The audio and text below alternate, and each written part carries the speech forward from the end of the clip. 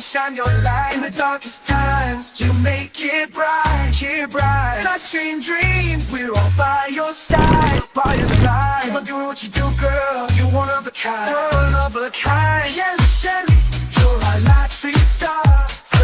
Keep rocking your show, no matter where you are.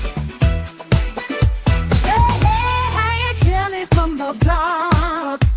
Jersey girl with a mouth that won't stop, no, no. Sassy, and I'm not afraid to show it. Gonna spill the tea, you better be ready for it. I speak my mind, no filter inside.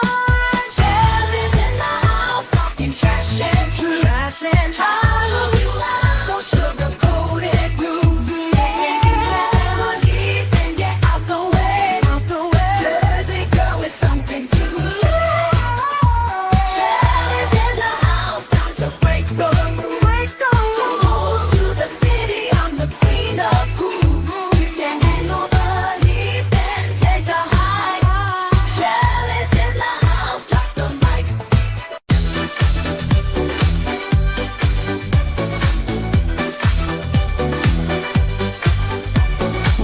Hey, Shelly in the house tonight, living it up, feeling so right. Yeah, New Jersey girl, she's got that style. Live stream queen with a million smiles, and she know the love from around the world. Hey, Shelly, won't you shine your light? It's time to make it right. Live stream queens, we're wayside. You know you're one of a kind. Shelly, Shelly, you're a live stream star. Keep rocking the show no matter where you are. Yeah.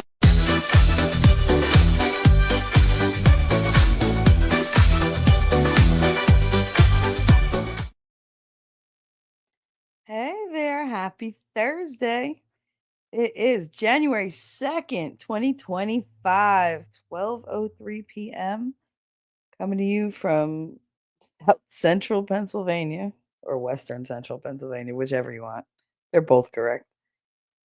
I am Shelly, your mouthy mama, talking trash and truths, and this is Coffee and Chaos with T3. That's me. Today is when reality is better than you imagine. Winning for real. Now, whoever doesn't get the subtext there, I mean, I'd have to hit you over the head with a hammer in order to be any less subtle. But yeah, lots of things going on in the new year. It's been very eventful so far. Right now, it is about 25 degrees outside. The snow continues to fall. I woke up, well, I didn't wake up on New Year's. I went out into the living room at like 4 o'clock in the morning on New Year's. And I was like, why is it so bright? There's no lights on. Well, I looked out the window and it had snowed. It changed from thunder, lightning, and rain to snow really, really quickly. And everything was covered. I tell you, there's a lot of things that I miss about home, about Hoboken. I was gonna say home, but that's not really home anymore. It'll always be my hometown, but it's not home anymore. I miss the convenience of a lot of things, but what I don't miss is all the cement and all the buildings, the lack of trees, the lack of grass, the lack of wildlife. Living here in Pennsylvania, I don't mind the snow because everything just looks crisp and clean, and there's a purity to it that I couldn't get where I was before. And it does something to my spirit. It really does. It lifts me up, it keeps me up, and I don't know, I can get lost just watching out the window. Nothing's going by. There's, no birds or anything that I could see, but there's something about the landscape that just calms something in me. I like the vastness of it. I like being able to see mountain ranges. And when it snows, oh my god, I can't get a proper picture of it because it just doesn't reflect how it makes me feel. But I really do love living here. I mean, it'd be nice if I had the house to myself, but no, can't have everything, right? So I take the wins where I could get them. And there it is again. Anyway, so we're starting the year off well, full of surprises, full of introspection and revelations. You all know how my brain works. I have 1,000 thoughts in there every second, and some of them I pick out and look at, and some of them I just let them just shoot right by. But it's been a couple days of a lot of reflection. Lot of reflection. I don't exactly know what today's stream is gonna bring, but wherever we need to go, we'll get there, and you'll come with me, which I appreciate. Right now, let's look at the chat. So Toy was in here at wow, 12:57 AM. You so rock. Thank you very much. I appreciate that. You rock as well. And then we got Wolfram dropping links like it's hot. Heidi reminding you all to check that you're in live chat, not top messages. She said refresh it occasionally. Because YouTube has this thing of resetting streams. It's weird. We got Suzanne. Good M, beautiful soul. Good M to you too. Happy day, happy day. I hope everybody's planning a good Thursday. Get something to do. Keep yourselves busy because winter could be a bitch. Then we have Wolfram. He wipes his paws like a good wolf, lopes in, and howls.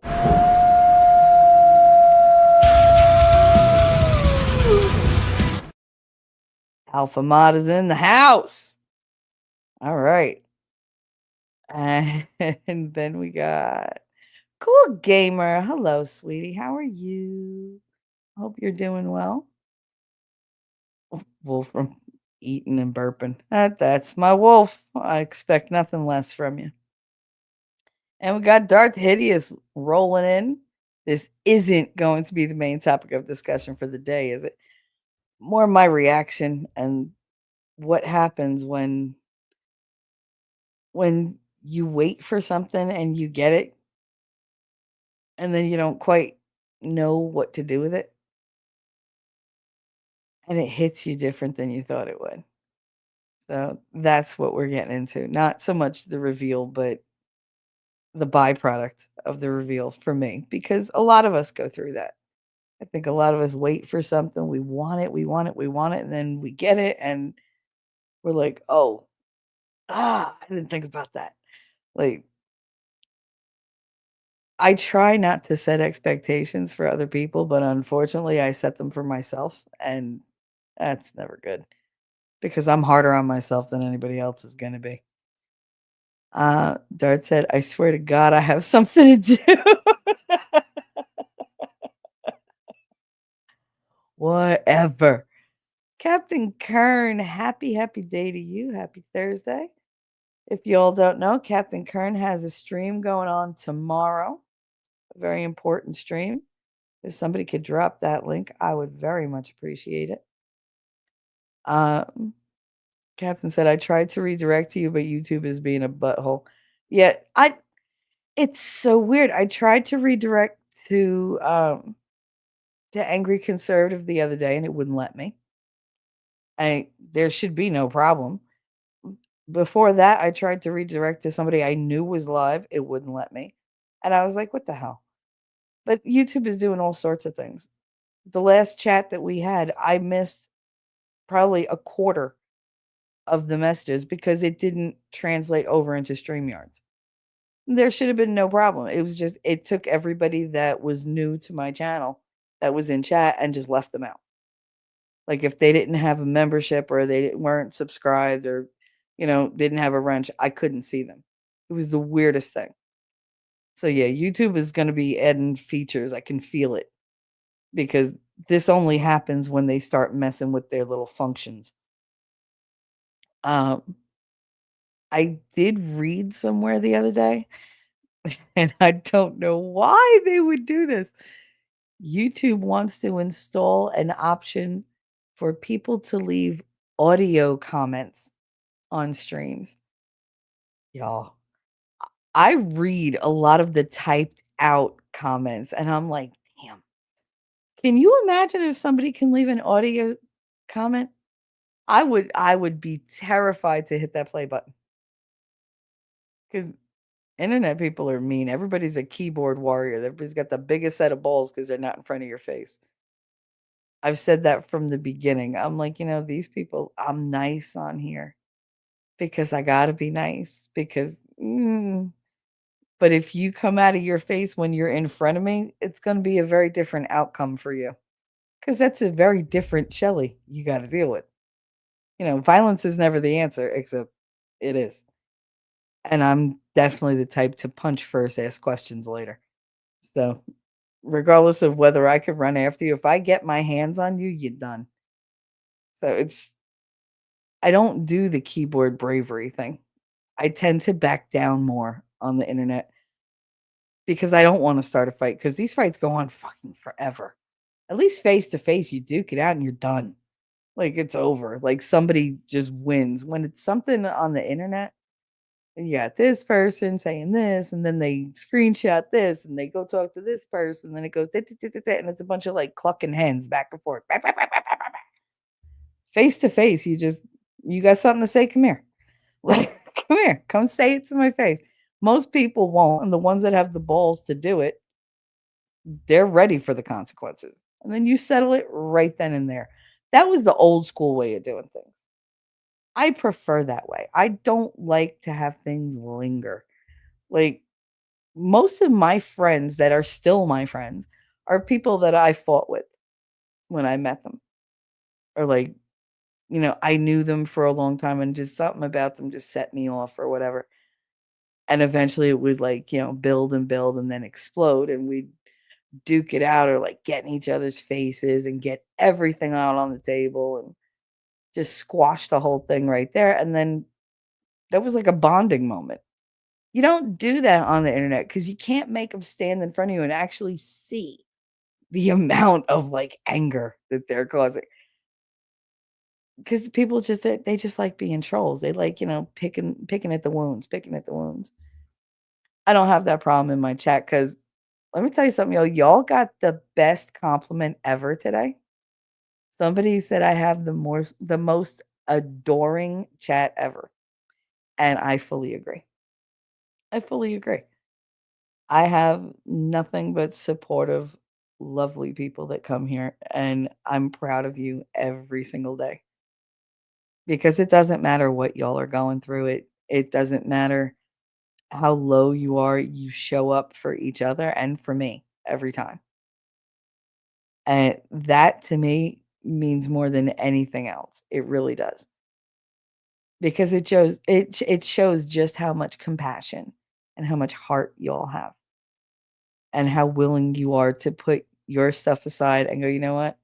I can't deal with my stuff right now. Let me just put this over here. Come over here and see if I can help somebody out."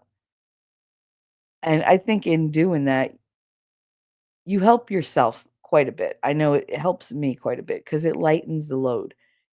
It might not lighten the problem that you're having a hard time dealing with, but it helps either lighten everything else or lift you up to where you can deal with more.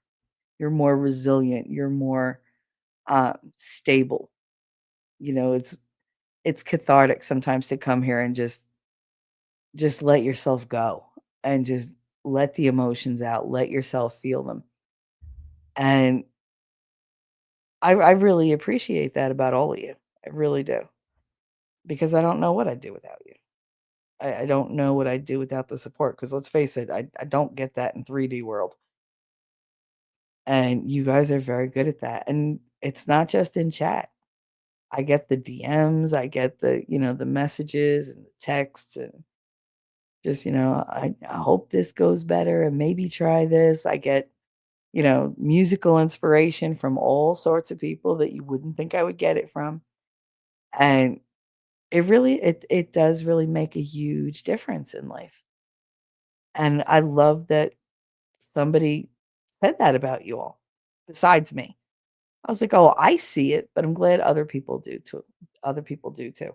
I'm having a hard time talking. So just I'm going to stumble a lot. I'm going on like 3 hours of sleep because dreams are not my friend right now. So, and my brain I literally yesterday was like, "Okay, it's the new year. Like, can we just not have any meltdowns and not overthink and not drive me crazy?" And my brain turned and said, "Yeah, fuck you, buddy. Let's go."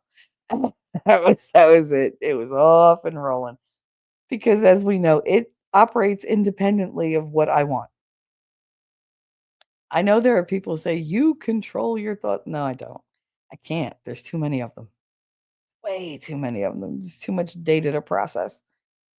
So, yeah. Um, but anyway, about Captain Kern, he will be doing a very special stream tomorrow. If you all would please check that out. Somebody put the time up for that, and he's going to be talking about um, the passing of his daughter and the circumstances surrounding it. And it's bound to be a very emotional, very painful, but hopefully very healing stream. And I plan on being there for him. I hope you all show up and give the best support you can, as I know you're capable of, and just be ready for some heavy talk. And remember to go there with an open heart and just be there to listen. And you're not gonna fix anything. Don't put that expectation on yourself. You're not going to make everything okay. You can't. But what you could do is you could remind him that there are people out there who care. And sometimes that's really all you need. There are people who will feel what he's feeling with him to the best of their ability. Who are willing to put their hearts out there and say, "Okay, you're in pain. We want to share that pain. We want to share that anger so that it's a little less for you." So if you can, please show up to that. I would very much appreciate it, as I'm sure Captain would. Darth Hideous, I've driven through the mountains of West Pennsylvania this time of year. I can't think of a shittier time of year to drive through those mountains. Okay, I live on a road that they literally call Snake Road. When we got here, it was at night, and my brother's girlfriend was driving his literally 2-day-old truck. He bought a brand new, beautiful truck, but he wanted to smoke weed the whole way here because it was a 5-hour trip, so he had her drive, which I thought was dumb, but whatever. His truck. I was just like, "Whatever." Like, it was fun watching me climb into that truck. I did it 1, 2, 3, like, boom, boom, boom, because the bitch that was in the lobby downstairs in the garage pissed me off, and I literally jumped in the truck where my brother came over, and he was like, "I'm so proud of you. Oh my god. Like, you didn't need any help. Like, you just went and jumped in the truck. I'm so proud of you. That was so fast." And I was like, "Whatever." Like, when I'm mad, don't I could do anything when I'm pissed. But, we drove here, and I mean, these 2, I like, that relationship ain't gonna last because they fought the whole freaking time. I'm sitting in the back seat going, "Y'all 2 make me sick." And he was like, "Why? What happened?" I was like, Just the constant pettiness back and forth and back." Like, don't you want any kind of peace in your life? You need all this drama? I was like, "You 2 are literally sitting in front of me creating drama. Like, there's no problem to be had, but you're thinking one up." Like, I don't get it. I don't get it. And they just like it. They like the like the back and forth and just I was like, "Y'all just must like angry sex." I was like, "'Cause I can't see any other beneficial reason to doing this. Like, none. I don't need that kind of aggravation. I really don't. I mean, if you wanna have angry sex, fucking fake it. Jesus. Be angry about something else in the world. Don't be angry with the person you're with." But, we got here and she starts driving down this road, and my brother Jose had already been down this road, so he knew, like, a couple times. He knew what it was like, and he was like, "You need to slow down. You need to slow down." She's going 45 miles an hour. There's signs everywhere that say 15 or 20 miles an hour. Careful of the curves. And she's like, "Roo," and I'm sitting there going, "Imma die. I'm never gonna make it to this house. Like, I'm a half a mile away. I'm gonna die. I'm gonna die." Like, And then she took a turn at one point where his head snapped to look at her so fast, I thought he broke it. I was like, damn, I was like, I heard that whiplash happen. And he was like, you wanna fucking slow down?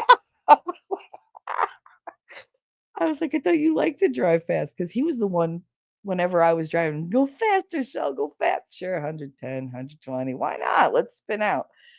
And I would do it because Death Wish Annie over here. But I would just go and he used to love it. He loved getting in the car with me because I'm lead footed. I am a speed demon. I'm not a rage driver. I'm very good at defensive driving. I'm very good at weaving in and out of traffic because grandpa taught me how. But which is why merges piss me off. Like why is there always a line when people have to yield or merge? Yielding, it's easy. They go, then you go. If you're there and they're coming up on you, you slow the fuck down, let them go. That's called yielding. Merging, they go, you go, they go, you go, they go, you go. I don't get why there's always a line because there's always an asshole that's trying to like creep in where they don't belong. Like, just take your turn. Did you not go to kindergarten? Did they skip that lesson for you? Merging is the easiest thing in the world. I don't get it. And in Jersey, we have we have roundabouts. So we have circles. So you're coming up on a straight road, you come to a circle with oncoming traffic that you can't see until it makes the turn. So you got to learn how to merge quickly. When people from out of state come there, that's when we have the accidents because they can't do it. And it's just use your common sense when you're driving. Like, don't be an asshole. But he used to love the way I drove really, really fast, and I would take turns on like two wheels. It was bad. I was also in my 20s, so it was like, yeah, I was a lot more reckless then than I am now. And I was like, I thought you like speed, and he was like, I haven't even made the second payment on the goddamn truck. He was like, "If she flips this shit, I'm a loser." I said, "If she flips this shit, we're dead." I was like, "You see that blackness over there?" He was like, "Yeah." I was like, "That's lack of land. That's if she goes off this, road, we're going down the mountain and not in that fun sledding kind of way. No, we're going roly, roly, roly till we're all dead." And he was like, "Damn, Shell." And then her ass slowed down though. She's like, "I'm not gonna get us to crash." Oh, yeah, you are. I was like, "I'm sitting here holding on to the oh shit handle," which I never do because pretty much I'm used to driving with crazy people in the car. Rachel was the worst driver in the world. She would, oh God, you took your life in your hands every time you got into her truck. So it was just like, it didn't phase me. I used to just sit there and her daughter would be like, "How can you be so calm?" Because if I'm upset, am I going to die different? Like, is she going to drive different? No. I already found out that the brake on my side, on the passenger seat side, doesn't work. So, like, what can I do? I just sit back and go, all right, it's in God's hands now. Like, and that's how I always felt with Rachel. Same thing with my mother. The only thing I might say is, can you just pick one lane? Because believe it or not, that dotted line going down the road doesn't mean follow along. It's not a perforation. Like, go on one side, ma, or the other. Don't straddle the goddamn line. It used to drive me crazy. But, yeah, no, driving through the mountains over here, oh my god. Oh my god. Every time my mother and Fredo leave, like, they went to Ace Hardware today, because I gotta tell you this story about the sink, it's hilarious. Um, they went to Ace Hardware to go get some parts or whatever, and I gave her a list of things to go to different stores to keep her out of the house for a while, because I was hoping errands would, like, just keep her out there. And I said, "Oh, be careful. Safe travels." And she looked at me and she's like, "Do you really mean that?" I was like, "No, ma. I want you to roll down the whole fucking mountain." And she was like, "I thought so." I can't win, you. I can't win. No matter what I do with that woman, I cannot win. Normally, All I do is win, win, win, no matter what. that's right. That's right. But yeah, no, I don't get the need to just pick. She just comments on everything. I mean, we had such a blow up over the weekend. It was ridiculous. Like I was screaming because I couldn't take it anymore. And her husband, you know, better part of valor, he stayed in the fucking bedroom and stayed out of it. Because the one thing you never want to do when my mother and I are arguing is butt in. Because we will turn as one, eviscerate you, and go right back to bitching at each other. Like that's just who we are. And we're only like that with each other. We're not like that with other people. Just with each other. There's just too much animosity there not to be. But yeah, it was bad, but we'll get there. We'll get there. Uh Elifon, how are you? Happy Thursday, Shelly. Happy Thursday to you too, honey. Glad you're doing well. Ellie said I'm a bit behind, but we'll be ahead when you see this. Uh-huh. You sure are? Sure are. Yes, sir. Yes, ma'am. See how that works? Got Heidi, Captain Gern, Ellie, Daisy girl. Hello, all. Gonna be lurking a bit. I've been lurking for days. I go to like so many chats and I'm just sitting there and I'm just watching the world go by because I'm just like, it's nice to just observe sometimes. Like, I want to say hi. I do. I want to say hi. And I just sometimes I'm like, no, because then hi leads to how are you and what are you doing? What are you doing later? How is it? And I'm just, I can't. Like, I just, sometimes I just fucking can't. I just don't have the ambition for small talk. I can't. Like, if you want to have a profound conversation, you want to talk about music, movies, God, you want to talk about the meaning of life, 42. Like any of that stuff, I'm your girl. I'm the one to come to with all the deep questions. I will have a 4, 5, 6 hour conversation with you about anything, but I can't do the small talk. I just can't. It's such a waste of energy. And why? Like, I'm very polite, so I always say, "Oh, how are you?" Whatever. A lot of people do that. Do you really want to know, though? I mean, be honest. You just want the person to go, "I'm good. How are you? I'm good too." And then you move on. It's like a little pat on the back for both of you or a pat on the head, like, "Oh, there you are. I see you." And that's it. But then, like, there are those people that you're like, "Oh, how are you?" They're like, "Well, let me tell you." You're like, "Oh, fuck." Like, I didn't really want to know. See, if I ask you, "How are you?" generally, I want to know because otherwise I won't ask you because there's a very high probability you're gonna tell me. So if I'm not ready for that conversation, then I don't ask the question. I warn people about that all the time. When they're like, "Why would you say that? Why would you ask me that question?" Well, because I want an answer. Well, that was the answer. Don't ask the question if you're not absolutely 100% sure of the answer. If you don't want me to tell you the truth, don't ask me. Just don't.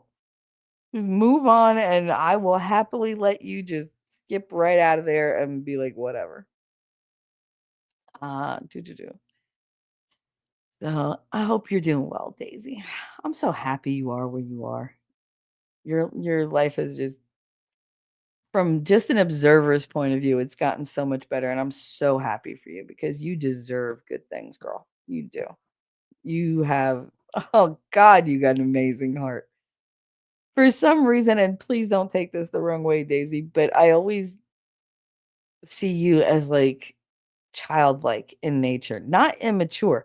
You have, like, this purity about you, this, like, pure joy, a gleefulness about you, and I always look forward to encountering that because I don't see that in a lot of people.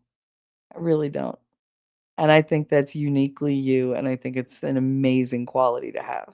So, the better your life is, the happier I think most of us are because we want good things for you. Dartidia said that's not a YouTube issue, that's a StreamYard issue.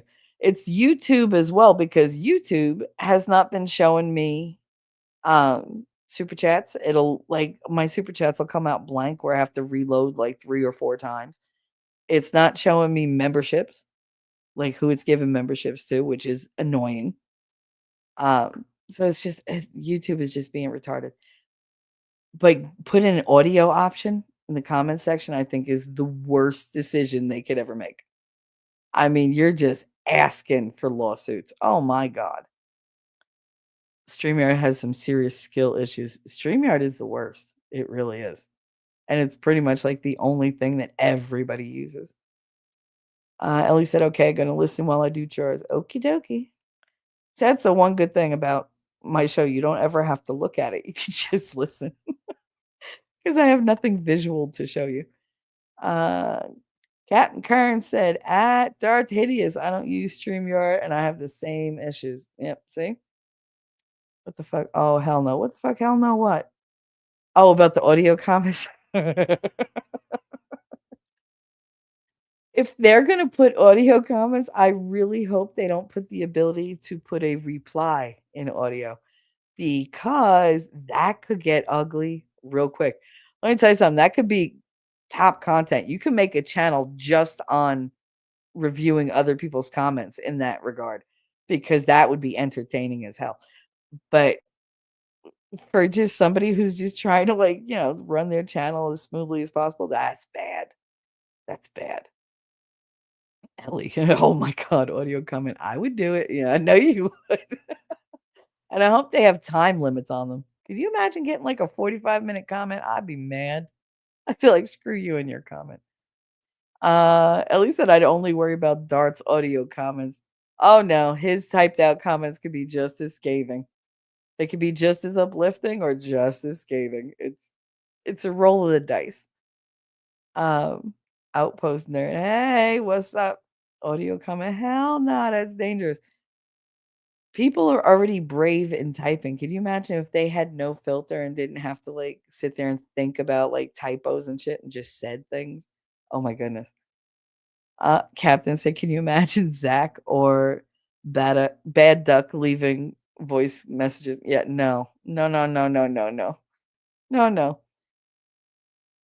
As soon as I read that they wanted to do that, all I could think about was Ricado's Twitter feed. And I was like, if he had the ability to answer comments on anybody's streams vocally, like, oh my god, that would be like there wouldn't be enough clip channels in the world to air everything that he would say. I love me some Ricada, but oh my god, like you want to talk about no filter? Jesus. Um, Ellie said, "Okay, okay, nerds audio comments." Yeah, there's a lot of people I don't want to listen to. They're like, "Let me tell you, you shut the fuck up." Like, shut that right down. I don't know, like, I'd have to have, like, a list of, like, audio files that I could put in there that are just, like, just trite, rote kinda things. Like, I love when trolls go and they leave me nasty comments, and I'm like, "Aw, thank you for the view, I appreciate it. Have a blessed day." And it just takes the wind right out of them because they hate it. Or I'm like, "Aw, aren't you cute? Thank you so much for the feedback, I appreciate it. Love ya." They're like, "This bitch." So YouTube broke the RTMP? Maybe. I don't know what that means, so I'm not gonna say yes or no. I'll leave that up to you techie people. I push a button, and if it works, it works. If it doesn't, meh. Um, at Darth Hideous, no, I think that their API is broken. Great, that's awesome. I don't know what that means either. If they broke the API, then Shelly probably right. Somebody timestamp that because that I don't think that statement has ever been said by Darth ever. That's one for the books. Holy shit! New year, new like miracles. Oh my goodness! Talk about getting right with God. New features nobody asked for incoming. Absolutely. Absolutely. They send me surveys constantly. They send me invitations to like meetings and whatever. And I'm like, like no. I do enjoy filling out the surveys though, because they do this really stupid thing where they put a comment box and they're like, "Can you tell us any additional comments you would like to make about our services?" I'm like, roll up my sleeves. I'm like, wait, let me get an energy drink for this shit because then I just let loose. Whoever reads those, even if it's the bot, is probably sitting there like, "Ow." Like, mm-mm. Uh-oh. He said, "Wait a minute. Captain Kern is Zach." Oh, at Darth Hideous, don't troll me, little boy. I don't believe so. I've seen Zach and I've seen Captain Kern. They are very vastly different people. Vastly different. Kern said, I object. I am not adorable. You are adorable. Stop it. Darth Hideous, I will pronounce you as Eli from now till forever. Why? Just to aggravate her? Leave her alone. I love my Ellie. She said, okay, butthole. I mean, you asked for that with that icon. Everybody knows it looks like a red puckered, like abused butt. You said adoring, not adorable. That's true, but he is adorable. If you've never seen him, you'd know. He is just he looks like a big teddy bear. It's great. It was me who said it, by the way. Yes, Darth gave the compliment to chat, which I hate. Oh God, how I hate to say this, but actually made it mean even more because he's very frugal with his compliments. So when he actually says something nice about you, might not have been nice from the way he was saying it, because he's like, "You have the most adoring chat." Ugh. Like, but for me, I only heard, "You have the most adoring chat." Full stop. Like, I don't need his interpretation of it. He said it. It's now in black and white, and that's just how it is. But he's right. You are an amazing chat. Chat is good. Chat is wise. Chat knows all. I've said that from the beginning. When I see streamers that are mean to their chat, I'm like, "Are you stupid? Why would you do that?" First of all, these people show up for you. You're not that great. Like, and they still show up. So why you being a dick about it? Like, don't fight with your chat. They have powers you would not believe. Because people are like, "Oh, only 10, 15 people come to my chat." Yeah, but you know what? Those 10, 15 people know 10 to 15 people each. And then those people know 10 to 15 people each. And it spreads out like when a pebble hits a windshield, it just spider webs straight out. That one little itty bitty thing that you think isn't going to be any damage, and your shit is destroyed. They will bury you. A chat can make or break you. Now, I'm not afraid of my chat because I happen to know everybody that's in them. But like, if I was, not to keep bringing up the Pope, but if I was Ricada, I would be terrified of chat because, first of all, you got hundreds upon hundreds of people in there. Well, he did. And every walk of life known to man. Like, you've got the people that are go with the flow, you've got the super supportive people, you've got the simps, you've got the trolls, you've got the evil doers, you've got people whose reason for getting up in the morning is to see if they could put you in the ground. Like, you got every kind of walk of life, and you don't know what you're facing. And I've sat in Nick's chat and gone, "Oh my God, I hope I'm never this popular." Because if I was, I couldn't take it. The amount of negativity that rolls off of his chat is like, holy crap, how does somebody not, like, wind up unaliving themselves? Like, just reading the chat makes you depressed. Like, you feel bad about yourself and they're not even talking about you. And it's just like, oh my God, some of them are great. Don't get me wrong, some of them are amazing. And that's where I met half the people that I know. But you get those couple here or there, they just wanna see you bleed. And it's like, wow, like, who wronged you in your life? Like, show me on the doll where they touched you, because, oh my goodness, nobody's that vicious for no reason. Like, how unhappy in life are you? Like you've never seen like if it's a dude, you've never seen titties unless you paid for them, right? Or they were up behind a computer screen or in a magazine. Like for girls, like you have never had a relationship last more than a month because they figure out you're a complete bitch. Like I can't. I can't. And it's just, oh, I can't deal with those types of people. I like the people that come here. Like you're genuinely good people. I don't care what personality quirks you have. You're good people. And that's what I like in my life. I don't have time for people who are just out to hurt everybody else or cause drama because that's not the way to be. It's ah, the more I pray and the more conversations I have with God, the more I feel like, all right, God, you know how you made me. You know what my natural reactions to things are. So I really need you to step up on the helping to calm that shit down because I know you don't want me that way, but Lord, I do not have the strength to rein that in on my own. Like, I need you to get in my head and sort out some thoughts and yeah, help me put it in order that's not gonna make me, you know, cataclysm Annie. Like I need to have a more positive like spin on things. So I need help. I need help. And I just don't want to engage in the drama. And people bring me drama all the time. They're like, "Oh, you know what I heard? Somebody said this, but I don't care. I don't care." Like, no, you do care. No, you want me to care. The fact of the matter is, if I care, that takes away from my peace of mind. That makes me feel worse. Why would I opt to feel worse? At the end of the day, the people who talk shit don't fucking matter. They just don't. If I talk shit about somebody, it shouldn't fucking matter because my opinion should not matter to anybody but me or the people that, like count on my opinion for whatever.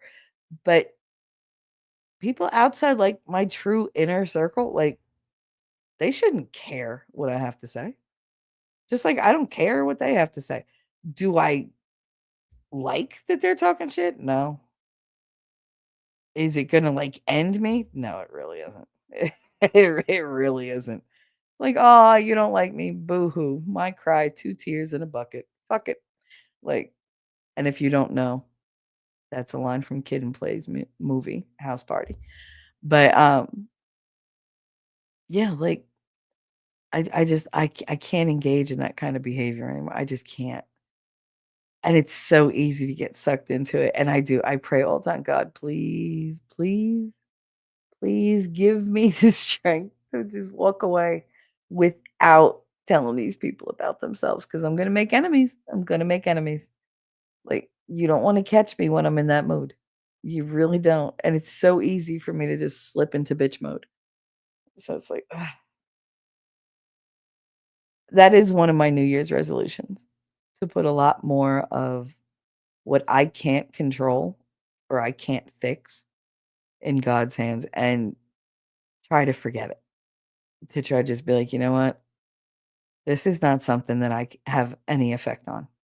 It's not something that, is in my skill set. It's not something I can move left, right, forward, center. I can't do it. It is what it is.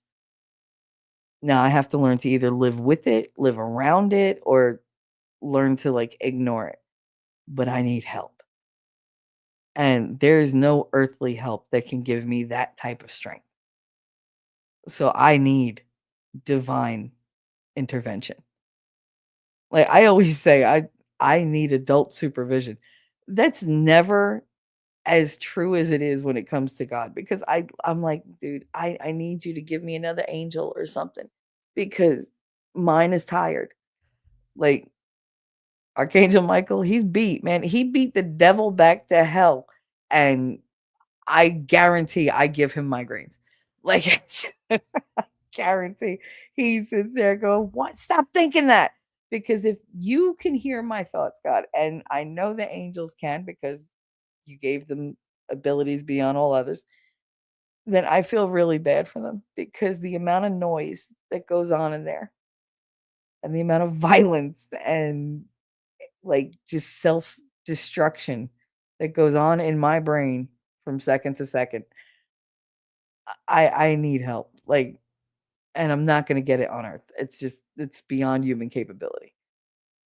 And so that is my main resolution for the year. And even if I fail, I will try again and try again and try again until it works. I will come at it from every angle. I will listen to other people's stories about their religious experiences, about their hardships, about their psychological journeys and stuff like that. And I will take everything in and try to make sense of it, try to apply it. I will try to see what works. Not everything is gonna. I'm not gonna take everybody's advice. I'm gonna take maybe a little bit from here, a little bit. It's like a recipe, you keep going until you get the right concoction in front of you. But that's where we're going this year. But yes, Darth gave a compliment, which was like, oh, I was like, oh my God, it's a new year, but this must be the end of the world because he doesn't do that. Captain Kern, Darth Hideous, no, I'm not a Zach. No, if you go, Zach has videos of him playing guitar and stuff. And then there's videos of Captain Kern. They're very different. They're very different. Uh, infliction on syllable. Eh? I don't know what that was. Dart said, and I wasn't wrong. This chat is the most adoring chat I've ever been a part of. Y'all gross me the fuck out. That's why I get to be the flat cannon for balance sake. Oh yes, we need balance in all things. Everyone in chat start to lightly insult each other. Let it out. Listen, we crack on each other all the time, but we never do it in a mean spirited way. But we tease the shit out of one another. Oh my God, they give me nonstop shit, but it's all in good fun. That's what you call like good type of like ribbing somebody. I mean, I enjoy that. It's fun. It is. And we know we're not going to hurt each other's feelings. God help us if we think we do. You got to see the DMs. It's just apologies for like pages. And I'm like, I get those from people and I love you for like wanting to make everything okay. But let me tell you something. As much as I bitch about things, I don't really get insulted that easily. If you're like super, super close to me and you know what buttons to push, yeah, you can insult me super easy. But for the most part, like things that are just said like in conversation, they don't land with a hard hit with me. They just kind of roll off my back and I'm just like, all right, whatever.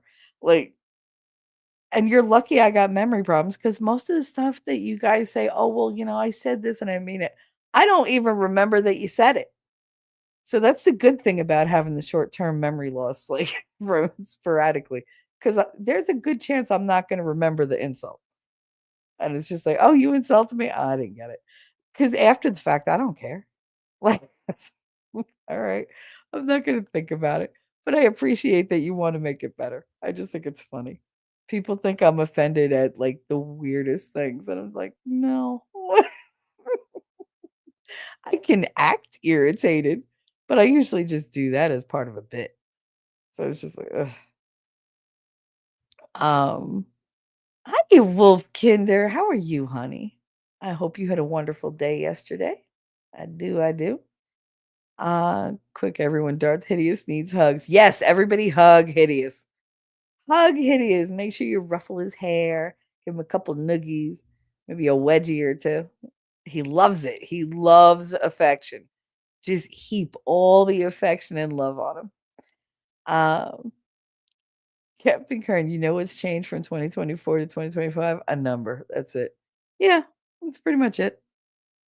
The only thing that changes is it gives me a chance to stop and say, okay, we did this for a whole year, or we did this for 2 years, or we did this for 3 years. is it really something that we have to continue? It gives me a stopping point where I can always stop and look back and go, okay, none of this shit worked. So what do we change and how do we change it? Can we change it? And I have a hard time not sharing the biggest problems I have. I'll share the little stuff. I'll give TMI all day long. I've told chat many, many times, I could talk for 6 hours and tell you nothing. Tell you nothing that's really going on in my head, nothing that's really bothering me. I try not to do that when I come here because it's, counterproductive. That's not why I'm here. I'm here to get everything out, to process out loud, and to maybe show some people that what they got going on in their own heads, it's not unique to them. And it's not something that they can't get over because somebody else is working through it too. Somebody else is struggling. It's not a failing on their part. It's just life. It's how life is. And the most important thing is to just keep fighting and keep trying. It doesn't matter how close you get to giving up as long as you don't take that last step. If you can stop and recognize, okay, I'm not the only one going through this. Somebody else has gone through it. Somebody else has gone through worse. Somebody else has gone through better. You know, everybody deals with it in their own way. So maybe I should find a different way to deal with it. I like giving them options, not telling them what to do. Nobody likes to be told what to do. But if I can do something and share things that are deeply personal, deeply painful, and for me, extremely shameful and embarrassing sometimes, then maybe they can face some of the smaller things that have been bugging them. Maybe they can look at some of the bigger things and say, you know what? I'm going to do that too. Like, that's a good idea. Maybe I'm already in this place, this headspace. Maybe I can, look at something a different way. Maybe I can eliminate one of my stressors. Maybe I can, attack this one little area of my problem football field that's going on. Like, go yard by yard. Hell, go inch by inch if you have to. Just always try to make progress. And if you backslide, get the fuck up, brush yourself off, rub some dirt on it, take a little Robitussin, and go. Well, not Robitussin. The dime tap is so much better. But, you know, go. Keep on going. I say it just shit almost every stream. If you're going through hell, keep going. Don't sit there. Don't stagnate there. And don't let yourself backslide and backslide and backslide until you're all the way at the beginning. Just keep going because you're going to have to go forward no matter what. There is no way other than, the end to stay in one place forever. There's just no way. Your brain won't allow it. Life won't allow it. The people around you won't allow it. So why fight that? Why spare all that energy? Why waste it? Keep going. Apply the energy to good things and see where it gets you. I mean, you most likely can't make matters worse. And maybe you learn something. Or maybe somebody learns from you, and that's going to make you feel a little better usually. Elifant said Darth is a big gay. Gay, gay, gay. And you have to say it like that. I can't say it any other way. So weird. I'm so programmed. Dartitis, you can control them. It requires practice. There's not, I can't control a lot of intrusive thoughts. That's the thing. Like the thoughts that literally, I try to block them out and they're just so insistent because they're so deeply sewn into my entire behavior, my entire way of thinking. I can't just rip those stitches out. Like they're the bedrock of my thought processes and my reactions. What I try to do is counter them or neutralize them But control? Like, if I could control them, I could get them to go away, and they never go away. Captain said 2 p.m. 2 p.m. Eastern tomorrow is when his stream is. So if you could all be there, I would appreciate it. I will definitely be there. Darth Hideous, I mean, you personally might not be able to control your thoughts, Shelly, because you're a woman. Bafangula sarad mamakita mort. Okay? Control that. Ellie said, oh my God, Shelly, heartbroken. Heartbroken? Why? What happened? Oh, that'll be Captain Kern will be talking about losing his daughter. And I don't know the story behind it, but we'll know tomorrow. And yes, it's going to be extremely heartbreaking. And I'm there for it. I'm there to feel the pain and hopefully help him release it. Because what else can you do? Pain is a constant. You're always going to be in pain from one thing or another. But holding on to it does you no service. So if this can help him, then I'm there for it. Dark, but they're just thoughts. Thoughts can carry a lot of power. I mean, granted, a lot of them, it's the power you give them, but some of them, depending on how long you've had them, they have a power of their own. You have to actually find a way to drain the power out of them. I mean, you've heard me when I've tried to recount memories and I try to talk about certain things and I couldn't. I just couldn't. My throat would close up. I couldn't breathe. My heart would start to race. And no matter what I did, I couldn't even get a squeak out, let alone words. And I had to find a way to be brave and just be stronger than that memory. And it took me a long time. It took me several failed attempts. But once I did it, God, it was like I saw things in such a different way. And I could look back at that memory and it didn't have that darkness to it anymore. It didn't have the full sensory experience with it anymore. So it couldn't hurt me the way it did. It still hurt on some level, but it was like, a light smack instead of like a knife through my heart. So yeah, you can't always control them, but you can take the power away from them. But they can be very, very powerful for a very long time. It just depends. It depends on your approach. Not all approaches work the same. What works for somebody else might not work for me. What works for me might not work for anybody. You know, I don't know, but we don't know until we try. Ellie said, sorry, Tart distracted me. Yeah, I answered your question. Captain Kern said, I'm not fixable. I don't think anybody is fixable. I don't. I don't think anybody is fixable. Once it's broke, it's broke. But what you can do is you can take all those broken pieces and make it into something just as, if not more beautiful. You can look at mosaics.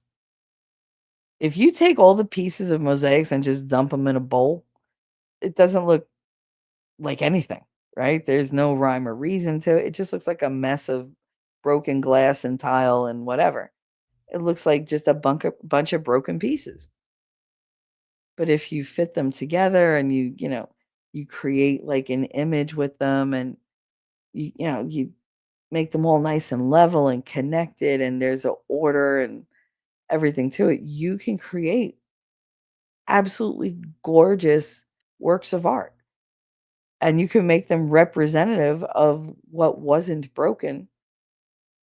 Take what wasn't broken, that got broken, put it back together, and it's never going to be like the original, but it can be better. It can have different dimensions to it. Yes, it's more complicated, it's more complex, it's more intricate, but that doesn't take away from the beauty of it. You know, It adds, I'm trying to look for the word, I can't really think of it. It adds almost like a renewal, right? Like you're telling yourself, okay, I had this and it was broken, but it's not useless. It's not garbage. It still has value. I still have value. The experience has value. I just have to go looking for it. And it's going to take a little time. It's going to take maybe standing back a couple times and looking at it again, rearranging, trying to fix it. And then once you get it all locked into place, you have this beautiful new thing and you move on with that. And if it gets broken again, guess what? You can make yet another work of art in your life. Like that's the way I tend to see a lot of things now. I never used to see that. I used to think once you're broken, you're worthless.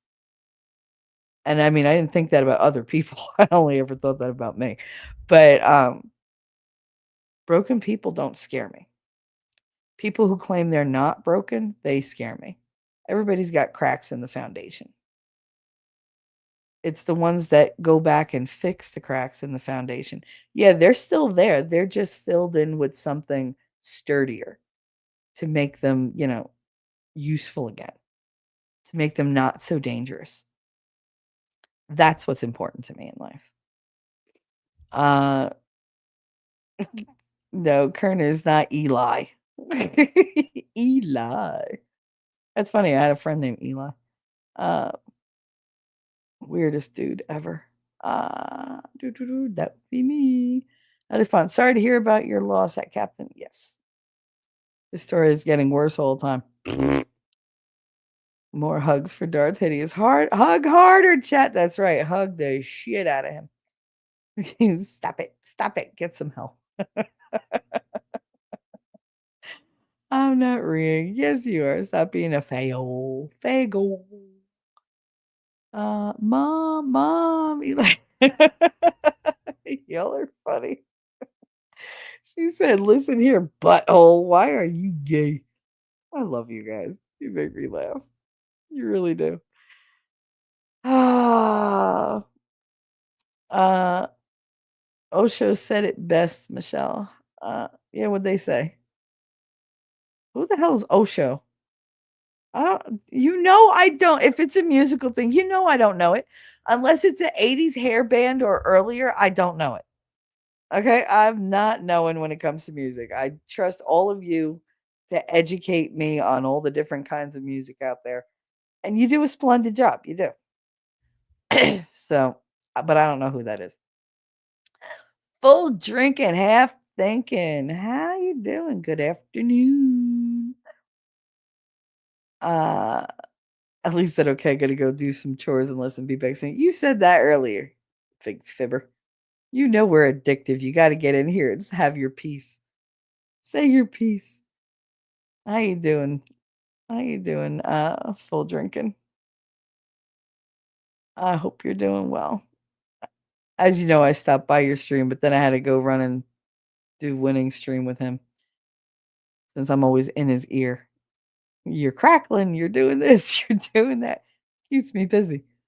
That's why the modding thing is not good for me because I can't like listen to him and then tell him in real time what's going on and still do like the chat. I'm multitasking for that and getting the information he's given just don't work for me. That's why I love the mods because I don't have to worry about chat. Oh no, who's gonna approve my messages now? Wait, Wolfram is still here. Ellie, you can leave. Rude. You're so rude. Go buy yourself some manners. There ain't enough money in the world. What are you kidding me? Ah. Kurt said, I mean, you haven't driven with my wife. No, trust me, my friend Rachel's the worst driver. Not only can she not drive, she's a complete rageaholic. She will sit there screaming at it, and I mean scream. I'm not talking like regular screaming.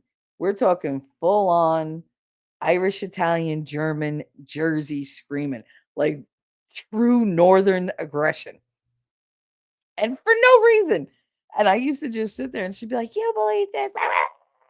And I just used to remind her, just remember, if you get into a fight with them, I'm not helping you. But you're here. No, I'm not picking a fight with nobody. You want to start shit with them? That's on you, girly. Like you better go out there with a crowbar. Because no, they used to calm her down. But she also couldn't tell direction or right from left. She had no sense of direction. We could literally be heading right to the Hudson River, and she'd be like, "I'm going north, right?" No, the river is on the east of Hoboken. It's the entire eastern part of Hoboken. Like, but that's north. No, east is east, Rachel. As you, but you could go northeast. Yes, but northeast is different than north or east. It's in the middle. What do you mean in the middle? Okay, if north is one vector and east is the other vector and they cross, that's like a 90-degree angle, right? That's the difference. She's like, yeah. I'm like, everything within there, like toward the middle, when you get to 45 degrees, that's true northeast. She was like, you act like I took math in high school. Oh, bitch. Like, having conversations with her.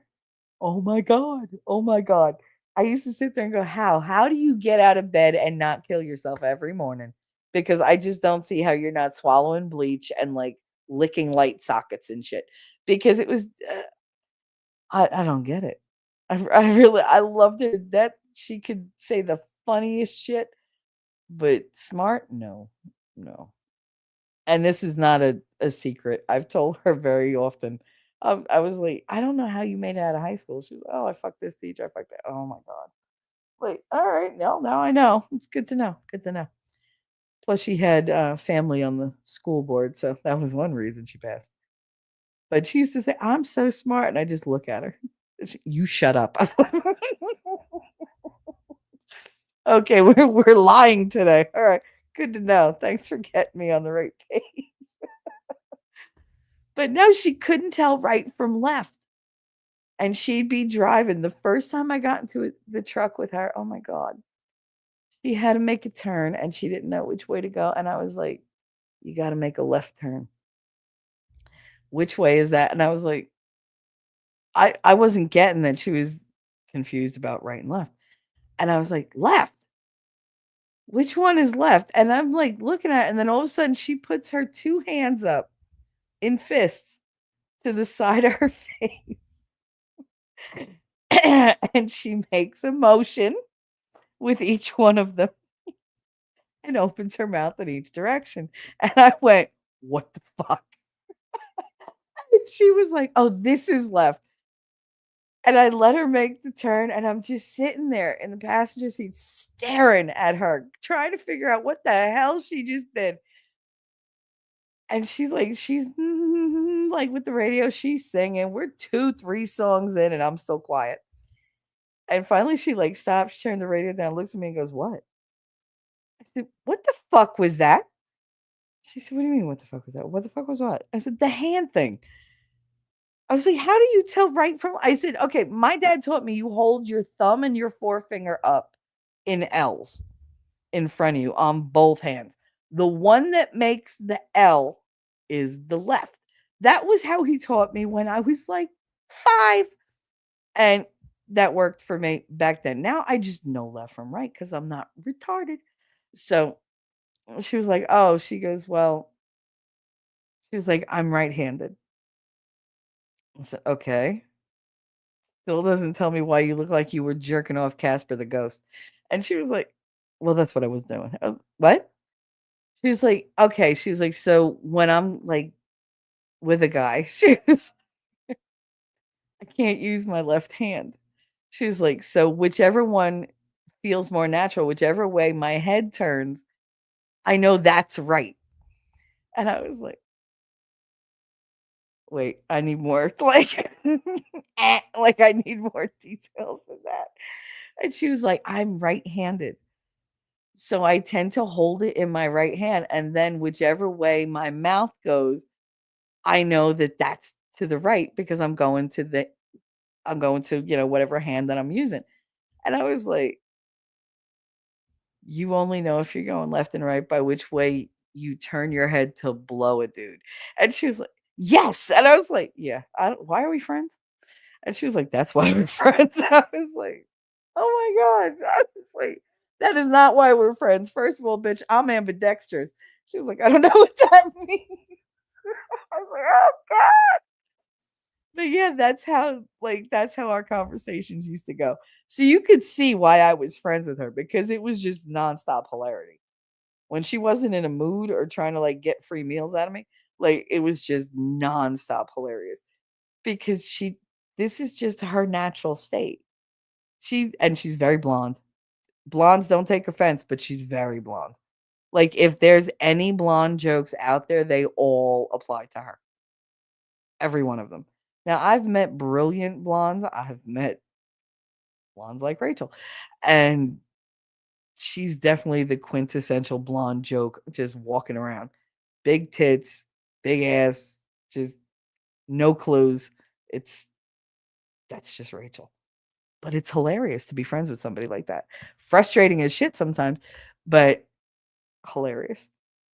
But yeah, that's the way she was. I don't know what ambidextrous means. I could use either hand equally. Oh my god, you can't. How do you tell left from right? Well, we're not going there. We're not going there because my IQ is over 20. Like, maybe because I didn't mainline heroin for like 6 years and let it destroy my brain. But like, whatever. It is what it is. So, kitty cat, hello. She said, "Hey, I am better than you." Awesome, good for you.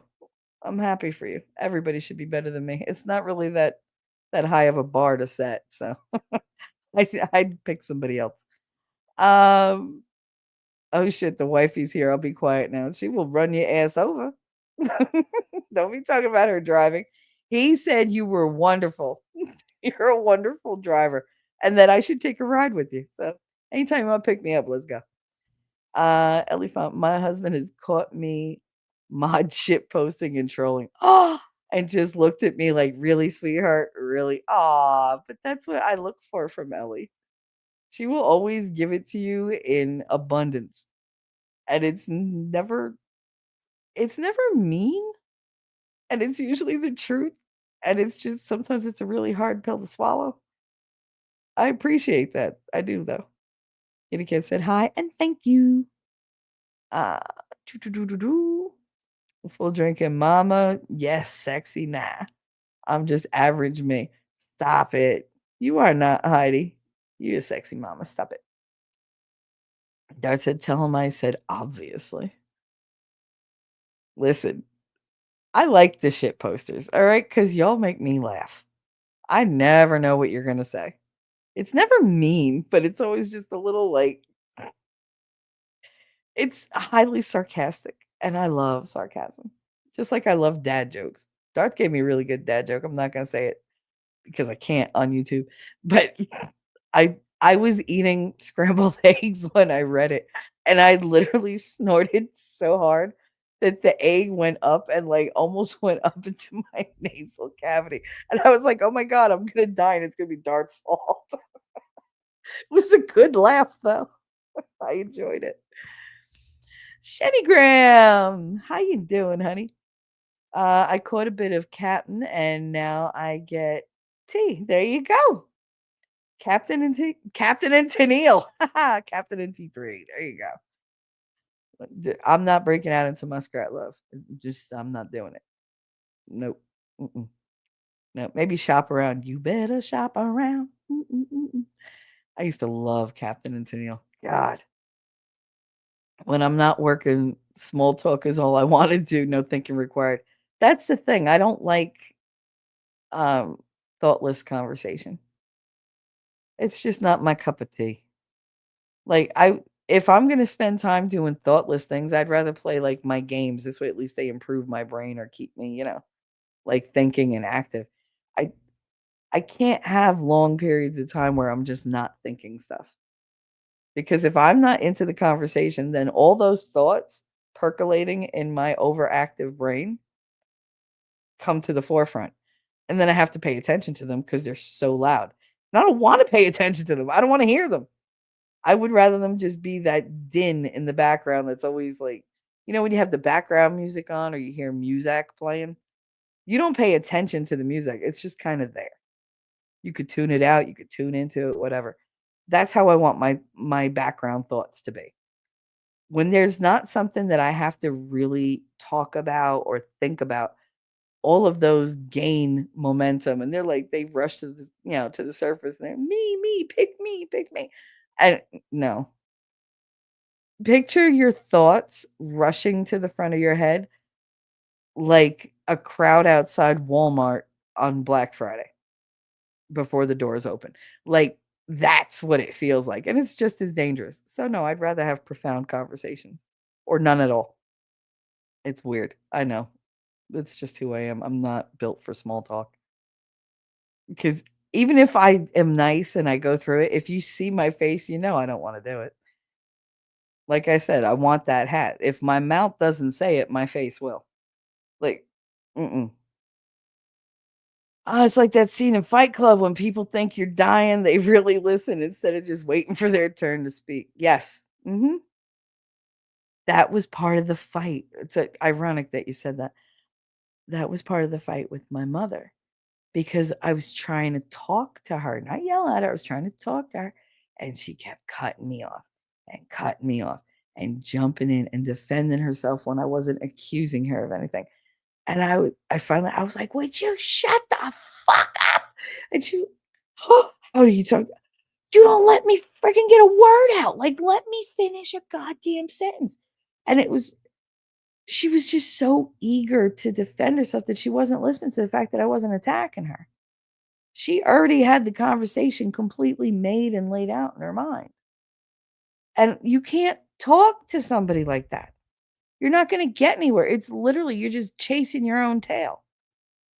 So, Dart said, oh, he said that. Cap said, I call foul. A Jersey girl that's polite is complete misinformation. I'm very polite until it's time to not be polite. And believe me, it's very hard to see that line that people cross. It's very faint and it moves back and forth depending on the person and my mood. But no, I do. I like to be polite. I think manners are free. You should use them. Uh, but I'm also that person who maintains eye contact when I talk to you. And I've been told that it's either very endearing, it's very attention grabbing, or it's very disconcerting. Those are the 3 main feelings that go with that. Because if I'm looking you in the eye, I will continue to look you in the eye until you literally confess your darkest secrets. And I'm like, I didn't want none of that. I'm just looking at you. Like that's all I'm doing. And they're like, I don't know. I feel like you like reached in and pulled that out of me. Yeah, I feel like you wanted to tell somebody and you just had my full attention. Because when I'm face to face with somebody, I do. I give you my full attention. I think people deserve that. I hate when people talk to me and they're like, they ask me a question, then they're all distracted. And I just went through this whole goddamn thing and you didn't hear a word I said. And then I'm waiting for like feedback and nothing comes. And I'm like, hello, why did you ask the question? Like, why are we even in the same room with one another if you're not going to pay attention? Like, what else do you have to do that's so much more important? Whatever you're doing can wait. And if that's more important, then leave me be and go do your thing. So I have my own time to do my own stuff. Like, because when I'm with somebody, like anybody, I tend to give them my attention. I think it's rude not to. And I really don't like being rude. I'll be intentionally rude, but I don't like being accidentally rude. If I'm intentionally rude, it's because I think you deserve it. Let's face it. But just to be negligent or like just dismissive, I don't do that. And I feel terrible when it does happen. If I'm distracted or like my mind is just somewhere else and I just can't like really make that connection. I'll be like, I gotta go because I feel terrible that I'm not there for that person, that I'm not being present in that moment 100% because I don't do things by half. It's go all in or don't go at all. And if I can't If I can't give you everything I've got in that moment, then there's no point in me being there. There really isn't. I feel like I'm doing you a disservice. So there's a lot of paradox, things that go on with me. I'm very, very mean, but I'm also very, very sweet.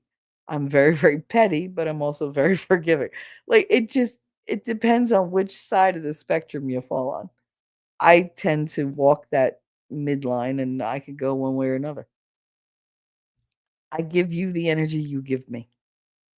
So, uh, most of the time people are just waiting for their turn to speak. It's true. You just start talking and they're already formulating how they're going to like come back at you in their head and they miss everything that you say. It drives me insane. Kitty Cat said, I really want to know how really people are. I like to listen and talk about life too. I love to do that. I mean, I like to hear people's stories. I'm very much an origin story kind of girl. I want to know about your childhood. I want to know about the neighborhood you grew up in. I want to know if you had extracurricular activities. Like, what did you like? What didn't you like? What went wrong? Like, tell me all the little details because for everybody I meet, you all have your own little, uh, I guess, your own little picture in my mind, your own little movie. And everything that I learn, all the details get put into this script about you.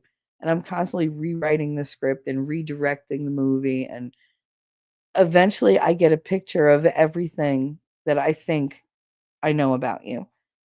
And I can then predict the decisions you're going to make, the things you're going to say, the things you're going to do, how you're going to react to certain things. If you need me, if you don't need me, if you need me to go away, like it just makes me anticipate what people are going to do and what they need a lot better. That's the whole I just had this conversation with winning. It's the whole thing of being hyper vigilant. I've been looking for threats in life from everybody I've ever met since I was in diapers. Those were early lessons. So learning about people helps me to minimize threats. I'm always doing threat assessments. I'm always looking at somebody's tone of voice, even in chat, like when you guys type, I can tell who's feeling some type of way by how they type. It's not the words they say, it's the cadence, it's the punctuation. It's are they deviating from their normal pattern? And my brain automatically picks up on that stuff. And I go with it because I trust what I see. I trust the patterns that I see. I trust the breaks in the patterns.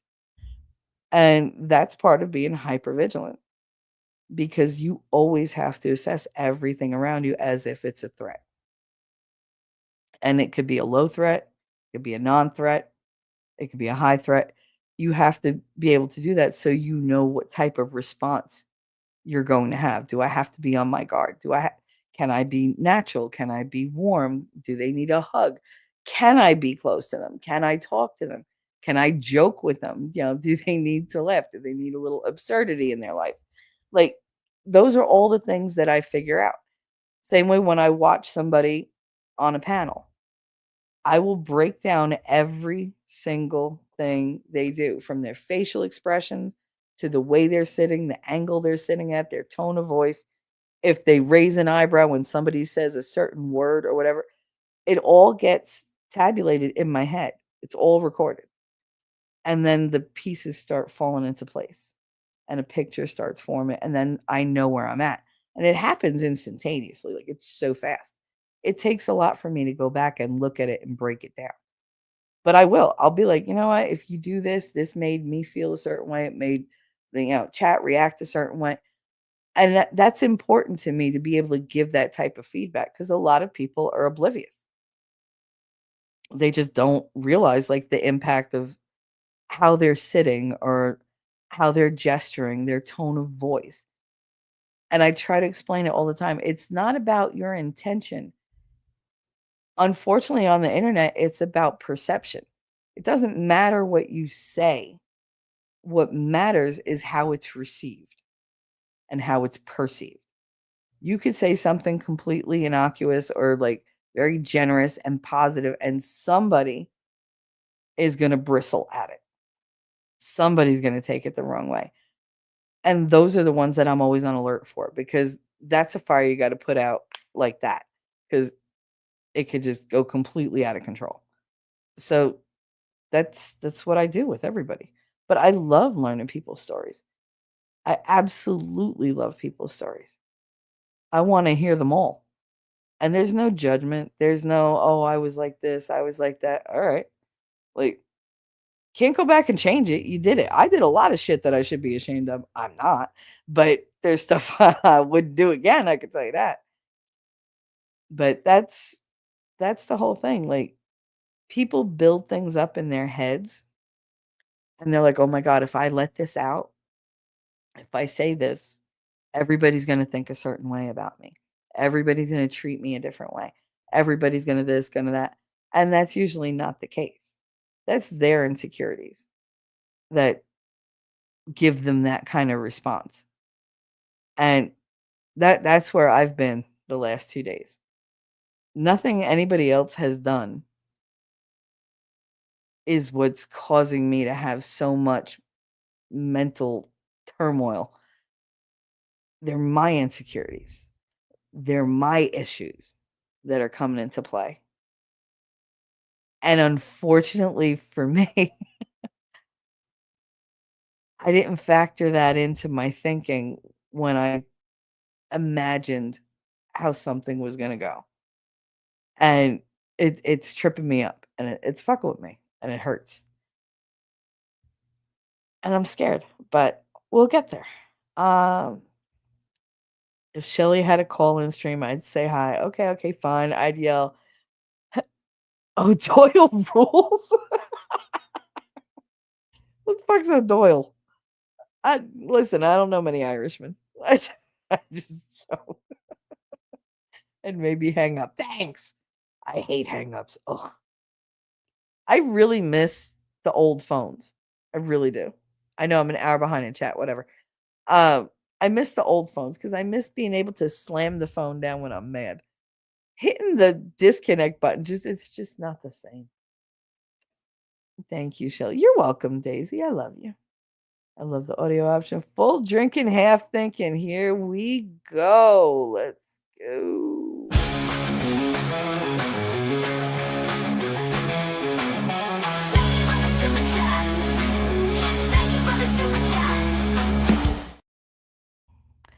First super chat of the year for me. All right, we got full drink and half thinking with a $5 super chat. You came by last night giving love. Winning, relax.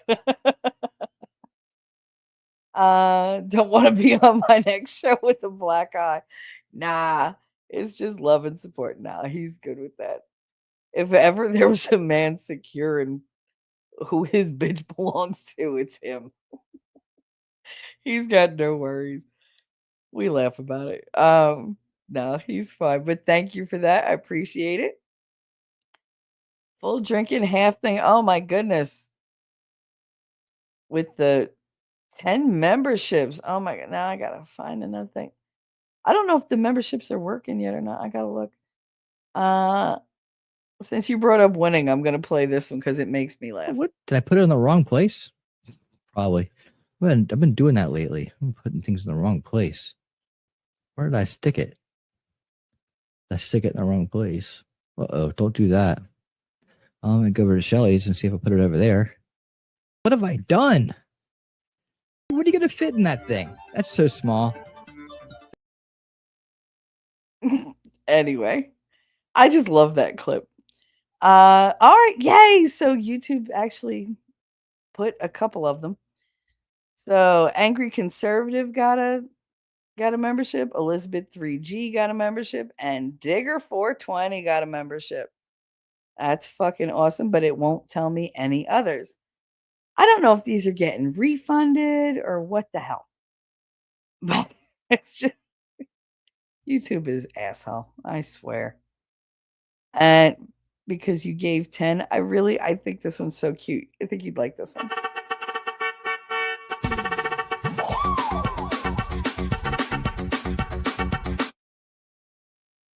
love that one. Uh, I feel like this is just a Darth Hideous trap. No, that's not true. Who's on his way to prison in a prison bus? Who? The hell, Darth? I said probably. Okay. Anyway, thank you, full drinking, half thinking. I appreciate it.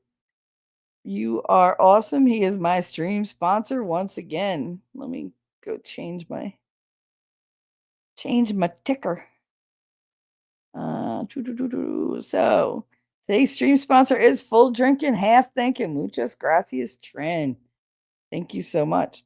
And make sure to check out his show. I have fun. I was over there listening for the longest time. He was funny. He was like, I know you didn't come to East Orange. You didn't come to Bloomfield. Yes, I did. Boy, I could fight. Like, nobody's gonna fuck with me. Besides, I never went there without something in my pocket. I mean, I was raised right.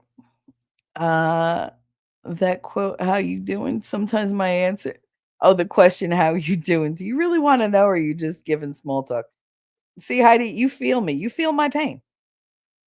AI is no match for natural stupidity. It's true. It's true, Cap. Absolutely. I do enjoy AI though. I love to ask them like really profound questions. They come up with some shit, let me tell you. Darth Hideous cannot be gifted. No. He said, yeah, Zach is an asshole like me. Oh God. I own the world's worst I couldn't say it. Thesaurus. There we go. Not only is it awful, it's awful.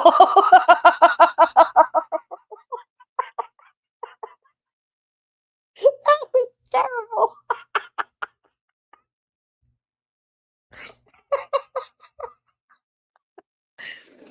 Oh, that was great.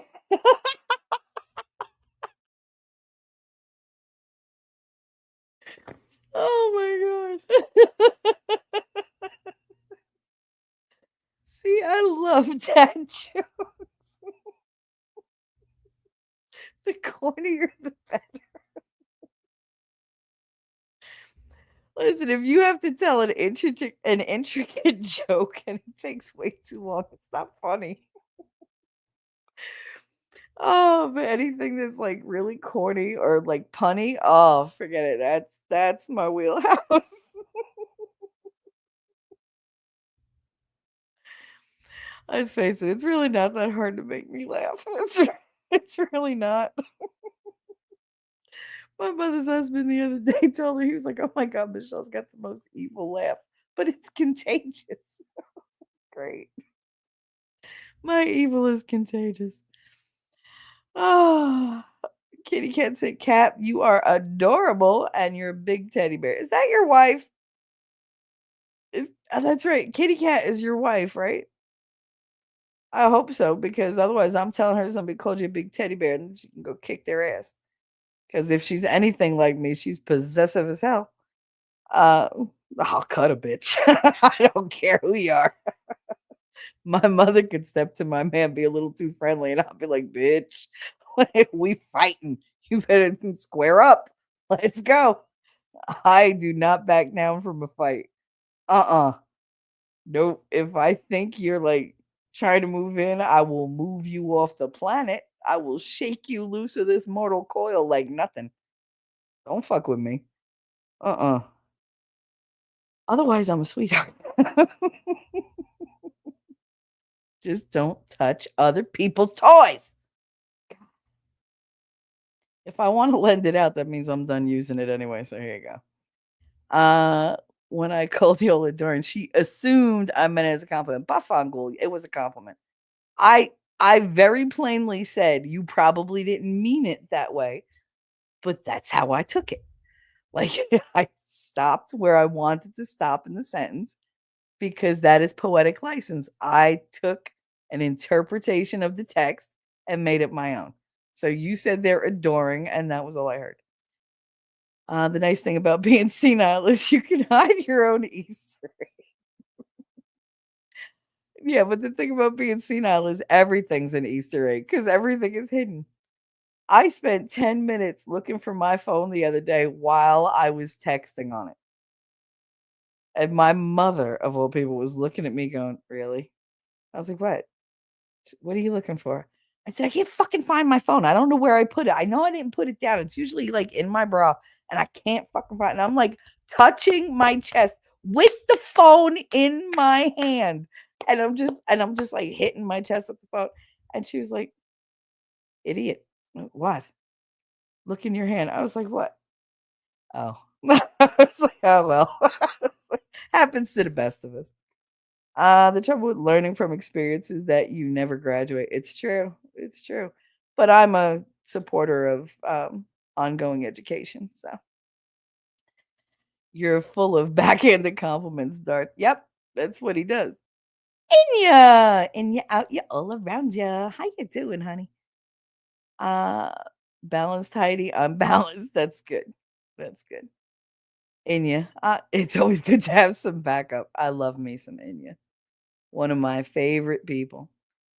I mean, most of you are my favorite people. Otherwise, I wouldn't talk to you because I just don't have time for people I don't like.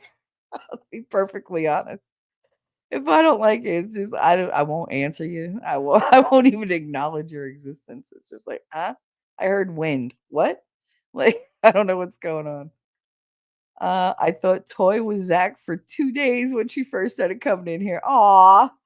No, the only reason I knew Toy was okay was because she was vetted through T Rex.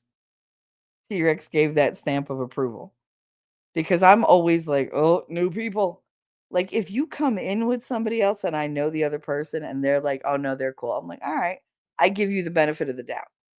And then I just let you, like, evolve and like show yourself and reveal who you are in chat. And I was, when Toy first showed up, I was like, and T Rex was like, oh, no, she's cool. And I was like, all right. And then I was fine. I wasn't like suspicious or whatever. And it just, I don't know, it gives you a layer of like, um, not permission. It kind of gives you a layer of protection against me being suspicious. So just don't fuck it up. Because trust don't it's hard to build trust and so easy to destroy it. Uh Full drink and a half thing of hoes and pimps. Who's hoes and pimps? Hoes and pimps, hoes and pimps. There's got to be like 1,000 rap songs about hoes and pimps. Uh, doo, doo, doo. Did you know that nearly 20 years ago, I did a radio commercial about a used Pope mobile?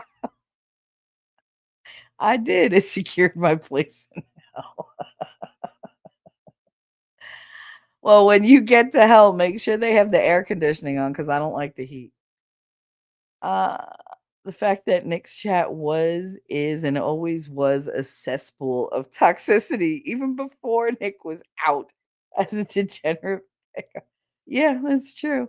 Was a very telling fact regarding who Nick Carr really is. You know what's really telling? I met you and T Rex. The very first time I saw you was in Nick's chat, the two of you. And the very first time I talked to you was in Good Logic's chat. And the first time you both were like, "Why are you talking to me? Like, nobody talks to me. Leave me alone. I'm mean or I'm whatever."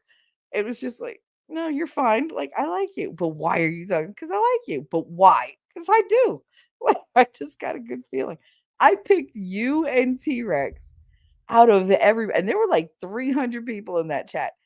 And everybody was talking, and people were talking to me, and I was ignoring them. And I just kept saying, "Hi, hi, Darth. Hi, Tyr." I was like excited to see you guys whenever I saw you.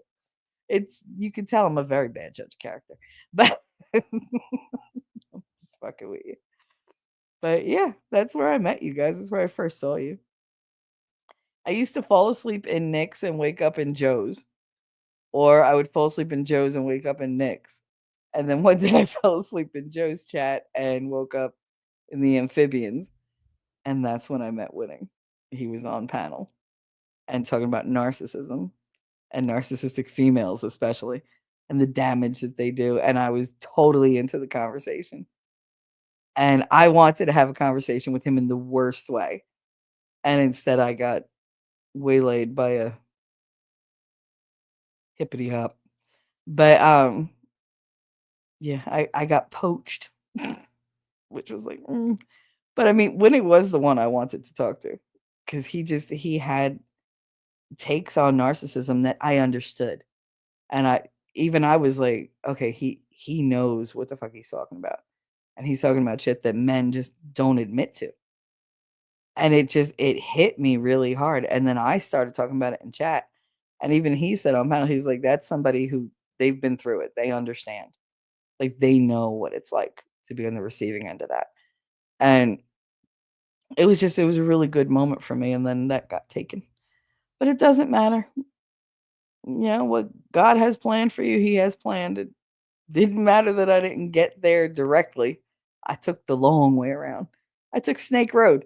And yeah, but I still got there. So Captain said 70% of the earth is water and virtually none of it is carbonated. So the earth is, in fact, flat. That is the best argument for flat earth that I've ever heard. I swear to God, that is the only common sense explanation for defending flat earth that I've ever heard. Only because of the context you use it. But oh my God, that's great. Kitty Cat, Captain Kern, you need to play that on your stream sometime. It was great. What was? Joe's chat is not innocent, but he is. So, yeah, Joe is pretty much oblivious to what goes on in his chat. It's funny because unless you send him a super chat, he's really completely right over his head. He's just into his rant, and that's it. And I do live for some of Joe's rants. I love when he gets worked up because I'm just like, go ahead, you just chew him out. Go ahead. Oh Lord, Darth. So funny. From what I hear, he's a shitload of trouble for violating Florida law. Who? Oh my goodness. Darth, let's not pretend he's innocent. The fuck out of here. Joe is just, I'm not thinking he's innocent. I'm thinking he's a little um boomerish. Like he's just a boomer. He can say he's Gen X all he wants. He's not. He's not. He's a boomer. My wife Kitty. Okay, there we go. Bravely killed a bug here at home, then realized it was a piece of lint. Listen, I don't like to kill bugs. I will if I have to, but for the most part, if I see like any type of bug and there's a man anywhere in this house, that's who I'm calling for. I don't like bugs. If it's a spider, no, I'll burn the house down. Nope. Nope. Nope. When we first moved here, I was opening all these boxes and whatever, and out of the corner of my eye, I saw this thing bopping up and down from the ceiling in the corner. And I was like, what the hell? And I looked up and it rapidly made its way across the ceiling in a very hoppy kind of fashion. And I screamed so loud for my mother's husband that she said he jumped straight up out of the chair over the coffee table. His feet barely hit the ground as he was running through the house. And I was like, oh my God, kill it, kill it, kill it. And he's like, wait, let me save it. It's Daddy Long's like, get it the fuck out. I was like, kill it, squash it. I want it dead. And he was like, no. I was like, kill it, please. I was crying. I was just like, please kill it. He's like, oh my God. I hate spiders. Hate them with a passion, especially ones that jump like that. It looked like it was having seizures going across the ceiling. And I was like, ah! And he was like, yeah, there's different types of daddy long legs. This is the kind that basically like always is moving around and like shaking and whatever and hopping. I was like, kill it. I made him kill it. I don't care. Even when he's like, oh, I'll put it outside. No, kill it. Because when you put it outside, what is an option? It can come back in and it can remember you. It's not going to remember you, Michelle. You don't know that. I don't know that.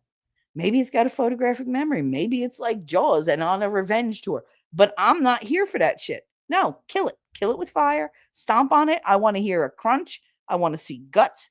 And even the wind better not be able to move that thing. Like, I want it gone. No. But I don't want to be the one to do it. I've trained the cats to kill bugs. Boo was following a stink bug around the other day. He was just batting at it, batting at it, batting at it. I was like, no, so you need to kill it. And I had to kill it, but it was if Snips had been awake and not in Connor's room gorging herself on treats, then she would have killed it. She's my bug killer. She's the one, if we ever have a mouse in here or whatever, that mouse is toast because she will be on it like white on rice, like just bad. Like, she loves to kill things. My mother goes, she's evil. She's not evil. She's effective, is what she is. She is effective because she looks at me with completely, adoring eyes. But if it's something tiny that moves, no, it's dead. Mm-mm. She was eyeing those baby chicks like, oh, lunch. Like, that's why we had the top on it. We had to relocate the chickens because she was just like, I'm gonna eat every one of those. Every one. It was gonna be a bird blood bird blood bath. There you go. That's harder to say than you would think. Say that 3 times fast. And I know you're all gonna try too.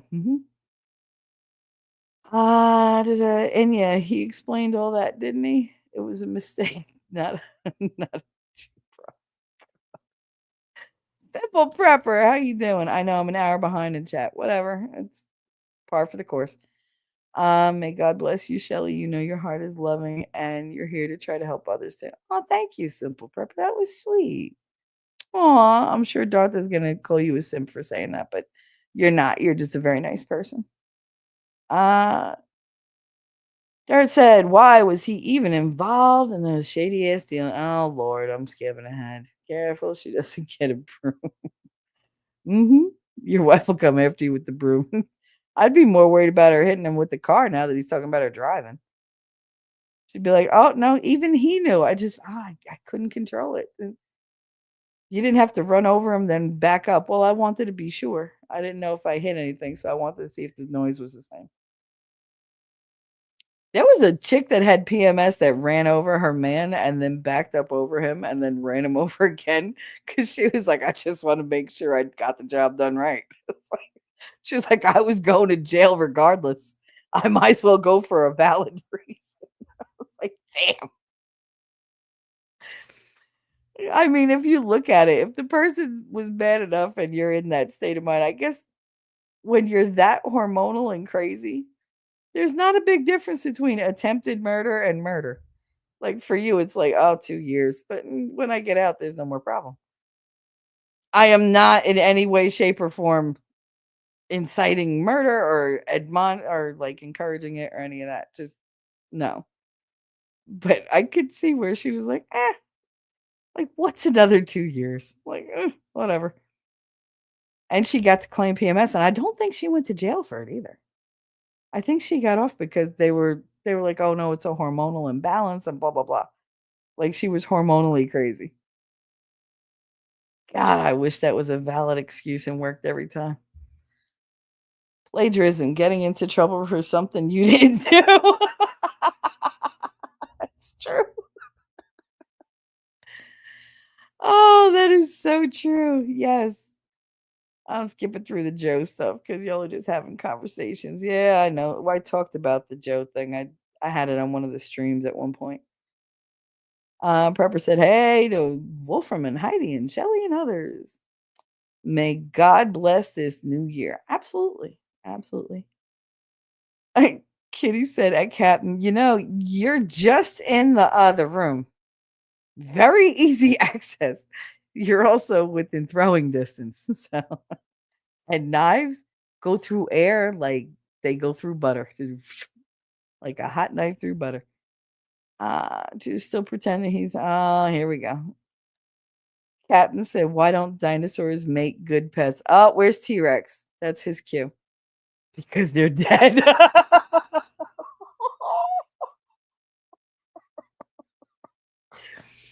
We just had this conversation this morning at the breakfast table. We were talking about like when our pets had like things that they did, our cats, our different cats. Because I got my cat from my mother's cat's litter. She had a whole litter of kittens, and I took 2 of them, and one of them wound up staying with me. The other one, we found another home because she was just a bitch. I loved her, but she used to pull back the bedspread, pee where my face would go on the mattress, and then put the bedspread back. And I would go to get into bed, and I'd be, "Son of a bitch!" And then I'd have, like, nowhere to sleep. I'd have to, like, strip the bed, do the laundry, and I'm just like, "Fucking crap." So she needed a different house. She couldn't be in a house with any kind of competition. Very jealous. So she found a nice home. She was a Persian, a purebred Persian, so they had no problem finding her home. But we were talking about, like, cremation and stuff like that. And I said the people that freak me out the most are the ones that have their pets stuffed by the taxidermist after they die, and they're still in the house. Bro, let it go. I understand loving your pet, but to have that constant reminder there, like, I would rather love the memories I have with that pet and the feelings that I can still feel regarding them. Speaking of pets, she's outside my door like, "Meow." She already pushed it open like an inch. Um, but I don't need their physical presence there. Like, I miss daddy very much. I never thought about, "Hey, take him to the taxidermist." Like, that would not have helped me. That would be weird. It would make people who came over uncomfortable. Just like me having, like, Sheba, my Persian cat. Like, if I had her stuffed and put on the mantle, like, that would make people uncomfortable. And it would make me be like I would be more depressed every time I passed and be like, "Sheba," and no response. Like, that's like, you never rejected me in life, you're gonna reject me in death. That's my own fault for putting her there. Like, let it go. Let them be released. Let them cross the rainbow bridge because that spirit is not in that animal anymore. That's just a meat suit. Just like with us, it's a meat suit. Your spirit is what's important, and it's the same with animals. Um, but yeah, no, I don't get the people that they're like, "Oh, but they're still part of the family." No, they're dead. They're dead and staring at me. I don't like it. Like, you can never win a staring contest with a taxidermist, stuffed cat, like, never, because it's never gonna blink, but you're gonna wanna. Undoubtedly, if you look at it, you're gonna wanna do the staring test. Or is that just me? Might be just me. YouTube lawyers are just the biggest scumbags as any other lawyer or YouTuber. Hey! Rude?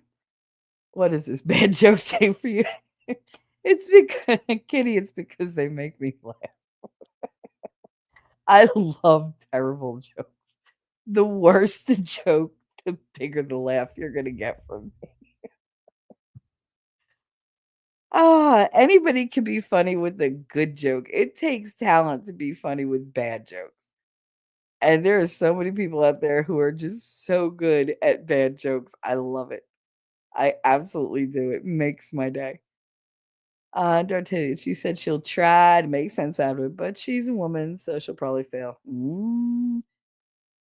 Whatever. I'm just gonna sit over here and read your chats and hold on to my 19th. Just remember that.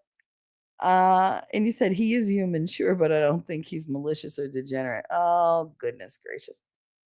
Zach, did you rub my bottle? I mean, no. Nope. Darth like, I thought you were dead, Zach. It's been forever. See, Zach and Captain Kern, that's not the first time they've been in the same place talking at the same time. So he's not Superman or Clark Kent. They're two different people. Oh, good. They're calling each other assholes. That's nice. I feel the love. Feel the love. Feel the bass. Come on. Ooh, ooh. Feel the vibe. That's gonna be in my head for a while. Doo, doo, doo. Dart said, "You can't hug me without getting well within stabbing distance. Just remember that." Well, just remember I stab back. On Twitter, people are like, "I follow back." In life, I stab back. Just remember that. Not in the back. I like to see your face when I do it. Ask Miguel if you need proof. You're not going to stab me with that. Oh, you stabbed me. You said I wouldn't. I took that as like, you double dog dared me. And I still don't feel bad about it. I can't believe you stabbed me right in the chest, bro. That could have went in my heart. No, it couldn't. I knew I was going to hit a rib. Mm-mm. I mean, I took anatomy. I'm CPR certified. Like, I know where the intercostals are. I'm not going to get you between the ribs. I'm going to hit bone. You'll be fine. God, don't be such a baby. It only went in like an inch. Jesus, if I can take an inch without complaining, then you could take an inch without complaining. Must have been trying to impersonate. Okay. Cutesy schmootsy vids. Da da da. I'll check them out later. I'll start one to have him on my watch list. Nice. Captain said, apparently you can't use beef stew as a password. It's not stroganoff. What? It's just not strong enough. I just got God damn it. I was trying so hard not to snort. I hate you all. Oh, God. Oh, Darth Hideous. 100% completely false assertion. The only power a thought has is the power you grant it. I said that. If you disregard a thought or feeling as unfruitful or unproductive, that's all it is. Like I said, I explained all this, and I'm just catching up to chat. So we already had this discussion. It really can't be more simple. Allowing negative thoughts to have power of control is defined as weakness. Do not make me call you out on your negative thoughts. I know you're right with God and everything, and you're leaning into that, but you still have the negative thoughts. I love that you're on more of the light side of things in life right now, and I want you to stay there. But negative shit happens. It's not necessarily a weakness, it's just something that you're not skilled at sometimes, and you have to work on it.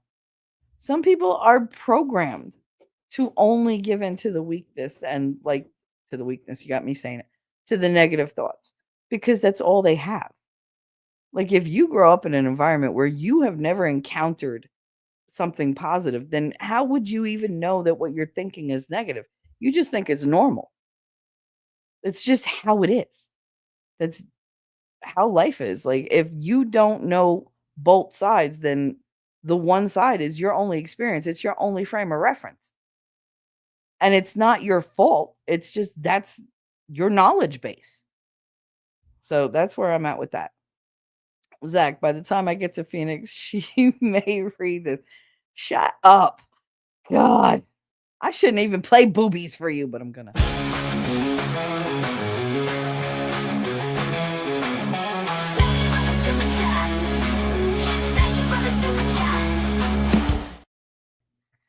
And you know what? Lass isn't here, but I'm about to summon her. Because I'm good enough, I'm smart enough, and doggone it, people like me. And there you go. There you go. So we have Zach with the $2, well, $1.99 super chat. By the time I get to Phoenix, she may read this. Are you leaving Bangor, Maine right now? He's king of the road? Like, what is that?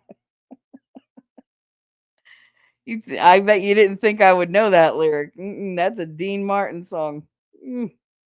King of the road. Because if you're leaving Maine right now and you're walking, she might. You could both kiss all of my ass. Okay? All of it. North to south, east to west, and the grand divide in between. All right? All of it. Assholes. Yeah, broken pieces of glass can be beautiful, although sharp, and can be made into masterpieces of stained glass. Yes, Heidi, that's a beautiful way to put it.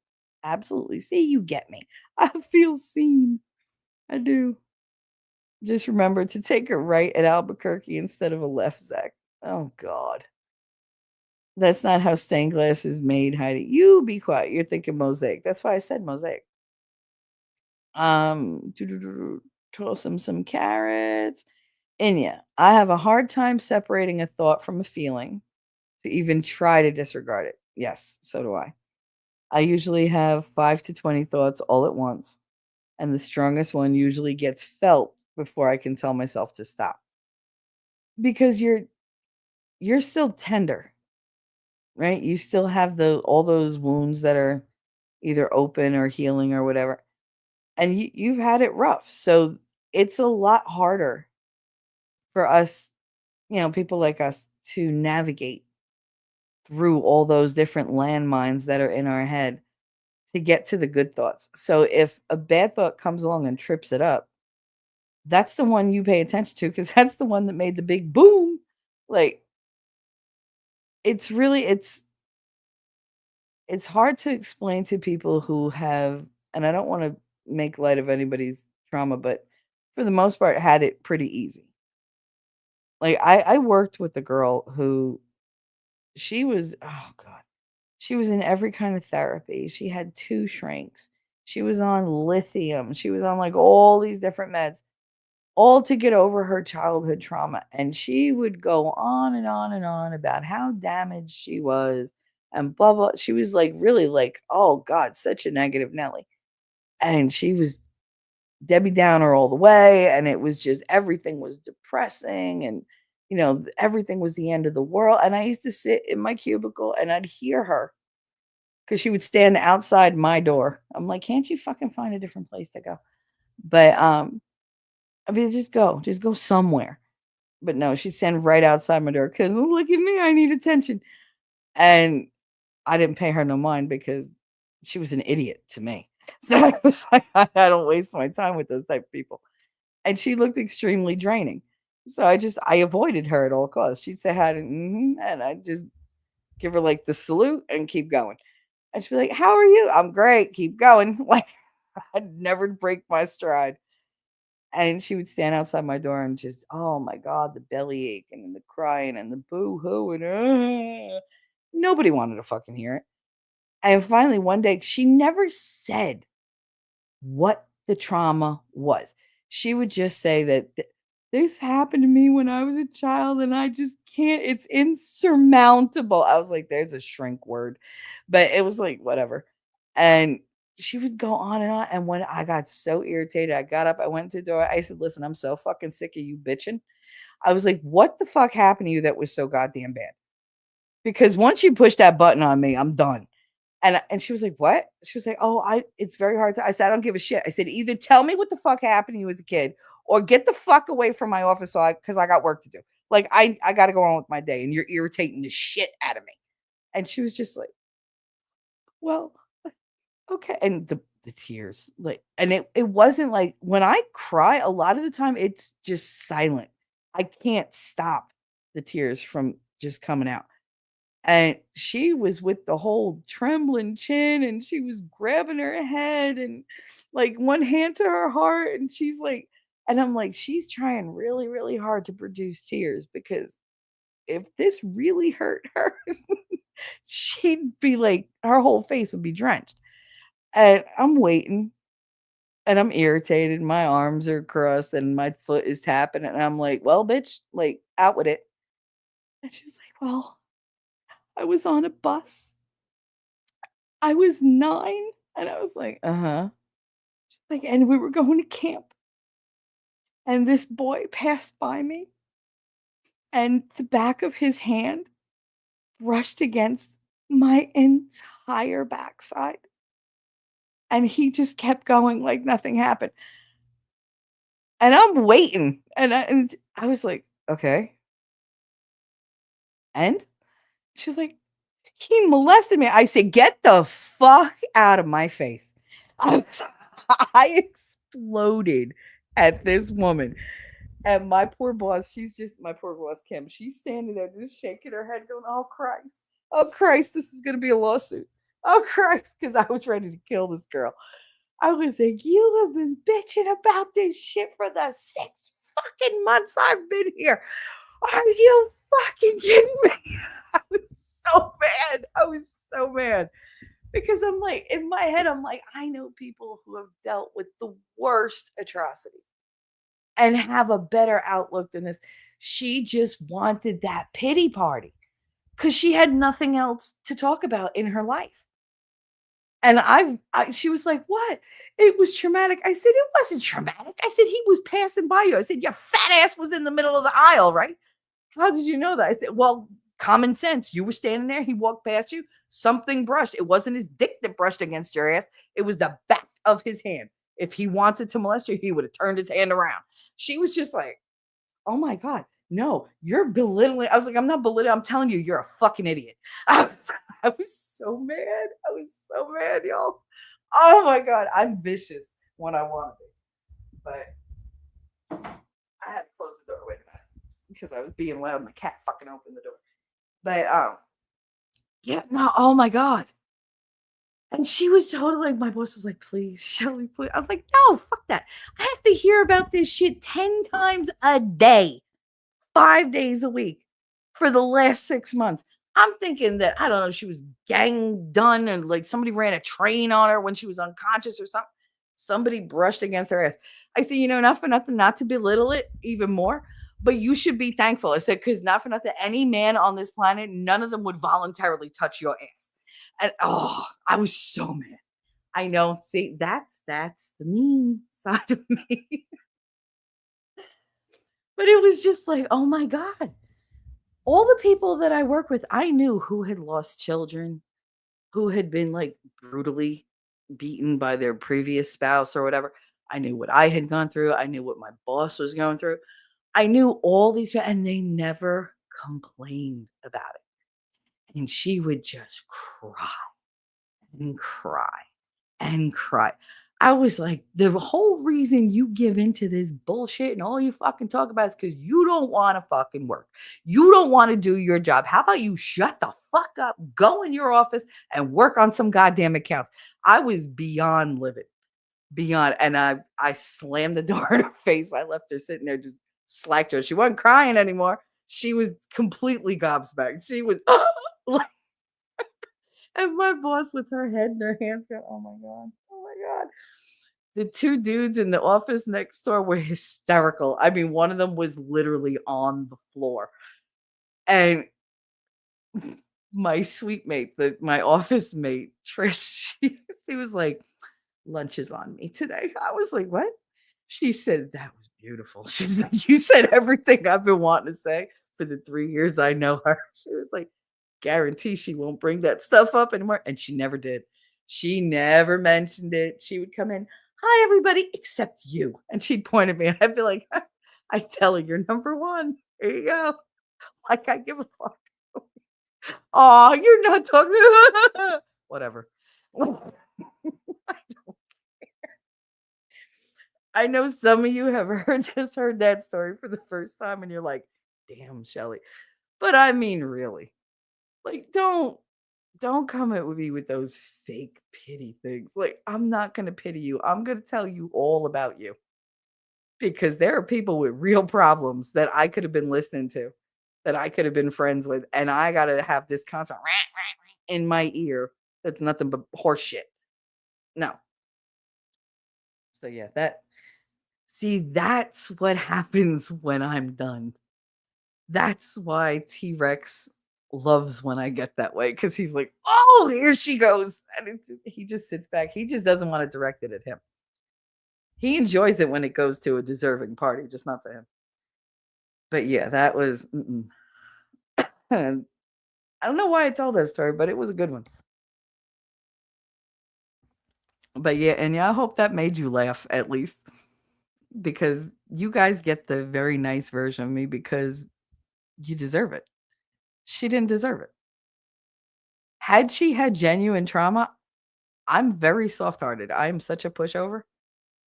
I probably would have befriended her just out of pity, out of sympathy for her, because I would have felt like, "Oh, she's all alone. She got nobody to talk to, whatever." And I would have given her half an ear. Like that would have been it. But once she told me, really? Like, this is why you didn't tell anybody because somebody was going to call you on your bullshit. And happy day, it was me. Like, I can't though. With people like that, I just can't. Like, if you're going through something, good. I'm there with you. I will go through it with you. I will hold your hand. I will cry with you. I will feel as much of what you're feeling as I'm capable of feeling. But if you're gonna make up some shit to make yourself the center of attention and a trauma drama queen, we're gonna have issues. We're gonna have issues. If you leave me alone, go ahead, go do it with somebody else. But don't force it on me, because no, I'm not listening to something like that. It's just not gonna happen. That actually felt really good to recount that, because I forgot how good it felt to tell somebody off. I mean, she wasn't crying real tears when she started, but when I when I was yelling at her, she was crying. She was shaking.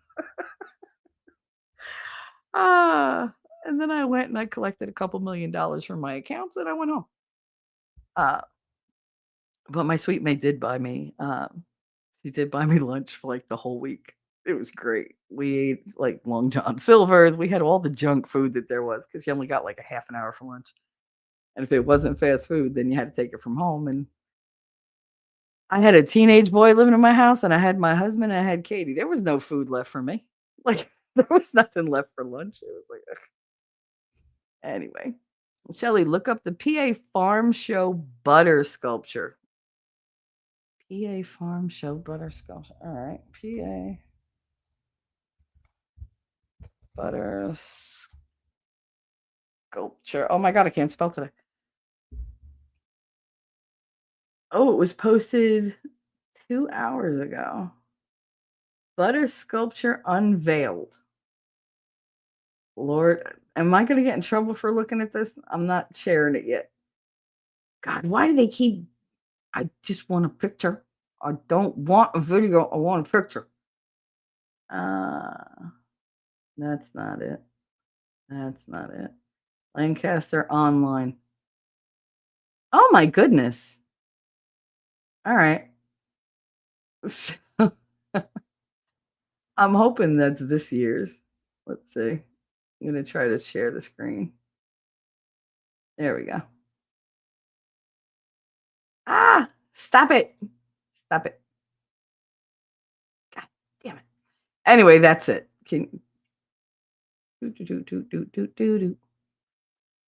Coupon code available for the sculpture. I'm kidding. So, all right. Wow, they did a whole, that's all butter? I'd hate for the sun to come out. I can't see the whole thing, but wow, that's impressive. That's a lot of damn butter. Makes me want biscuits. All righty. Thank you very much, Wolfkinder. I'll look at more of them later, because apparently there's an entire video of all the different sculptures, but that was the winning sculpture. I bet you know Firewoman by The Cure. Me? No. Zach does, probably. And yet, Wolfie and Heidi. Which way did he go, George? Which way did he go, George? Which way did he go? I'm so far behind. Ellie, I did a few chores. I self-shamed because I didn't eat today. So I made breakfast for myself after I dropped some laundry in. Today's menu is eggs, microgreens, sourdough toast with guacamole, and a shake. Nice. Very nice. I had scrambled eggs and ham, Virginia ham. And Connor came out and was like, "Did you make the taco meat yet?" I was like, "It's 9:00 in the morning." "Did you make the taco meat yet?" No. He was like, "I really want to make breakfast burritos and I need that taco meat to be in there." I was like, and of course, my mother was like, "She's not going to get up and make that for you now. Like, what do you think this is? A diner?" So what did I do? I got up and made it for him. Because of course I did, because she said I wouldn't. Because I'm spiteful. Tell her she needs to drive like she's a limo chauffeur with clients riding in the back. She don't care. Listen, I don't think there's one woman on this planet who cares who her passengers are unless they're like her grandmother. They don't care. The kids, when they're little, that's different. But like once everybody's like adult age, you're like, you got in the car. That was your decision. You're an adult. You made a choice. Like, you know how I try. You don't like the way I drive? Get the fuck out. Darth Hideous stained glass is broken off in pieces, sometimes in specific shapes, then put together with solder and lead to make many beautiful things. Nice. What kind of made up gobbledygook is that, Ellie? Why? What? Oh, the microgreens? Ellie's very specific in her gardening and in her eating. A lot of people on here have become very health conscious over the last like couple years because by rights they're tired of being poisoned by their government. I've only ever seen stained glass made as a pour with a preset lead inlay. My apologies. Pretty sure whether big or little greens are still just green. Fucking microgreens bullshit. Microgreens have more nutritional value. Do they just mean sprouts? I thought that's what microgreens were. I'll be honest. I'm with Darth on this one. I thought they were just sprouts. So I don't know. Cap said, I told my computer I needed a break. Now it won't stop sending me vacation.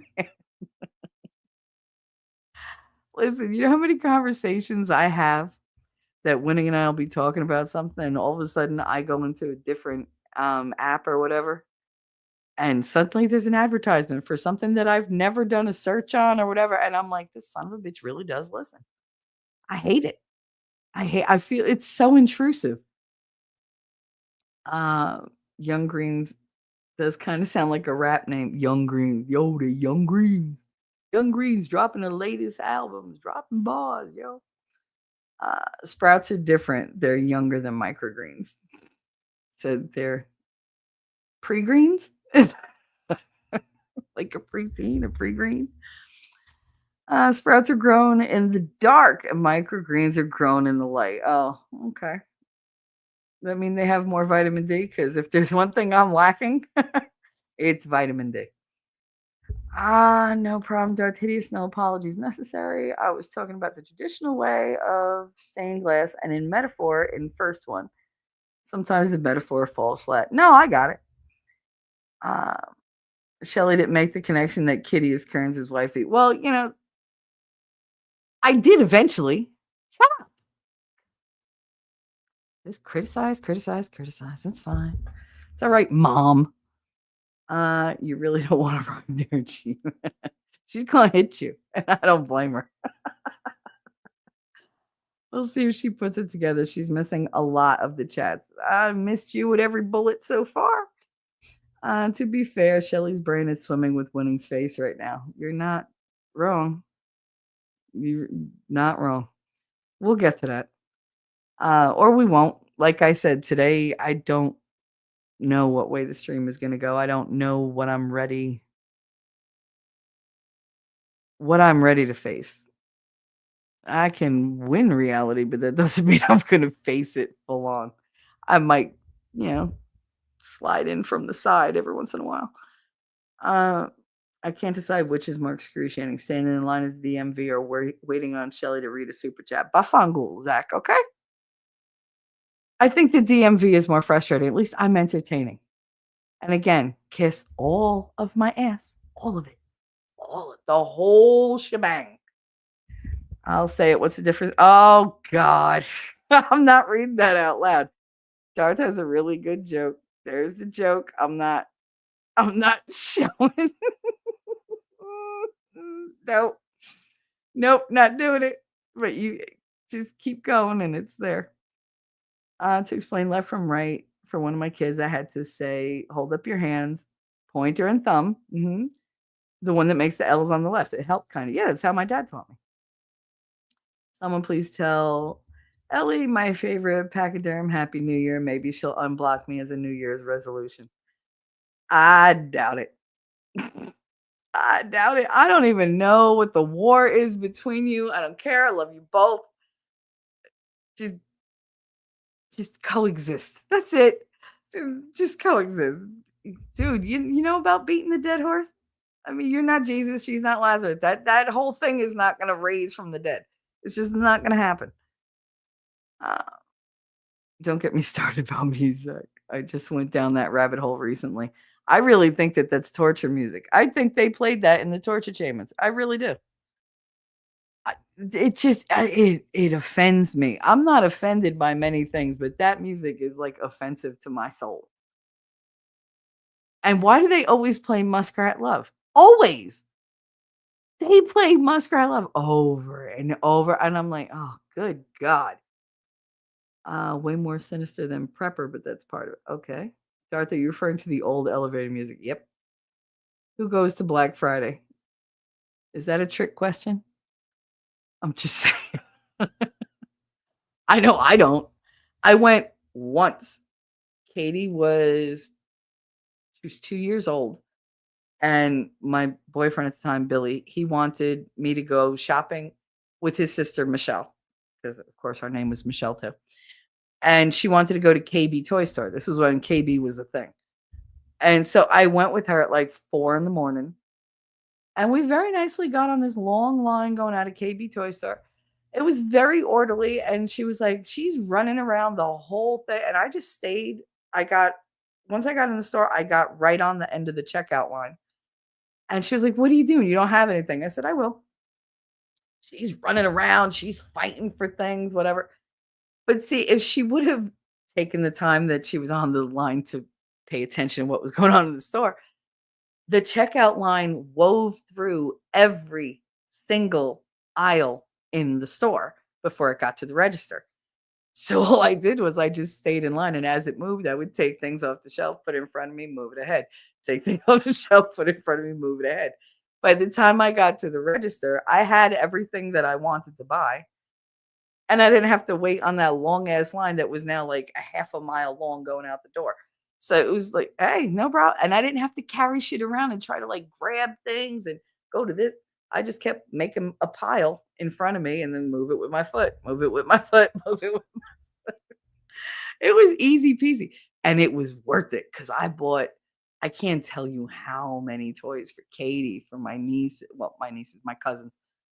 My uncle has this thing, he always calls them my nieces because there's such a huge age difference, and now he's got me doing it. But they're my little cousins, and, like, I bought all this stuff, and it didn't even cost me, like, $200. I saved so much money, and that was, like, when they had the Rugrat stuff, and that was all popular stuff. She was into Barney with the fucking bullshit. I loved she loved Barney's little yellow friend called BJ. And my friend would be like, "Isn't that your favorite toy?" I love BJ. You'd hear me going, "Ah!"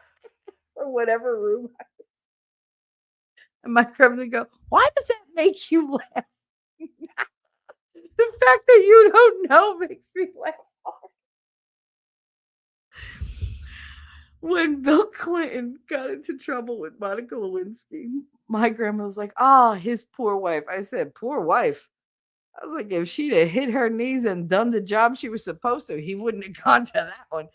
And wow, you could hear a pin drop in my house. I turned around real slow and she looked at me. She's staring like disgusted. She goes, "Oh, so I guess you do those sorts of things." I was like, for the person I'm with, like if that's my husband, hell yeah. Because guess what? If I don't do it, he's gonna find somebody else who will. And she was like, not if he's a good man. And I was just like, Billy was there, and Billy was like, "Shut up, shut up." Because I was about to say, "Didn't your husband have a girlfriend for 40 years?" But I was like, "Remember, you love grandma. Don't do it. Don't do it." So I didn't say it. But God was in charge of my filter that day because that easily would have slipped out like nothing. Uh the problem is my comebacks happen a lot faster than my filter can engage. And sometimes I'll say a thing and then my brain goes, "Ooh, that was supposed to be an inside thought." Like, I'm like, "Now you tell." Because we all have them. You know, you could think of the meanest thing in the world. You just don't say it. I tend to say it. It's a flaw. I'm working on it. I'm working on it. But that doesn't mean I don't enjoy how it used to be. Uh, I have my own playlist. I speak with my face and eyes if looks could kill. Well, I know. Believe me, I know. Okay, awesome peoples. My back is telling me that gravity is bad. I need to lay down for a bit. Moving to the phone. Sweet. Hope your back feels better. I'm going through that now with the snow because it was 60 degrees for like 3 days straight and then just dropped to 20. And my back was like, oh no. Like and it's gonna snow. Oh no. Like, no. Let me speak. Yeah, let me sing you the song of my people. Uh, everything is Fight Club. Always. Everything with him is Fight Club. Fight Club, Fight Club, Fight Club. Flight Club. No, that's nerd. Flight Club. Be good to your back. Rest is needed. Absolutely. Listen to Heidi. She knows what she's talking about. See, I get to say it too. Yay. Prepper. From driving Uber and talking with my riders, people can normally remember me from the look of the back of my head. Oh, there's so many comments I want to make. So many. And I can't do it. Moving on. Oh, y'all, like, oh, the devil is tempting me today. Do you have a silver afro Jerry curl mullet? Why would you ask him that? Is that how you picture him? Because my pops had that before he went bald. Oh my goodness. It was a very distinct back of the head.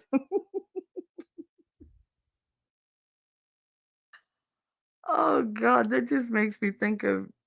Oh, never mind. Anyway, the friend of mine who couldn't eat hot dogs without putting her hand behind her head. First time she did it, I was like, I was done. I literally was like, I'm gonna pee. There's no way. And she was like, what? I was like, do you even know you do it? She was like, what do you mean? I was like, when you go to eat a hot dog, you turn your head for the hot dog, but then you put your hand on the back of your head. I do not. I was like, you do every time. Every time. She's like, it just feels like it's comfortable there. I said, yeah, because you're used to his hand being there. She's like, no. She's like, you think that's it? Yeah, I think that's it, bitch. Like, I think that's fucking Rachel. The one thing her exes learned, well, one ex learned is never let her go down to you after she's eating sushi because it don't turn out pretty. It just doesn't. It's just saying. Anyway. All right. 90s massage. All right, I'm skipping ahead. Let's go. Let's catch up. Tip is 2 on the nose. That's why dollar signs is the way. That's beautiful. The whole word tips. Who doesn't like tips? How big is your head? What conversation did I scroll into? What the hell? What the hell? If you can get the word appreciated shaved into it legibly. Oh Lord. Much appreciated. Could you imagine putting, oh God, what a troll you would be if you had like the back of your head like in a fade and just have like a flap of long hair that you can flip to the side at the end and it says thank you for coming. I would totally troll somebody with that. Oh, normal size. I don't need an extra large hat, but there could be a little billboard space on the back of my head. Aw. How about shaved on the back of the head? How about eyes shaved on the back of the head? My son still thinks that the bump that's on the back of my head is where the eyes dissolve back into once he grew up a little bit and I didn't have to watch him with the eyes in the back of my head. But yeah, he thinks that's where the eye is in the back of my head. And he thinks there's only one, which is weird, but whatever. I haven't done that since Army basic training. What does this mean, Shelly? I don't know. Shelly, you may be good at playing poker. Liquor in the front, poker in the back. That's a perfect store. I am very good at playing poker. I'm just mean. Shelly can't actually conceal her emotions. She just thinks she can. Whatever. I mean, she is Italian. She probably has a hidden speakeasy with the backroom poker. See? Liquor in the front, poker. And Ellie went there. She just didn't know she was going. She mentioned earlier she lets intrusive thoughts have control. Yes, and I also said I'm working on it. When I have to be completely stoic and deadpan, I can do it, but I have to tell myself you can't show any reaction. I can do it. It's just that's not my natural state. It takes way too much energy for me to like control my face. Uh okay, so you guys making jokes about shaving other parts? If you were, it went right over my head. Nice. Look at Darth being all analytical.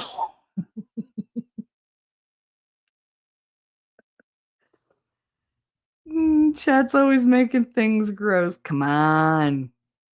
Uh, you're funny. Dude, oh my god, they're bringing the 90s back. Get the crimper out. No. Oh my god, I hated that thing.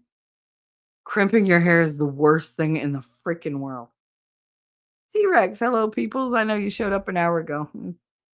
Whatever. How you doing? My tendency is analysis, Eli.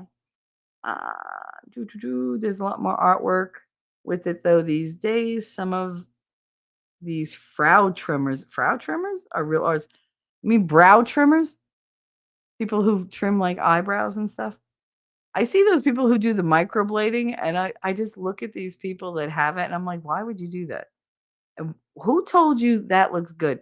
Like some of these people, they get plastic surgery, and I'm like, what funhouse mirror did your doctor have you looking into and convincing you that was a good look? Like, just take a picture. Just take a pic. Don't trust the mirror. Your eye sees what it wants to see. Take a picture and get an actual image of what you look like, and then do your self analysis. Like, stop with the damn plastic surgery. I can't. That's literally all the memberships that were received. Just those three. Well, I never get memberships anymore. Something about my account being old as fuck. Oh god. All right, let's see. Ellie said, "So you've always been a butthole at Darth Hideous." Correct. He admits it. I mean, he doesn't like pretend that he's not.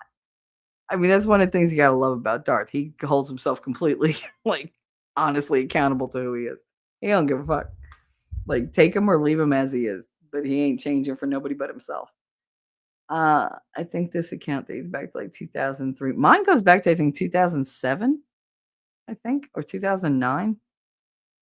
I forget. It goes way back because I used to post videos of Connor like playing the guitar or reciting poems or whatever, or just being nutty.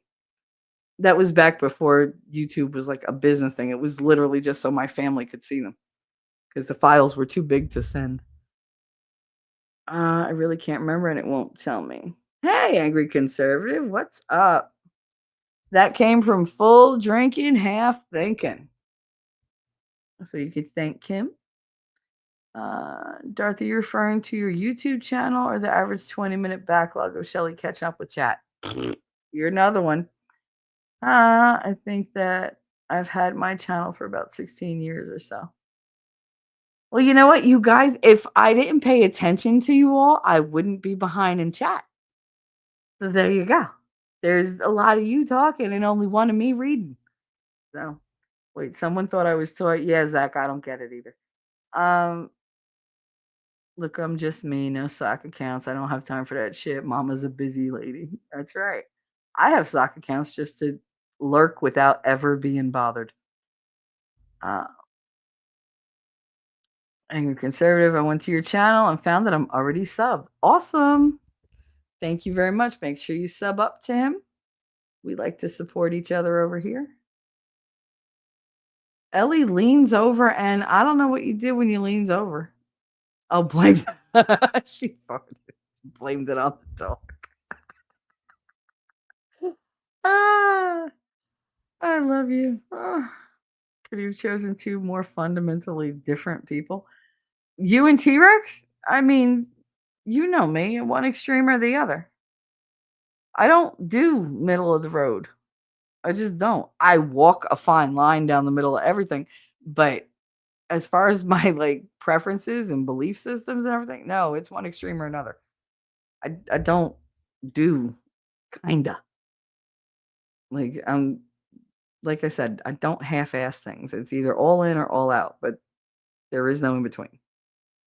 One day I fell asleep in Joe's chat and woke up in the frog swamp. Yep, that's what happened to me. Sounds like a spicy novel. And it was all downhill from there. No, I met some really awesome people. I did. I met some people I wish I hadn't, but thankfully that list is short. Like literally like 2 people. Uh the documentary itself is about 55 minutes of a 2-hour upload, which includes a panel discussion in Texas Congress viewing room. Cool. Angry said, winning is a good man, and I'm happy that he's showing himself now. Yeah, I'm happy for him. I'm happy what this means for him.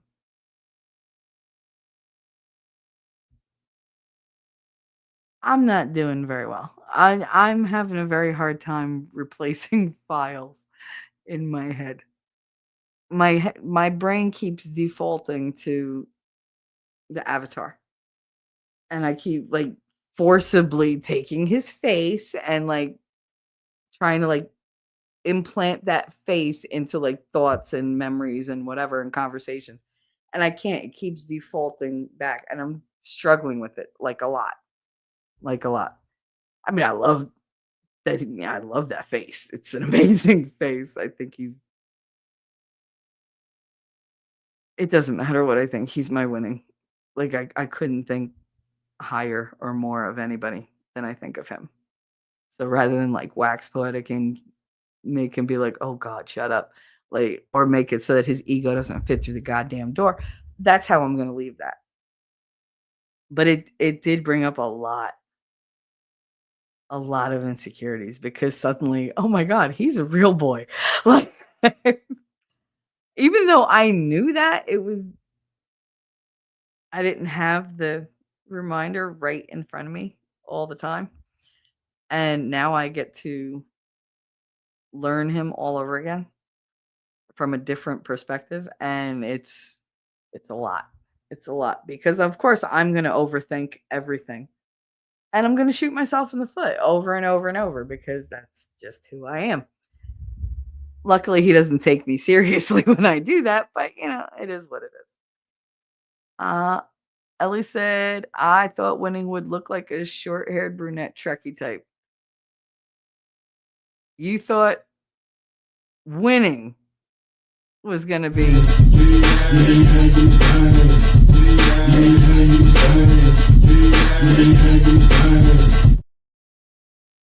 No. No. A nerd, don't get mad, but she said short hair brunette Trekkie type. And if that's not you, then fuck a duck. I don't know what is. Yes, he's a fucking boomer, but he's also a New York lawyer. Ooh, all right, whatever. Daddy Longleg. What? They were food for my lizards and snakes. Snakes. Buh. I love lizards. Don't like snakes. No, well, they don't like me. Female snakes do not like me. Male snakes, of course, do. But female snakes don't like me. I don't know. They've always tried attacking me right through the glass. Ellie, don't judge a book by its cover. She doesn't. Her imagination runs wild, she said.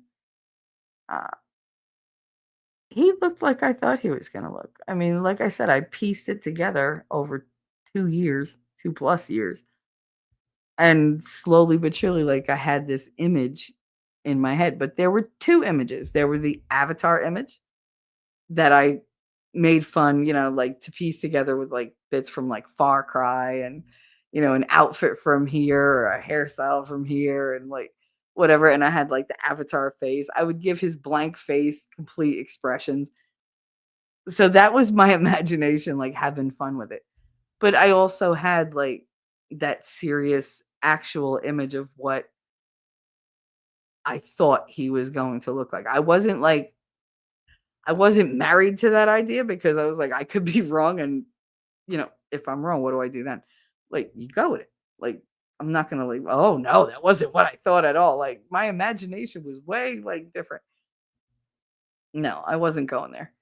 And that's why when he lowered that mask, I was, Like, because part of me thought he was just going to keep the mask on.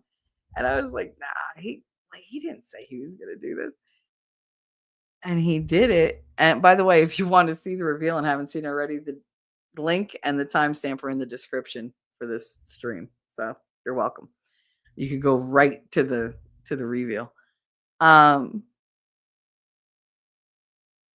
When he showed his face, I literally thought my heart stopped because it was such a shock to my system. Like, oh my God, he really he's the real person. Like, I knew that, but I didn't have any visual confirmation of that. And it's really, really difficult to see that the first time and just for me to just blindly absorb it and go, okay, that's just the way it is. No, like it takes me time to process. I mean, I'll get there. I'm very happy that I see his face. I love his face. Like I said, I have no complaints when it comes to winning. But it did kick my insecurities up a notch. It did. About 100 notches. So, but that's not his problem. That's me. Ellie said, I'm curious what people think I look like. Honestly, I don't take this the wrong way, but I've made you kind of a cartoon in my head. Like, and don't get mad. You know the female Tasmanian devil? She's like super sweet, but she's like a whirlwind and she's everywhere and she keeps the Taz in line and everything else. That's kind of like how you are in my head. Not based on your looks, just based on you're a whirlwind. I do think you probably run the shit out of your house. Like but you have like this huge heart, but you're not controllable. You're not somebody that somebody could just go, oh, here, do what I say. And you're going to be, yes, sir. No, like you just, and like you leave a trail, but it's usually a good trail. You know, like you don't leave a path of destruction or anything unless somebody pisses you off. But yeah, you've always been the female Tasmanian devil in my head. I like you like that because you're just fun that way. I know. I'm sorry. Don't get mad.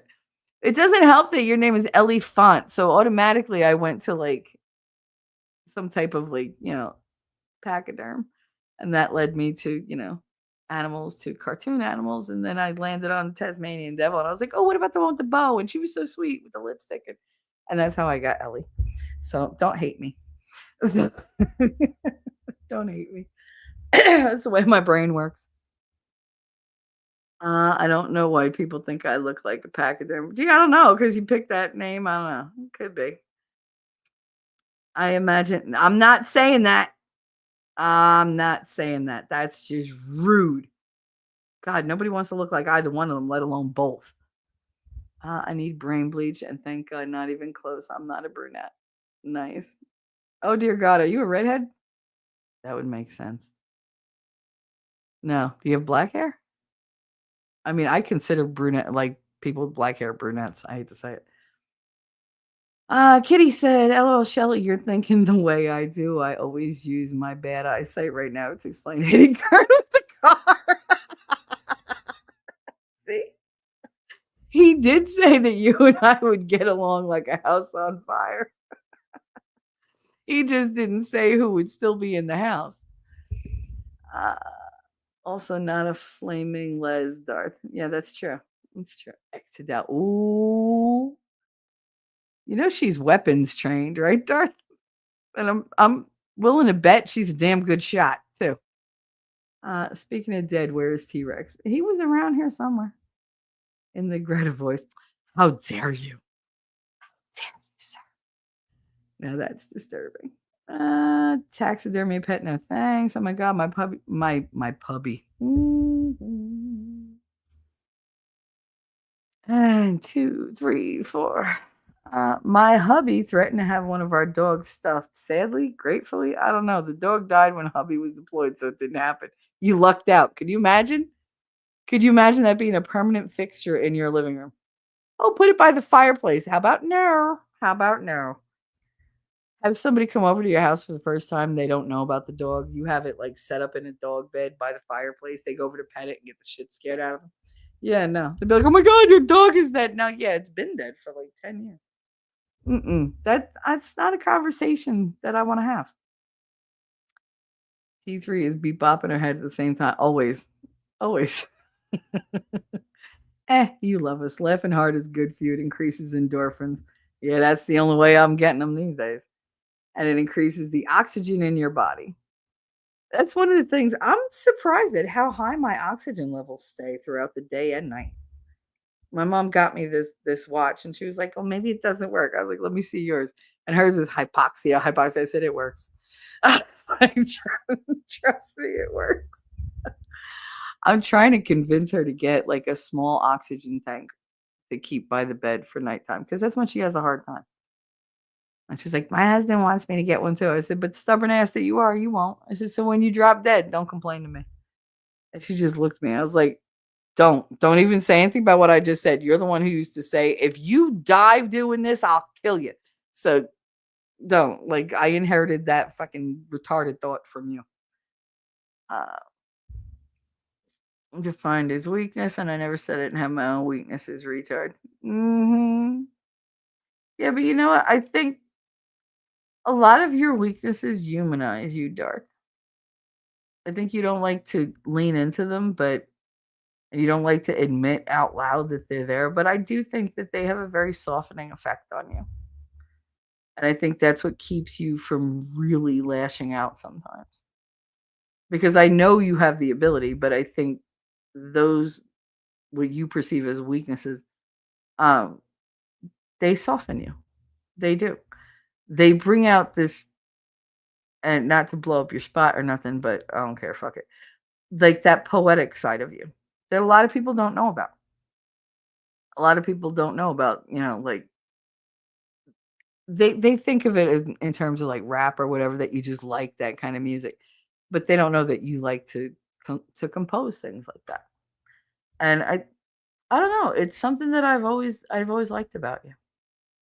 T3, I do that. So yeah, when others do it, I belly laugh and the cycle continues. I've been trying so hard to not snort when I laugh. I did not snort this much until I got up here into the mountains. I don't know if it's that I'm breathing better and like I'm just taking in more air when I laugh because passages are open more than they should be, like nasal passages. Shut up. Um, but yeah, I do. I snort a lot now. It's terrible. Um, I just recognize them for what they really are. Well, I told you how I feel about that. So put that in your pipe and smoke it, even though it's not 420. Shelly for the chat extending. No, because I'm still a half an hour behind. God damn it. So what shade of black are you wearing today, Emo Heidi? Oh, I thought you were talking to me, Wolfram, because I was like, it's jet black on jet black. That's what I'm wearing. Oh, but no, I put my compression socks on today, so I have bright baby blue compression socks on to keep the swelling out of my ankles and my calves because we had a lot of salt yesterday and I'm not fucking with that. But yeah, so it's just like black, black, black all the way down. And then you get to my feet and it's like, how you doing? Like a bright baby blue. I have pink ones, but they're literally like my brand color pink. So they're bright. I don't wear those anywhere but in the house. Not that I fucking go anywhere, because where am I going to go in the snow? My mother went down the ramp and slid the whole way down. And I stood by the window and giggled my ass off. I knew she wasn't going to fall because her husband was right there. But watching her go, Fredo! And she's down the ramp was hilarious. Because we have the handicap ramp that goes from the front of the house all the way to the driveway. Because it's just better for Katie with the walker. And it's better for us because I hate stairs. But especially like right now. Normally I used to up and down stairs like nothing. Now it's like, oh good God, that's way too much energy. But yeah, she took one step and it's like, Fredo! That's like when she hit the tree when she was on her motorized trike. she hit the tree and she started to tip, and instead of like she was supposed to hit the brake and she didn't. Instead of yelling help, all you hear is fuck me.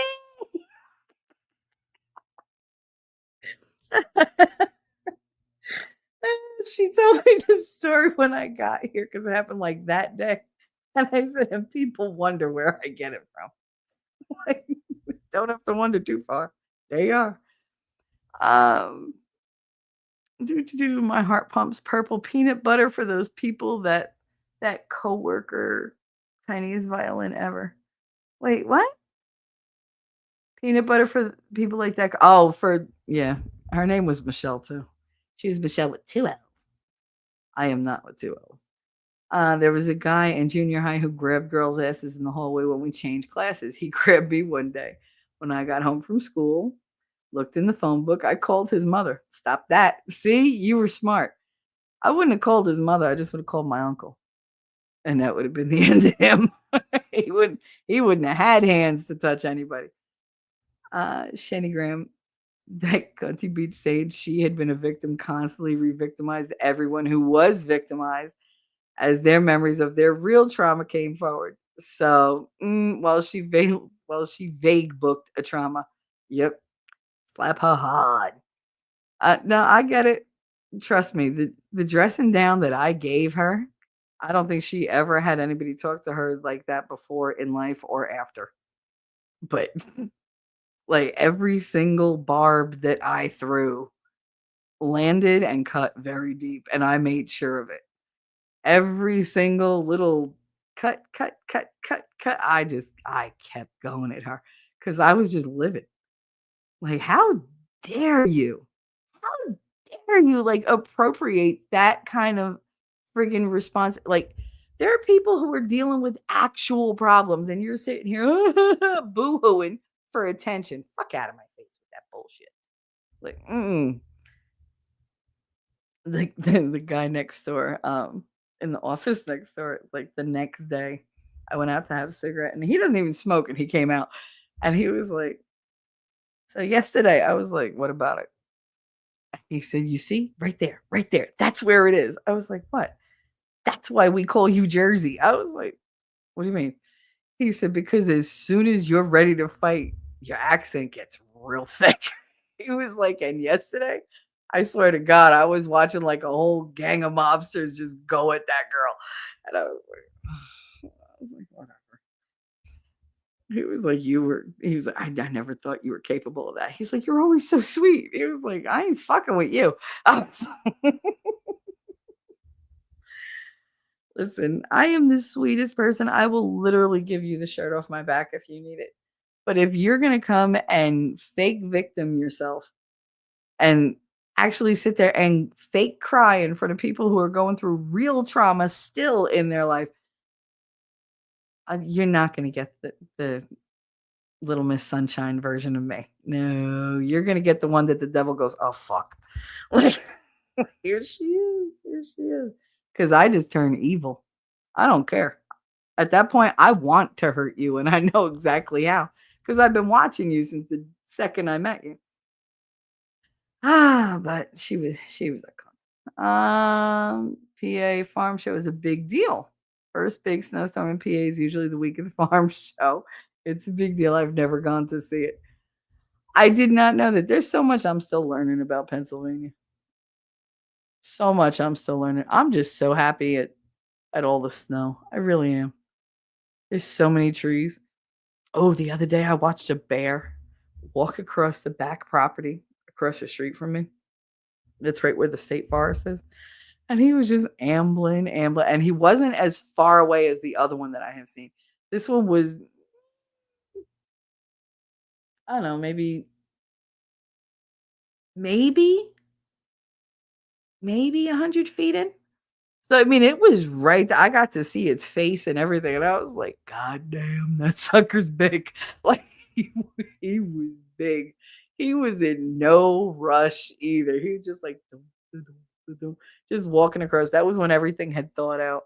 I guess he was looking for food or whatever, but I doubt he's going to be out now. I hope Fredo goes fucking hunting because I want deer meat, damn it. He's like, "Yeah, I'm going scouting." Don't scout. Bring the damn bow with you and shoot something. God. Like, don't tell me you're gonna go deer hunting and then not bring home deer meat. Like, that's just cruel. It's cruel and unusual punishment, and I don't go for it. As an Uber driver, I have to worry about my ranking and score. Yeah, well, when you work in accounting, collecting money that different companies owe you for, like, repairs on their trucks or whatever, because I worked for International Truck and Engine, and I worked for their fleet charge division, which meant we paid all the bills of the truckers who went and got their trucks repaired on the road. And I would call up these companies and be like, okay, like, we paid for this, you owe us whatever. And some of my accounts were really tiny. And then they realized I was really good at it. So they were giving me all the big ones, Coca-Cola, Penske, U-Haul, all of them. And back then they all had like International Trucks, Peterbilts, they had all different kinds. And I always used to get all of them. And they'd be like, how do you get these like $1 million checks? Because you all call and you're nasty. You owe us. I don't do that. I'm used to dealing with people who do not want to part with any fucking money. So I learned to be suave about it. Like, what the hell? I called them up. Hey, hi. I was hoping you can help me. I have a real problem here. Do you think you can? Because, I mean, they gave me your name and told me that you would be the most helpful. So if you could, I'd really appreciate it. Sure, honey. What's that? And boom, write me a $2 million check. Like nothing. And I'd be like, yeah, no, I'll approve all these. I was waiting on yeah, you were waiting and hoping I wasn't gonna call and ask you for the money. But they were always very nice. And I used to get it FedExed overnight or DHL'd overnight. And they'd be like, how the hell do you collect all this money? You just gotta make people feel like they're doing something to help you. People want to be helpful, even if it's to their detriment. They just want to be helpful. If you demand things, you're gonna get pushback. Nobody likes being told what to do. Even people who say they want to be told what to do, they still don't like being ordered to do something. They're going to do it if they want to do it. Most of the time, they're just looking for you to give them permission to do something they already wanted to do.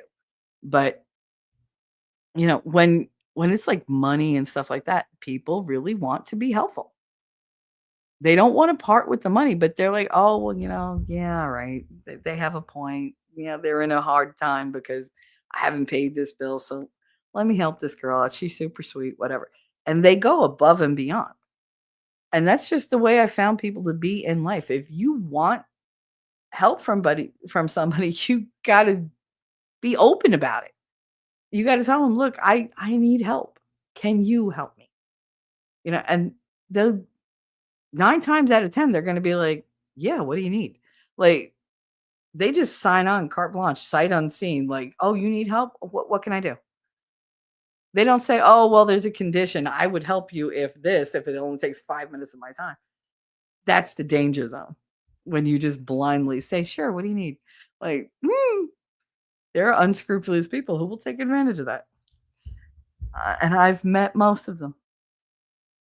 I still grab a phone book to keep in my car. I still have folding maps and map books too. I love maps. What are you kidding me? Like the actual like foldable maps, not the kind you put on the wall. I love reading maps. I think they're cool. My kids can't read a map. They're like, that's what GPS is for. And what are you going to do if you lose the GPS? Why would that happen? Why would anything happen? I'm prepared for any scenario. Are you? I tell my kids all the time, they could drop us off in the middle of the forest. Mommy's going to make it out alive. It doesn't matter if I have to crawl the entire goddamn way. I know how to survive out in the wilderness. They don't. They just sit there, cry, and die. And that's not a failing on my part. I took them both camping multiple times. I tried teaching them all these different survival skills. It just don't stick. Because they can't see a scenario where they're going to need something like that. So they don't commit it to memory. I know shit like that can happen. So I'm like, no. Learn a skill. Wolfkinder, I learned all that before new tech. Now, in case of high altitude nuke causing EMP, I will still have offline maps because my car has EMP shield surge protector. Very cool. Very cool. Is that moon full T3? Oh, did I say that? Oops, never mind. I don't know. Is it? Whenever my mother bends over, it's always a full moon. This is why KB Toys went bankrupt. Yeah. No shopping carts. They didn't have room for shopping carts. You remember how close together those aisles were? Oh my God. You turn around, you're like intimate with the person behind you. Mm-mm. Who the fuck has a toy store with no shopping cart? The kind that I guess don't want to sell toys. Whereas Toys R Us, you could fit a family of 4 in that shopping cart. Smart. I used to do that too until I had to go to work on Black Friday 15 years ago and got injured. Yeah, no, I would never work a Black Friday. That's literally the one and only time I went Black Friday shopping. And it's only because I knew the mall would have like nobody in it. They were all going to go to Macy's and like Best Buy and everything else. There were very few people going to KB Toy Store. I'm sad that kids don't know how awesome toy stores were, right? I mean, I remembered going to the Toys R Us and my mother would be like, just come back here in 15 minutes. I'd be like, all right, because she'd be looking at whatever. And I mean, God, I bought all my kids' carriages there, and I didn't buy the crib there because I had Katie's crib made special because I wanted this was before they had like your standard crib to toddler bed to like just youth bed. And so you had to special order things like that. They didn't just sell them in stores. And the one I got cost like $3,000, which to me back then was a lot of money in 1995. So I made my mother pay for it. Toys R Us went bankrupt because of Amazon. A lot of things went bankrupt because of Amazon. I mean, it's convenient. It's cheap as shit, but it's convenient. My parents used to take us in a group to Toys R Us to spend our allowance, all 7 of us, bless their hearts. What I loved about Toys R Us was if Katie got toys that I didn't think were age appropriate or whatever, I would thank the person who gave them to me and like put them on the side because she was little. And I mean, you're not gonna have like a 1-year-old go, give me that. I need that. She don't know. So I just put it to the side. And her father came to the house. I was with Billy at the time. And he left all these big boxes of toys for Katie. And I was like, what the hell? So my grandma was like, you gonna let her open? I said, she's 2. I was like, the boxes are like 10 times bigger than she is. So I opened them when we put her to bed, and Billy and I opened them. And I was like, what the fuck is all this shit? He bought her games for like 7 and up. Everything had like teeny tiny pieces. He bought her this giant like dollhouse that had all these moving parts, and like it was nothing was age appropriate. I was like, I'm not giving her any of this. I was like, what do I do with all this? He was like, let's take it to Toys R Us. We'll just take it back. I was like, you don't know that he bought this in Toys R Us. He was like, they don't either. He was like, unless you want like the money back, you can just get Jeffrey bucks. I was like, what the fuck are Jeffrey bucks? I never use them. I don't return things. Okay. I will keep it if it doesn't fit, if it's not the right thing. It doesn't matter. Somebody will need it at some point. It goes in a closet. I hate doing returns. I just hate it. I'd rather throw it out. And we went, and he was like, he goes, just watch. So he brings like all these toys up to the front. And the guy was like, he looked at all of it. He goes, were those bought here? He was like, I don't know. He said they were bad gifts. He said, so you don't have a receipt? He was like, nope. He's like, let me see. He was like, all right. He was like, we don't sell some of these anymore, but we have prices for them. So I can give it to you for whatever. And he was like, but I can only give you Jeffrey bucks. He was like, that's fine. I'm just like, what the fuck are Jeffrey bucks? This guy hands me funny money. I'm like, why do I have Monopoly money? It's Jeffrey bucks. And he gives me like this certificate with like the thing written in. And then he gives me like a couple of like actual bills. And I was like, what am I supposed to do with this? He was like, you could buy anything in the store up to that amount and it's covered. I was like, anything? He was like, yeah, anything. I was like, oh my God. Because Katie used to wear pull-ups because, she doesn't have control there. But her pull-ups used to cost a fortune. And I was just like, we're going to the back of the store, Bill. And he was like, diapers? Diapers, let's go. He was like, that's my girl. I was like, always thinking. I was like, she don't need more toys. I just bought her a shitload of toys. I was like, she doesn't need clothes. She doesn't need a new carriage. Like, she needs diapers. And they don't go bad. So I must have got her 20 packs of diapers. and still barely put a dent in that Jeffrey money. So we used to go back like every couple months and just load up on diapers. My girl was like, "Why would you buy?" And then I told her, she was like, "Oh, that was really smart. You were really smart. Thank you." I was like, "You don't have to sound like it was such a surprise, like it was so out of the ordinary." Thanks, Graham. Do, do, do, do, do, do. That's secretly low key evil genius. Why? What? No, but I mean that's amazing to take your kids to the store. I used to take my kids to small mom and pop toy stores. We didn't have a whole lot of those in Hoboken anymore. They had them when I was a teenager and younger, but then all the big stores like Abercrombie and Gap and like all fucking like big stores moved in and nobody shopped there. They used to change hands like every 6 months because nobody could make the rent. Uh, Hoboken rent is ridiculous, just so you know. I got part of my chores done. Yay! By the time Shelly gets this, I'll have done a whole load of dishes, put them away, 2 loads of laundry. Bitch, bitch, bitch, bitch, bitch. Everybody's a critic. Anyway, I might even have time to put the laundry away. Shelly missed the whole convo about shaving stuff. No, I skipped it. Afro trimmer. I can't today. Oh my gosh. Phrases. Oh, the phrases. Liquor in the front, poker in the back. That's right. Sorry, spelled wrong. Doo-doo-doo. You should know by now many of us speak and type typos. Yes, we do. Typing typos is kind of how else would you do it? We speak and read typos. Now I'm just giving you shit, Heidi. It should have been spelled fro. Afro? That's AFRO. Afro. Did I actually say that, or it's a mirage, smoke and mirrors, or a dream? Yeah, you said that. You sure did. I do bring out the degen in people. I do. Shelly, you have enough inflection in your voice that we don't have to see your face. You speak very articulately. Thank you very much. But see, that comes from teaching kindergartners because you literally have to emphasize everything. If they don't hear it in your tone, they're not going to get it.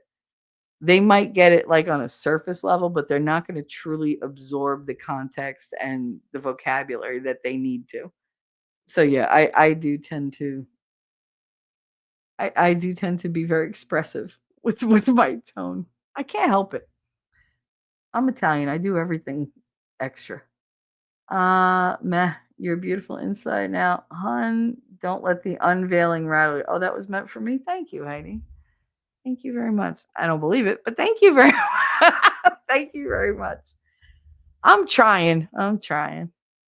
It is what it is. I constantly tell him he'd be better off without me, but he doesn't seem to want to listen to reason. So, whatever. If he's signing up for this shit show, then who am I to argue? But it would be good to see your laugh and smile. But I can hear your smile in your speech. I'm glad you can, Prepper. I'm glad. The thing Shelly made me a furry. No, the Tasmanian devil is not a furry. He's Australian. I made you an Aussie. You're an awesome Aussie. There you go. See? So stop your bitching. Anyway. What was I gonna say? God damn it. I got derailed. Some bitch. Oh, I was talking to Darth earlier. And I said, like, was I talking to Darth about it? Yeah, I was talking to him, but I was also talking to my mother. Because my mother was like, oh, she was like, they're going to put pressure on you now to put your camera on. I said, they can pressure me all they want. I don't do what I don't fucking want to do. Like, you could guilt me. You could, what, I don't care.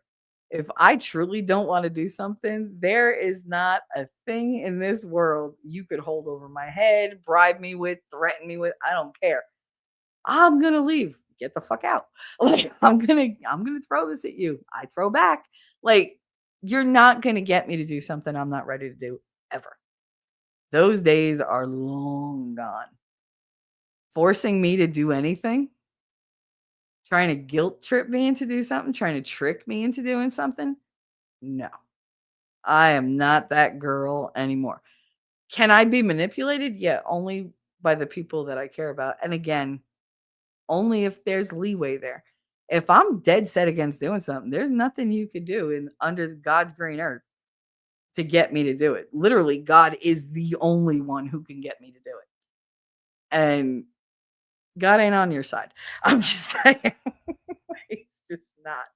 So, yeah, my mother's like, they're gonna pressure you and it's gonna start. And then I was like, they can do whatever they want. I really don't give a fuck. I was like, look at it from my point of view. On my stream, I get into really deep emotional stuff. I don't want the focus to be on my face. What does my hair look like today? How low did her top go when she wasn't fucking paying attention? Like, I wonder how big her boobs are. I wonder because when it comes to girls, it becomes a full physical like assessment by everybody. And the women out there they'll back me up on this. Men and women are judged differently online. Like we have to have the hair done, we have to have the makeup done. There's a lot of effort that goes into being camera ready for a woman. For a man, there's not. I mean, if he wants there to be, sure, but if he just shows up, pretty much somebody's gonna say, "Ah," and then that's it. He doesn't get all the weird nicknames, like unless he's, you know, well, there's a couple people I can think of that have icky nicknames, but they're icky people. And they earn them, so fuck them. But it's different for a woman, and the focus wouldn't be on what I'm saying anymore. It wouldn't be on what I'm feeling. It wouldn't be on what I'm trying to do. The focus would be on the aesthetic, and that's not what I came here for. Y'all know what I look like. You've seen my pictures, whatever. Like, I'm not shy about it. Hell, I have videos up of me, like, swimming around, doing whatever. So that's me. That's me younger, but there's not a whole big lot of difference. I mean, my legs are swollen right now, but whatever. I get them down. They're slowly returning to their natural state. Um, by the way, if I drop dead this weekend, it's because I took ivermectin over the weekend. So just yeah, so you guys are aware. And yeah, I got it myself, but whatever. This is not a medical channel, not medical advice. This is for entertainment purposes only. So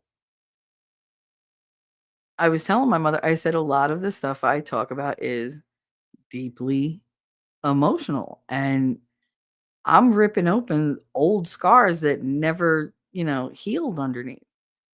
And I cry like a lot because it's very raw emotion that I'm feeling. It's stuff that I've bottled up for 50 years. You know, nobody wants to see me crying. And if they do, I really don't want them in my chat. But I mean, when I cry about like this kind of stuff, it ain't pretty. Nobody needs to see that. That's very distracting. I don't need you to see me sit here. Like, no, no, no. Would you like my eyes? Yes. Would you like my face? Probably. Would you would you have complimentary things to say? Most likely. I can't guarantee it because some people out there are just vicious cunts, but whatever. Uh, but that's not the focus. That was never my intention on coming on here. And I don't need thousands upon thousands of followers. I just need people to listen who want to be there. People who are going to understand, who are going to benefit from it, who are going to be a benefit to me in what they've gone through. Because y'all help me just as much as I try to help you. So, and as much as I try to help myself. But the camera thing it's not a thing for me. Christine calls, I FaceTime with her all the time. I don't give a fuck. But she's Christine. She's literally seen me wake up with like drool coming down my face in the middle of like a, hungover moment.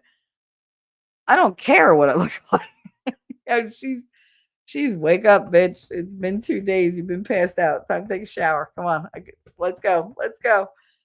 But she's seen the bedhead and she's seen the, night after going to a club where the mascara and eyeliner are like down to my chin. Like she's seen me wrecked. So I don't care. I just FaceTime her and it is what it is. But I have no desire to turn the camera on at all. At all.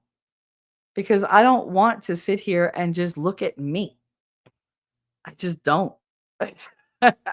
We don't have that type of need to have a connection.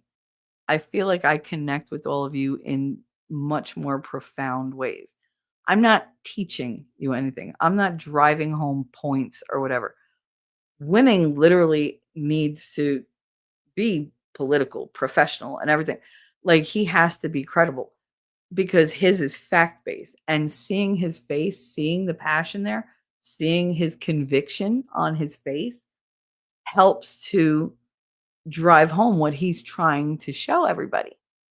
So I don't see that being a detriment to him. I see that being a benefit. It's a huge boon for him.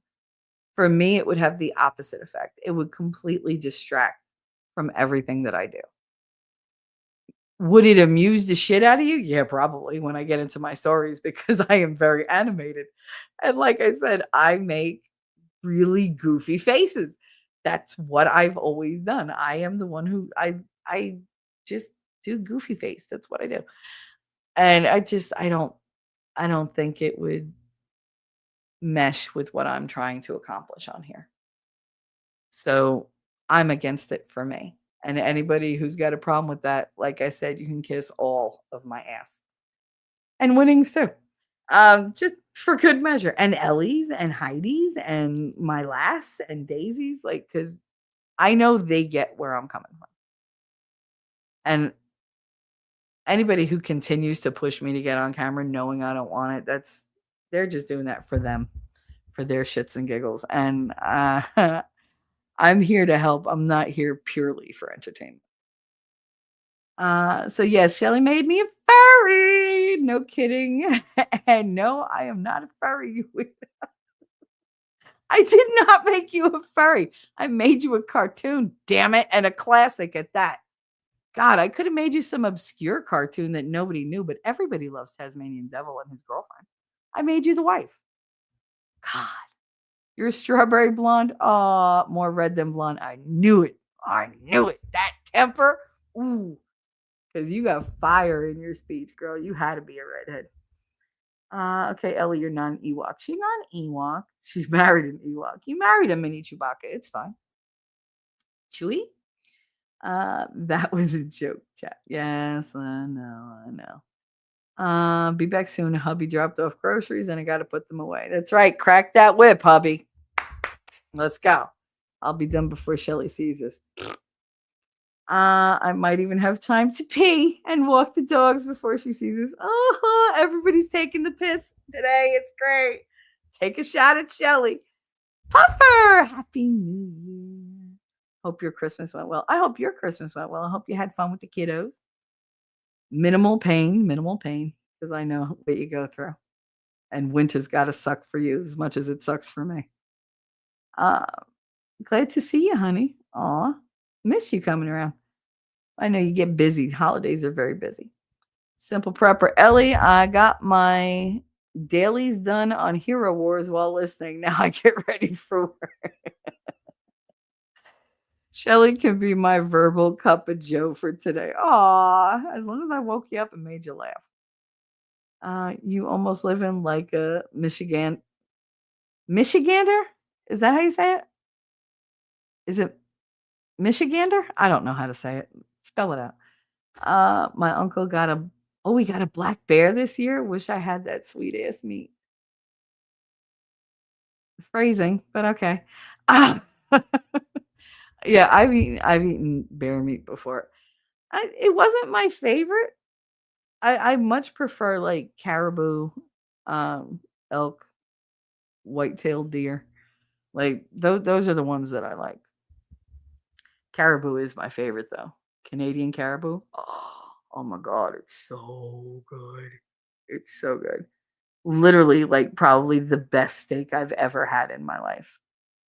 And my grandmother made it just melt in your mouth. It was so good. Didn't need seasoning, didn't need nothing. It was sweet and succulent and just it was so good. Now I want caribou. God damn it. I was a service advisor at Central Texas, largest motorcycle dealer for 4.5 years. Were you really, Simple? That's awesome. They didn't get their bike back until they paid for the service. There you go. There you go. Well, we couldn't do that with Fleet Charge because they use the Fleet Charge charge card. And then they just take off and it'd be like, great, now you need to pay us because we paid the bill. Like the Jewish lawyer clients we had at the CR firm, got to call them and be nice. For fuck's sake, we sent the bill 3 months ago. Oh, yeah. I had clients that they'd be like, I never got that invoice. And I'm literally sitting there with the fax that has it with the cover page, with the confirmation, and have like talked to Susan at da da da da da. She received, gave to, I have the whole chain of custody. And they're like, we never got that. Bitch, you lying. Like, okay, I'll send it again. No problem. Like, it was, it used to drive me nuts. Drove me nuts. Second set of twins. Hi, everybody. Hey. I'll have to replay the beginning. Oh shit, I'm on my kid's account. I was gonna say that's gotta be Lass. She's the only one I know that has 2 sets of twins. Oh my god, that's hilarious. I knew who you were as soon as I saw it. Not good if you're creating a sock account to hide, because that one's kind of a giveaway. Amazon ain't got me yet. Mwahaha. Sam's Club did though. Sam's Club had me bad. My friend Veronica is a huge supporter of Costco. Because she said you could return anything to Costco years later after years of use, and they just take it. They can give you store credit, they'll give you money, they'll give you a new one, whatever. It doesn't matter. She loves Costco for that reason, because she is the queen of returns. She'll use something for like 2 years, break it, and return it, and they give her a new one. And I'm like, bitch. But she's also the one that goes to like the stores. She'll go to Party City, have me on FaceTime because she can't make a goddamn decision on her own. I love V, but oh my God. I used to be like, please don't take me shopping with you. Well, you could stay home, but I'm going to FaceTime you. Oh God, why? Because it takes her 4 hours to pick out 3 color balloons. And I would sit there and be like, yeah, whatever. Yeah, that looks good. I didn't even show you yet. I don't care. It still looks good. And then you hear, excuse me, friend, excuse me. Friends, hi, I need assistance. Could you help me? Now, Veronica is drop dead gorgeous. She is tall, Spanish with that golden skin, beautiful curly hair, tons of beautiful curly hair, big pouty lips, big giant brown eyes, lovely smile, fantastic teeth, and a body that would rock your world. And this is one of my closest friends. And she is very, very flirty and very, very flighty. And that's the perfect combination for every male with a pulse. Gay, straight, doesn't matter. They all bow to her will. And she will go to the store and say, hello, friend, I need help. And she will have an attendant, always male, always young, following her around the entire store, climbing on top of fucking scaffoldings and shit to get her stuff. And she's like, I don't know. Like, I don't know if that's the size I want. If only it wasn't in the pack. They're like, I'll open it. I could always reseal it with our store tape. So she gets them to like jump through hoop after hoop. And I sit there going, you got to be kidding me. She's like, oh, you do the same thing. I do not. She's like, She's like, how many times have we been shopping where you wore a sports bra? Girl, never. I would never get any service. What the fuck? I ain't stupid. Nope. That's when you put on the good bra. You put the girls out there and you wear a V-neck that's nice and low. Or my thing was I used to wear like the really long sweetheart neck. So that literally like it would just come right down from my shoulders and go right across the boobs, like real low down. And they'd be pushed up and whatever. And yeah, I got attention. Hell, I got free shit. So it was great. My ex-husband used to send me into stores. He'd be like, they won't change my phone. He needed a new SIM card for his phone, and he pissed the guy in T-Mobile off. And the guy wouldn't help him. And he was like, find another store. I'm not dealing with you. And he came back into the cart and he was like, the guy won't. Da, da, da. I was like, I'll find another T-Mobile store. He was like, there are no more. Go in for me. And do what? You know, the thing you do. What thing I do? Just go in and like get the phone fixed. He was like, just go in and do that thing. What thing? With the boobs. You want to tell me what I do with my boobs that's so special? I was like, I only do that for you at home. And he was like, no, like talk with your boobs. Talk with my boobs. I was like, give me the fucking phone. Cause I knew what he meant. And I went in, I was like, hi, I'm going to apologize right off the bat. I was like, that's my husband, soon to be my ex husband. He just doesn't know it yet, but he's a dick. So if you could really help me, you would really help me out. And he was like, oh, he had an attitude. And I went up to the counter and I put the phone on the counter and I crossed my arms in front of me under my boobs, leaned forward, kind of placed them on the countertop in front of me. And they were nice and pushed together because I had my arms crossed. And whatever diatribe this guy was going on died in his throat because his eyes just went. And I was like, hello, hi, up here. And he was just like, oh, I am so sorry. I was like, it's okay. I was like, just watch it. You might want to try subtle. And he was just like, what can I do for you? I was like, I'm in a bit of a pickle. And he was like, okay. I said, he's super mad at me. And he was like, he's mad at you. How dare he be mad? And I was like, I know.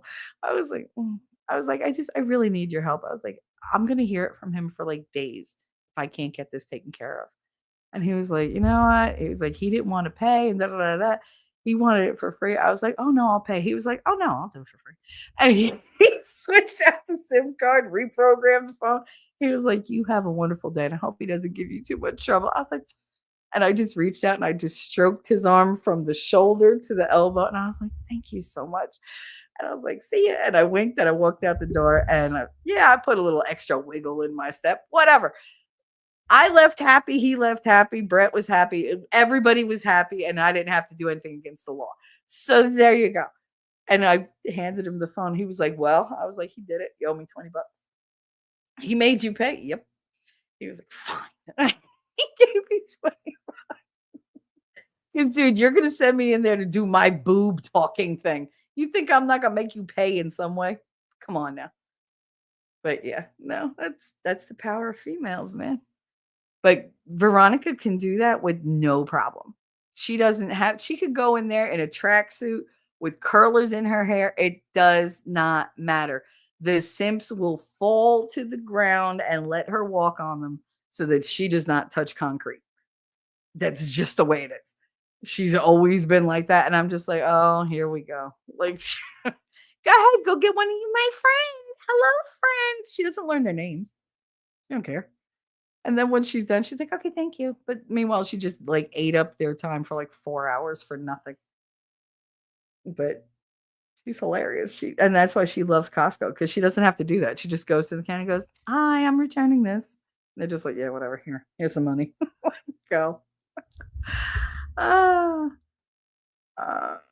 mother would take me in the music store. I remember the music stores, man. Sam Goody was the place to be. I could get lost in there for hours and hours, especially when they put in the listening stations on the walls. Oh, I fucking loved it. They had a chair and they had like and my mother would just be like, go over there and I'll be back in like 3 or 4 hours. I'm going curtain shopping. I'm like, okay, bye. Like, I'm going to have a pile of things for you to buy. That's fine. Just let me shop in peace. Okay. Because I drove her crazy when she went curtain shopping. I hated it. Now I'd happily go. So went to Sarah shop to let me spend my hard-earned money from mowing lawns in the neighborhood. That was my interest. Yeah, I had so many records. Oh, good God. Every time, like, we would always stop at the 45 speed record display at the front of the store because that's where all the new songs were that came out. And whatever was new, I bought. It didn't matter. I mean, they were like $1 a piece. So it was like, all right, I'd get 15 to 20, 45s, take them home and literally listen to them nonstop for like 2 days. Mom would be like, "Oh my god, I hate this song." But I mean, that was what I enjoyed. We couldn't buy movies. They didn't sell movies, back then. They sold music. They were LPs and 45s, and if you really had money like that, you bought a cassette. But cassettes were expensive. It was easier to buy blank cassettes and buy the LP and then just make the cassette yourself. This way you leave out all the songs that you don't like. I remember my first turntable purchase. Yep. I forgot my kids were watching stuff on my phone. Well, that's all right. There you go. She switched over. So I'm back. But yeah, prepper. I used to love Sam Goody's. That was my favorite. There were 2 stores, one right across from one another in the mall. There was Sam Goody on one side, and there was Walden Books on the other. And you could just leave me there for like a week, and I would have been fine. No sustenance needed. Like as long as I had music and my books, I was happy. Because I didn't people back then. I wasn't allowed to have friends. We didn't grow up like that. You have your friends in school. After school, it's family time. Yeah, well, the family sucks. We can't have the second set running around here. No, this is not safe for children's ears. Not at all. By the way, breaking news: U.S. Capitol lockdown due to possible car bomb. Oh, couldn't happen at a better place. Like Minecraft. I'm kidding, FBI. Fuck you. I am the most innocent, wonderful person in the world. Leave me alone. And here we go again. 2020 version 2. Yep. 2.0. I was all out. No, I was out all I was all out. I was out all AM with my family. I got back and went outside to walk, didn't realize I had changed because I subbed to Shelly on their account. Aw, thank you. That's so sweet. Aw. That's why I have sock accounts. Honestly, because I don't use them for anything else. I have sock accounts so that I can give people more subs when they need it. We're not living in the same days as before. There are so many prospects to look out for. It's true. People are going nutty. Here in Austin, we have so many other things to watch for. It's a total melting pot here. Yep, shenanigans galore. Oh, Wolfram put out the disclaimer. Thank you, honey. The views expressed herein are offered for entertainment, informative, and discussion purposes only. All statements are general in nature. Nothing said here is legal, medical, nor general life advice. End quote. Thank you. See, Shelly, I have that post. And you see, I read it before even realizing you were going to point it out. Wolfkin has said, I caught part of that Star Wars girl's latest stream. She was showing her haters, talking about her on their social media, all about her looks, comparing her cosplay to reality. Yeah, high school mean girl bullshit. Yeah. Mm-hmm. I'm sorry, but Star Wars girl she's odd, but very interesting. Do you know she has a bullet loose in her clavicle? Just a bullet loose in her clavicle that they never removed. She also eats dirt. I'm not entirely sure the story behind that because I never got to talk to her like one-on-one about it, and I kind of want to because I want to know. But yeah, she goes to different places and she eats dirt. I know that's like a Pika thing, but she's aware of it. So it's like, can you not like avoid it if you're aware of it? Most people with Pika don't realize that they're doing it. They don't realize they have a deficiency in a certain area. But that's why they're craving like, ice chips or plaster or whatever, or paint. If you're craving dirt, don't you want to find out why? But maybe they're not like biological cravings. Maybe it's a mental thing for her. Or maybe she just likes the taste of dirt. I mean, who am I to fucking cast stones? But I think it's very interesting that she eats dirt and she's got a loose bullet in her clavicle. It's like 50 Cent having a bullet in his tongue. He's got a bullet fragment in his tongue. Which, by the way, Dame Judi Dench actually touched. That was a really interesting talk show to watch. To see Judi Dench sticking her fingers in 50 Cent's mouth. I was like, girl, he will bite you. I would not do that. She was like, can I touch it? He was like, yeah. I was like, oh, man. can't. But yeah, she's super interesting. And I don't know how true the story is, but apparently the bullet got there because her mother fired a gun and she got hit by the bullet. So imagine walking around with, and I don't know if it's true. That was the story that I heard, was that her mother shot a gun and accidentally, I'm saying accidentally, shot her, and the bullet is still floating around like by her clavicle. I don't know if it's in the bone or if it's like you could roll it. But yeah, she's talked about it a couple times.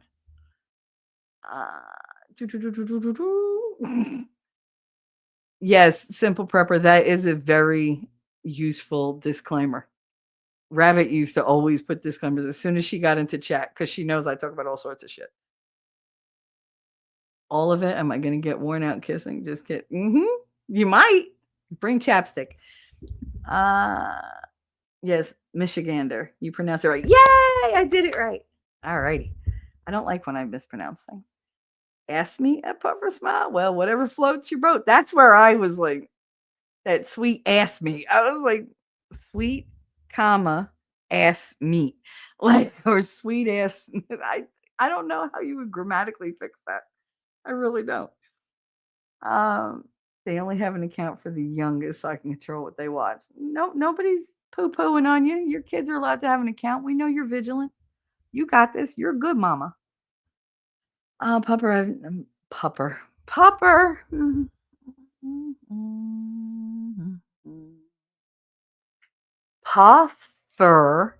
I've never had bear. This is Simple Prepper. Plenty of whitetail, I'll bet. Rabbit, squirrel, and local waterfish.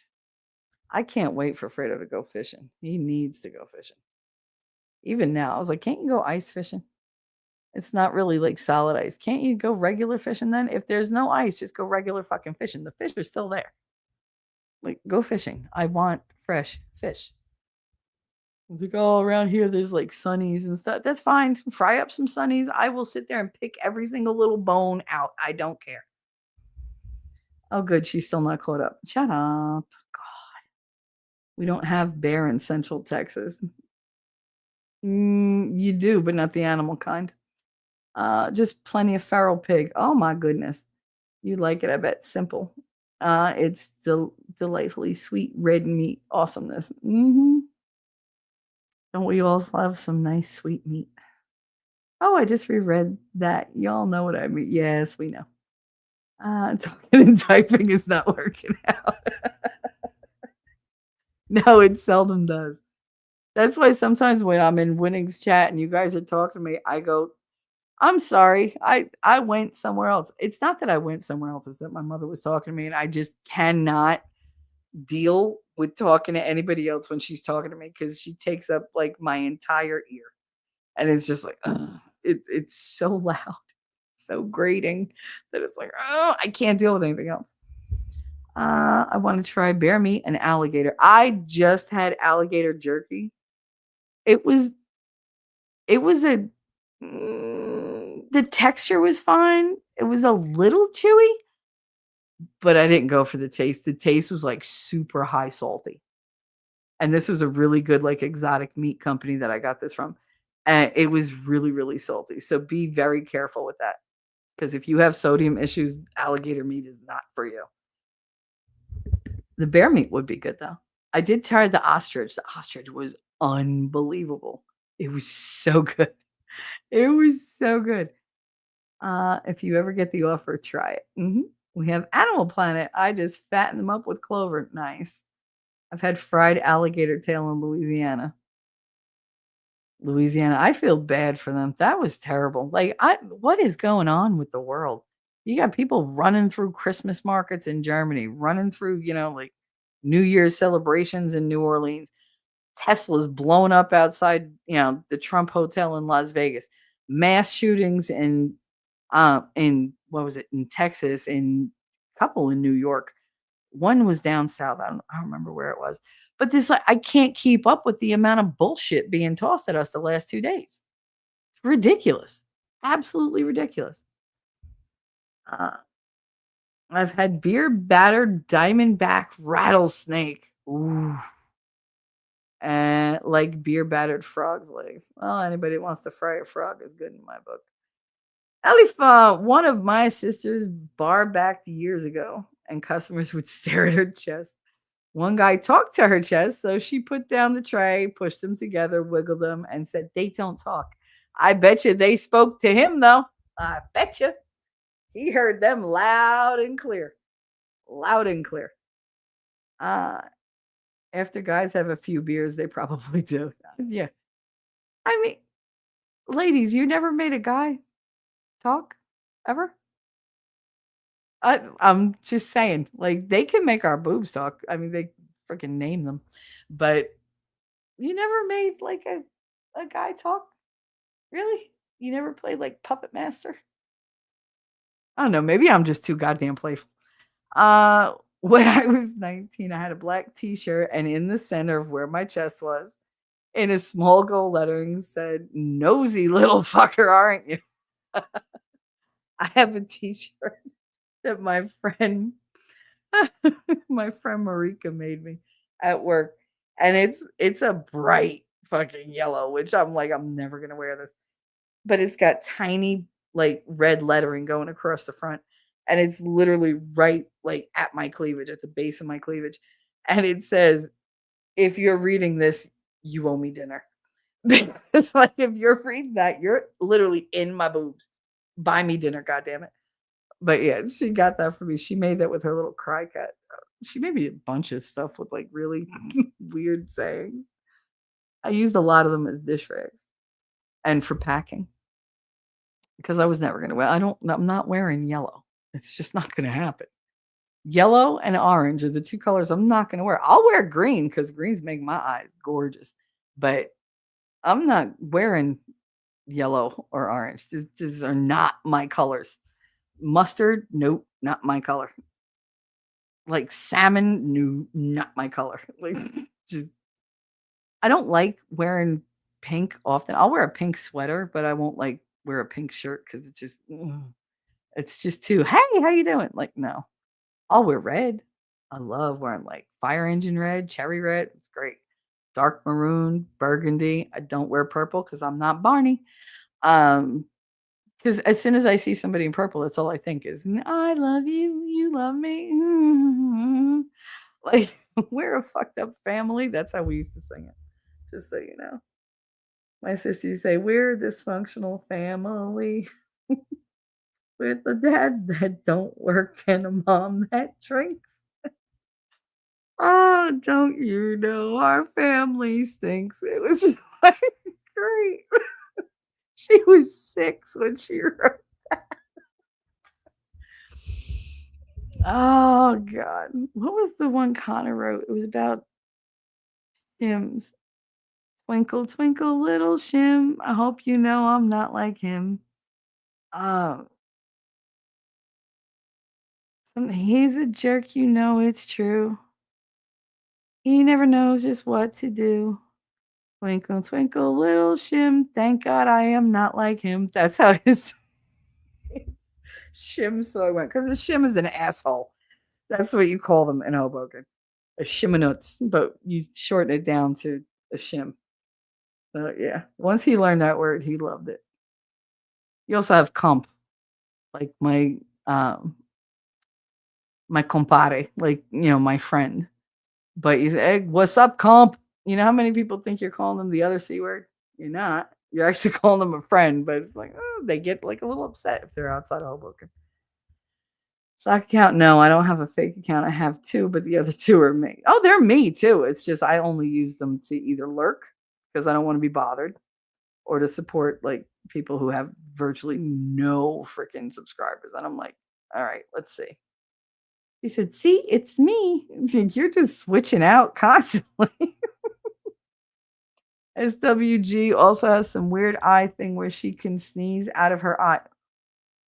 Who? She can squirt milk out of her eye. Ew. Who's SWG? Who's SW? Who's SWG? Tell me. Oh, it was Julie Water. Oh, that's right. Thank you, Wolfkinder. Why did I think it was Dame Judi Dench? Well, they do look a lot alike. I think that's what it is. She could squirt milk out of her eye. That can't be hygienic. Who touched 50 Cent's bullet? She was Molly Weasley. That's right. That's right. That's right. Also, Mamma Mia. I love Mrs. Weasley. T Rex is back. Well, good for you. Somebody break out the band. Rumor the U.S. Capitol is on lockdown because things that go boom. I mean, at this point, nothing is going to surprise me at this point. It's really not. It's like the most ridiculous people are out there just wreaking havoc. And it's just like, all right. We used to have law enforcement and people who did things before the things happened. Can we get back to that kind of thing where people don't have to protect themselves on the street when they're shopping and doing normal errandy things? Like if you're inside a store, you would think you're safe from being run over. But no, now they're driving trucks into stores and through barber shops and shit like that. And it's just crazy. I'm afraid to hit somebody's car with my shopping cart because I'm like, oh my God, it'll ding it. These people are driving through stores like nothing. They're driving through people. I don't get the disconnect from any type of ethics, morality, or humanity. Like, what is wrong with these people? And it's always the radicals. And I know Winning would tell me it's mind control, and I know what it is. It's just knowing what it is, knowing what caused it, knowing why they are the way they are, still doesn't help me to understand how we got to a place where humans became so disgusting, so inhumane. Like I can understand the source. I can understand the driving force. I can understand the results. I can understand even how to try to fix it. But it's the whole concept for me of people being that bad that I just don't want to accept. I want to believe that people are better than they are. Is that extremely naive of me? Maybe. But could I get out of bed every morning knowing how shitty people actually are? No, probably not. I need to think that they're better than they are. Because somewhere out there, I need somebody to think that of me. It's a give and take kind of thing. Because I don't want people out there thinking I'm the worst type of person just because they assume everybody's the worst type of person. I don't want that. I have enough self-esteem issues. I don't need other people putting additional shit on me. I've earned all the bad things I think about me. And if I haven't earned them, they've been given out for free with a toaster. But yeah, no. So it is what it is. I hate that this is the world we live in. I hate that my kids are growing up in this world and that my son is like, I don't feel safe walking to the store by myself. Well, you know what? I don't feel safe with you walking to the store by yourself either. He's like, it doesn't matter how big I am. Like, because he's tall and he's, built like a linebacker. He's like, it doesn't matter how intimidating I look. He's like, if somebody thinks, of doing something stupid, no car is going to, like just bounce off of me. I'm going to bounce off the car. That's what he worries about because there's no sidewalks here. And that makes him nervous. He'll get over it. But I mean, he keeps practicing, but he comes back like he's just like he comes in the door, he puts a grocery away, and then all of a sudden I have a lap full of 18-year-old giant. And I'm like, yeah, right. I just wanted a hug. I'm like, you needed to sit on me to hug. Like, what the fuck? He's like, I just want my mom. I'm like, all right, that's okay. And my mother's like, you don't think that's inappropriate? No, I really don't. My son wants comfort and I can give it to him. Like, he just wants to be babied a little. And he'll be fine in a minute. And he is. He gets up, thanks, Mom. Because you know what? When I'm sitting there hysterical crying, he makes a beeline for my room and he just wraps me up and he's like, go ahead, just cry. I got you. I got you. And he does that because I've taught him that giving comfort to somebody that you love when they're upset or they're scared is not a weakness. It's not a bad thing. you should be fully supportive to the people you love. You should be there to be their strength or to be their, their blanket if they need it. Like all of us need somebody that's going to make us feel like, okay, I'm safe. And luckily, like we can do that for one another. Me and both my kids. Katie's pretty good at it too, but not as good as Connor.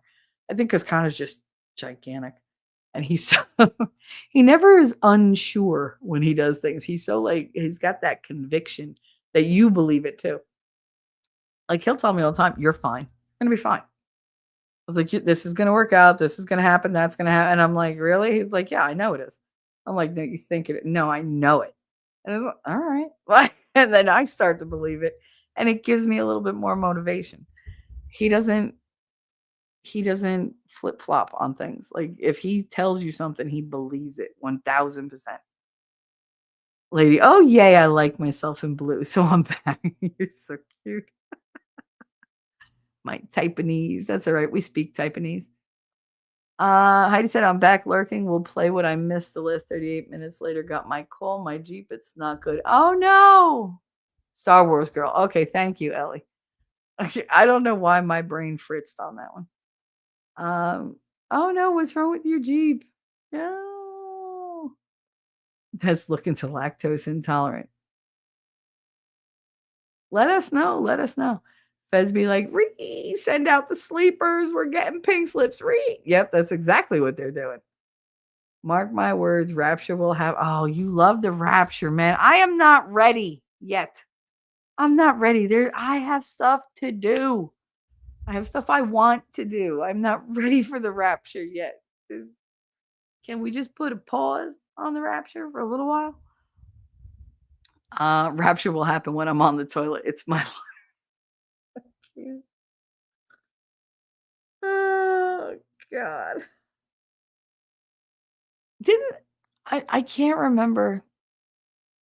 I was listening to some podcast, some religious podcast. And they were talking about like where everybody is now and like when the rapture happens, when, Revelations comes to fruition. And they said that like now we're spirit forms, but they read a part of the Revelations, and I don't exactly remember word for word, but it was something about how we will ascend in corporeal form. Like we won't be just spirits. Like we will enter heaven with perfect intact bodies. It might not be like this form, but it would be like the perfect form that God intended for you before, like humanity and like, the air and the food and whatever contaminated it before you defiled it. Like it's supposed to be your perfect vessel. Just like when Jesus rose, like he wasn't a specter. You couldn't like see through him unless apparently he wanted you to. You could touch him. That was the whole story of doubting Thomas. Jesus appeared and he was like, I don't believe you. He was like, I need to touch the wound. So he touched all the wounds. He could stick his fingers in Christ's hands. He could stick them in the holes in his feet. He could, touch the wound on his side. Like he could do that because Jesus was corporeal. Because he could do that. But apparently, from what I was getting from that podcast, they believe that the revelation states that we will all rise up to heaven when God calls us and judges us. Those who go to heaven go in their perfect corporeal form. I don't know that I believe it or disbelieve it. I'm very sketchy when it comes to revelations because there have been so many people just interpret this, interpret that. And until I sit down and read it for myself, like word for word in a way that I understand, I'm not going to hitch my wagon to that star. But I don't know that I would want to have that corporeal form. I guess if you're all going to be perfect, it's kind of, I don't know, it seems boring for everybody to be walking around just perfect. I mean, why would you? I think I much prefer to be like just my soul and be able to recognize like the souls that are in tune with mine and be able to just be in harmony with everybody else. I don't know that a body would benefit me in the afterlife. I mean, why would it? It's not like I'm going to be performing any like menial tasks or like I have to go get a job up in heaven. Like, oh, maybe you do, but I doubt it. But I mean, if all I'm going to experience is joy and peace, what do I need a body for? Like, why can't I just be my spirit? Like, you can, join spirits with somebody else, live side by side with the spirit that's matched to you or whatever. I just don't see the point. I know that they like to like write things that, well, you're just going to be perfect. That like, okay, you're trying to make me look forward to the end of days. That's not going to do it. Like it's just not. Do I want my body to be fixed? Sure do. I'd love that. But I'm not expecting any miracles. Whatever happens to my body to fix it, I know I got to put in the work. But just thinking that that's what's going to await me, like that's not the reward that I'm looking for in the afterlife because that doesn't matter to me. I don't care about the aesthetic. I don't care about any of that. I want the knowledge because that's what's important to me. I want the connections. I want to be able um, to feel the presence of God, to feel the inspiration of the Holy Spirit. I want to be able to feel daddy nearby and grandma nearby. I want to be able to communicate with them again, just to have a chat, even if it's small talk, which I hate. But I mean, they never were big on small talk. Uh, but I don't see the point of a body. I just don't. Maybe you guys can educate me differently or whatever. It's just that's not important to me. Maybe it's important to others, but it's just not to me. I mean, I respect it being important to them, but it don't mean shit to me. Uh, Mark my words, right? Yeah, it will happen when you're on the toilet. A lot of things happen when we're all on the toilet. There's still good in the world. Have hope. Oh yeah. Oh yeah. Winning. Hi everybody. Been working and lurking. There you go. How you doing, honey? Happy Thursday. Biden to award Liz Cheney a presidential medal for challenging J6 attacks. For fuck's sake. The Washington Post put that out? But of course he will, because he's a dick. He's a dick. Let's face it, he's gonna award whatever. They're just here's a shot, here's your script. Go out there. You have 1 minute to say 30 words, then come back and we'll give you a cookie with ice cream. He doesn't know what he's saying. He doesn't know what he's doing. The only thing I think he was aware he was doing was when he was, like looked like he was siding with Trump just to piss Kamala off. I think that was very intentional. I think that was all his wife. Was she petty as fuck? T-Rex said, I mean, it was funny when the person wanted to return a car to the dealership, but they wouldn't let them, so they drove their car into the dealership. Didn't hurt nobody and effing returned the car. Yeah, you know what else you could do? You could not be a psychopath and just pull into the fucking parking lot, turn the ignition off when it's in park, close the door, lock it, go in, toss the keys in, and be like, don't say I didn't fucking do it. Like the car is outside. If you don't go get it, that's on you. Take a picture, make sure everybody knows. You can videotape that shit. Driving through a wall is a little extreme, even to me. Even to me. And I am definitely the type of personality that would do that if really, really stressed. But even to me, that's too much. It's too much. I don't want to hurt nobody. I mean, I'll hurt myself over and over, but I don't want to hurt nobody else. Well, okay, there's like 5 people in the world that I want to hurt and that deserve it. But even that, I don't do it. I mean, I did hit Carlos with my car, but to be fair, he deserved it. Ellie gonna be talking about that on the Daily Show that's starting in less than 10 minutes. Awesome. Make sure you can accept redirects, please. He's gone already. Damn it. And I'm only 10 minutes behind, son of a bitch. Anna eats dirt, so her opinion doesn't matter to me. I literally said she eats dirt. But I want to know why. Why does she eat dirt? Like I said, pica is a condition.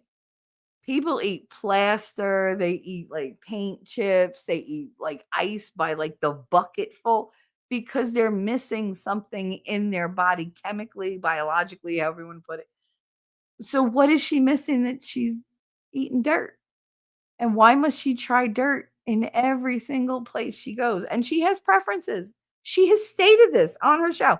She has preferences in different areas of the country's kind of dirt and different kinds of dirt. Like there's a difference between gravel dirt, clay dirt, soiling dirt. Like, but why? That's my question. Why? Why? What is making you eat dirt? Or do you just like it? In which case, sera, sera.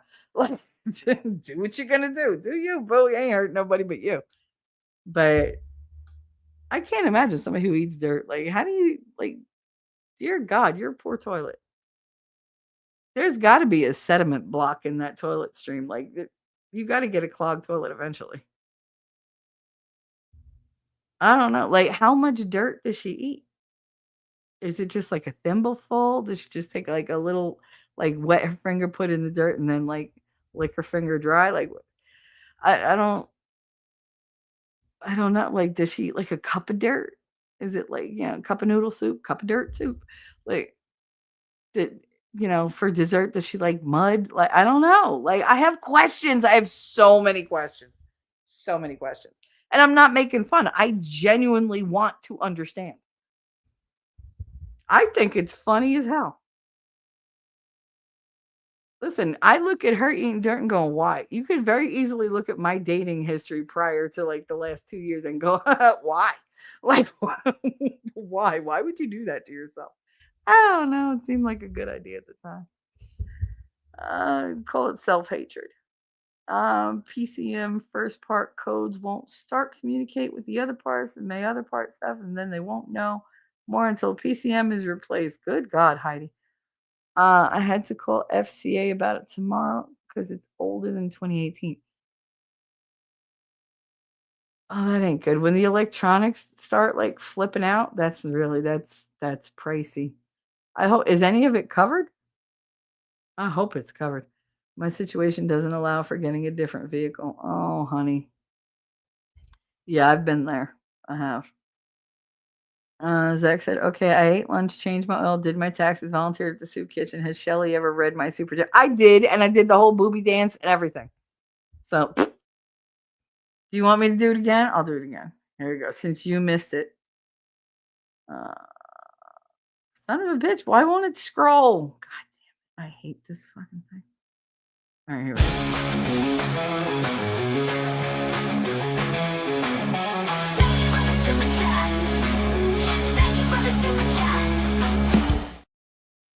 There you go, Zach. Don't say I never gave you nothing. So Star Wars girl can squirt milk out of her eye.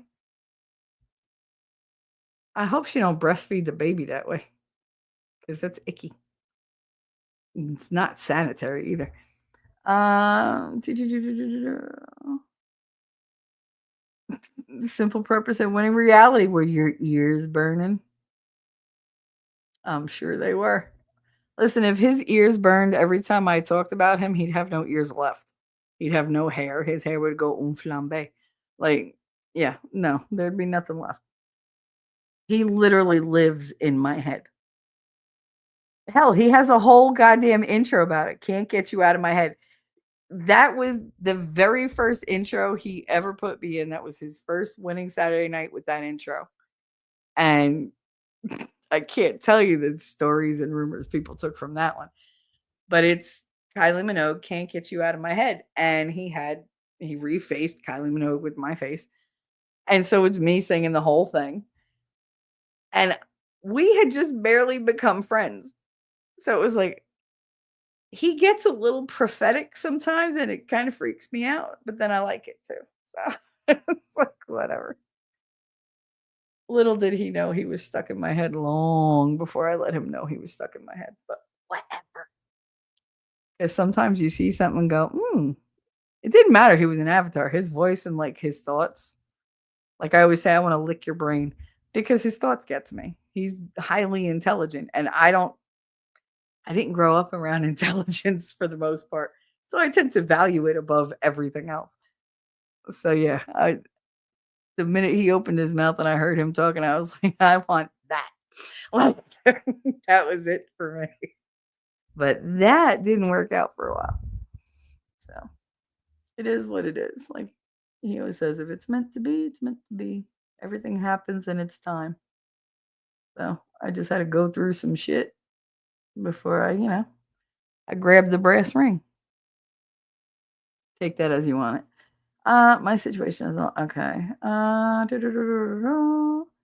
Zach, yes, I think she did a thank you a little while back, unless I missed the second one you gave when I was getting something to eat. No, but I played it for him anyway because, I'm generous like that. I just finished a piece of, what is that?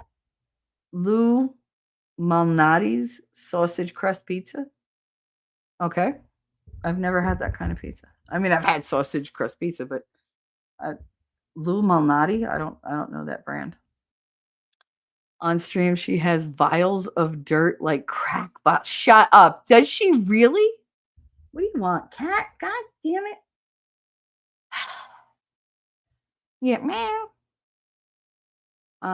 Lady Awesome, I watched a show about people eating random stuff. It was weird. A girl eating stuffing out of pillows. Girl, I watched one where this lady only ate dirty diapers. You want to talk about being like, like the I was like, and this was a long time ago because I watched it with my grandmother. It was on, I don't know, TLC or like one of those weirdo channels where they're like, here, do it yourself. Do it yourself. Learn about like the 9,000-pound girl who eats. What was that? There was one where a chick that would eat something like 16 to 20,000 calories a day. Who can afford that much food? That was my question. Not where did she put it? When did she have the time? Who the hell is buying her this food? Because she was too big to get up and go get it. Wait, I gotta close it. God damn it, cat, get out. In or out. Nope. Now you stay in. Now you stay in. Because the in and out gotta stop. Like, this is not In-N-Out burger. Leave the door alone. Pain in my ass. I'll fight you, cat. Don't do it. No. You want to fight? She tells me no. I swear the other day she said, I don't know. She said, meow, meow. I was like, wait, did she just say I don't know? Right? Yeah. You're going to knock shit down, aren't you? Just to get even. Of course you are. You're a cat.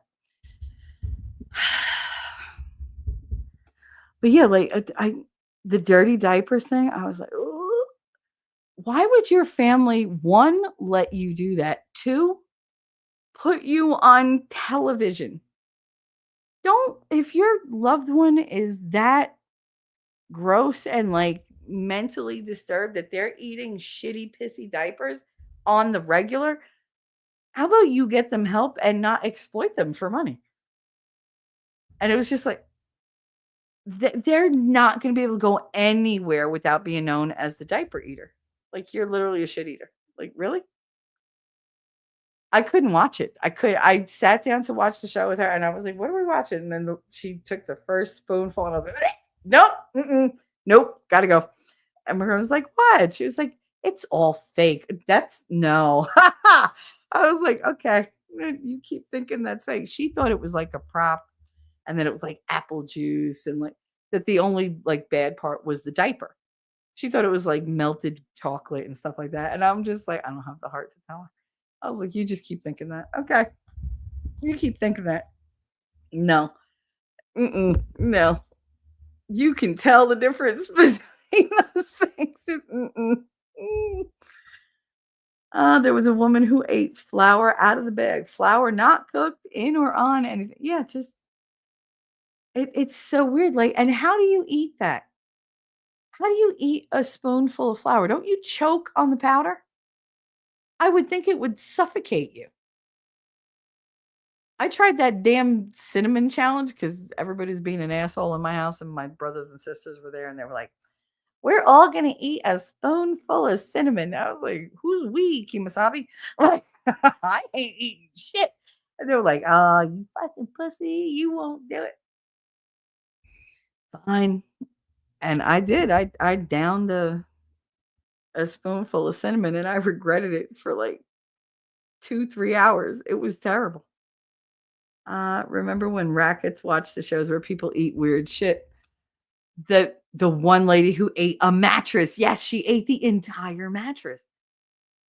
My friend Vicky's mother used to eat the plaster from the wall, but she didn't tell anybody. She had a painting up, and she had like a butter knife that was behind the TV, where because we used to have the big console TVs. And you had the TV on top of the TV that no longer worked, but you didn't get rid of. And so she had that. So she had the butter knife hidden behind it. And she was like, if anybody saw it, she was like, "Oh, it's to tighten the screws on the antenna," which again, we had antennas. And she used to take it. And when nobody's looking, she would pull the painting forward and chip off a piece of the plaster and eat it. That was only what, sorry, I get the hiccups. When she was pregnant. I'm trying to scare the hell out of myself, but whatever. And she would have like chips and chips and chips. And then one day, like her husband was like, "I'm going to change out these paintings and yeah, I'm going to paint the walls." But she wasn't home. So because up until then, she was like, "No, leave everything alone. I don't want the fumes. I'm pregnant. It's not good for me." So he figured she went out. She was going to be out for like a day or two. Like she went with her mother somewhere. And it was like a little like spa weekend or whatever the fuck they did. And he was going to paint the house. Well, when he took the painting down, she had gouged a hole that he said was probably about 2 feet wide, about a foot high, and all the way through. She went through the plaster, she went through the drywall behind it, she was all the way down to the insulation and all the way through. And he was like, "I don't know how many pregnancies she ate this fucking wall." He was like, "But now I know why my kids are all stupid." I was like, "That's great." And he didn't even make a big deal of it when she came home. All he did, he just rebuilt the wall. He spackled over it. He painted. She came home like all upset. And he was like, "There's nothing to be upset about." He was like, "Everything is the way it was before." And like that was their little silent communication. So she just kept eating the plaster every time she was pregnant. She wound up having like 8 kids. So I mean, she ate a lot of freaking plaster in her life. But I was like, see, that's codependency. Like that's enabling. She needs a doctor. But no.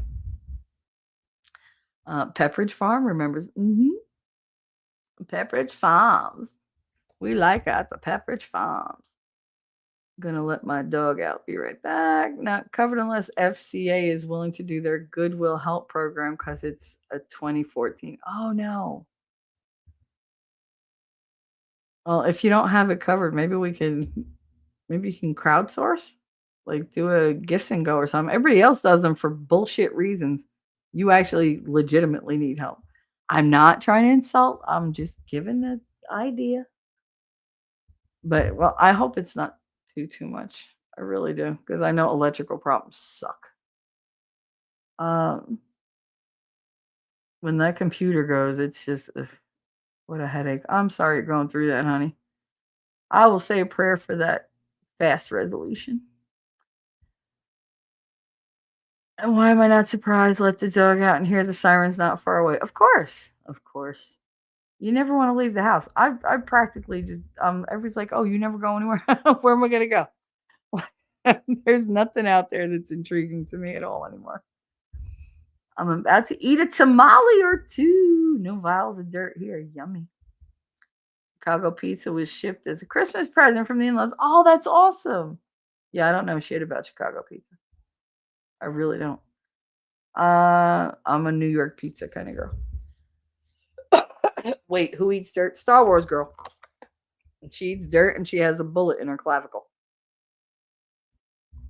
that apparently was put there by her mother. Now, how it got there, I'm going to leave up to your imagination because I don't know the story. But that's the rumor. Again, allegedly. Ellie, I wish I could do the cornstarch anymore. Being diabetic sucks. Aw. I'm sorry, honey. Right about now, Shelly needs to pee. How did you know? We're getting on that time. I figure I'll go to like 4:20, but I might cut it like a minute or two shorter. Listen, I'm up to 4:08. I'm only 7 minutes behind. I was an hour and a half behind. So yay me. Okay. Oh yeah, my mechanic guy called me and said the ABS control module is bad, so all set and done. Oh my god, 768. Ugh. See, that's why I enjoyed being married to a mechanic because I didn't have to take my car in anywhere. He just fixed it. And that's why I really enjoyed having a family of mechanics. That comes in handy. That is very, very price efficient. Like that works on a budget. You just pay for parts and they give you the free labor. Yay! My family used to bring back pizza from Chicago for me when they would visit. Oh, that was nice, lady. Yeah, I wish my brother would visit and bring me a ham and mutz sandwich. Ham salami and mutz, actually. On the soft Italian bread, not the hard Italian bread, because I'm not fucking with that.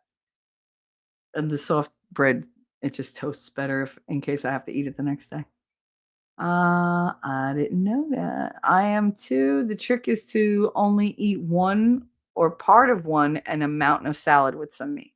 Oh, cool. About me or about SWG lady? I think about you, Ellie. I don't think she really cares about SWG. Oh, no, it is about SWG. All right.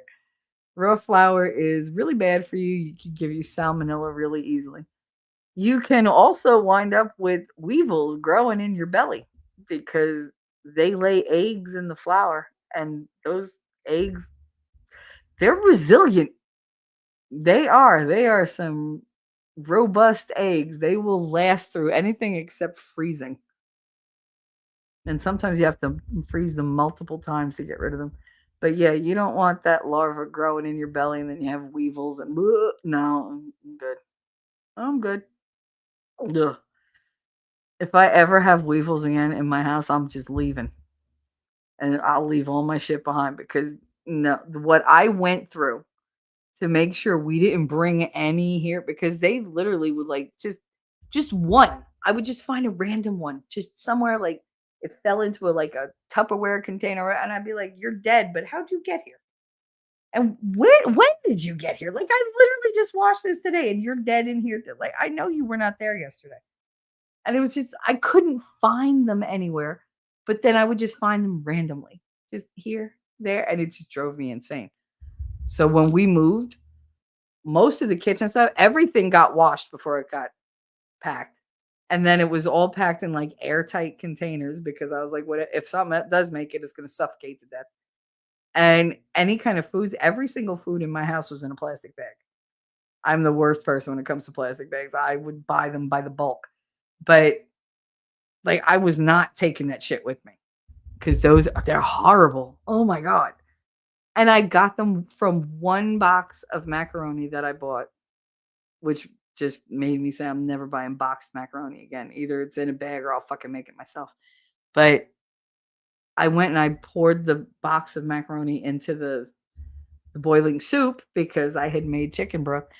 And there were all these little black things. And I was like, oh my God. And it was just, and I had to throw everything. Everything went down the toilet. But the damage was done. One or two got out, and that was it. It took me years to get rid of them. I had a fumigate. I had like the bug guy come in. He was like, yeah, good luck. He was like, just freeze everything. I was like, what? How am I going to freeze pots and pans? Like, you really thought, like, they're just appearing. I don't get it. And he gave me like all these different sprays. I spent like $400 on different sprays. So, I mean, it was like down to like one every like 6 months that I'd find, but it still was enough to bother me. I don't like bugs in my house. I just don't. I won't deal with ants. I won't deal with weevils. I will not deal with any of that shit. Like, I will kill everything. Everything must die. No. Because my friends all had roaches all over their apartments, and I was like, this is never going to be me. I am never going to hand somebody a cup of water and be like, oh my God, there's a roach floating in it that I didn't notice. Like, no. And that's how they were. And I can't, oh my God, I'm scratching myself now because like my head is itchy. Nope. I am bugs outside I could deal with. In my house, no. No, not at all. I will get some animal that does nothing but eat bugs and let it have free reign around my house. I don't really care. Like, I don't care. No bugs. No bugs. I don't want to eat the bugs. Yeah, I rip off as much tortilla as I can when eating a soft taco. That can mess with your stomach. It can. The low carb ones aren't that bad.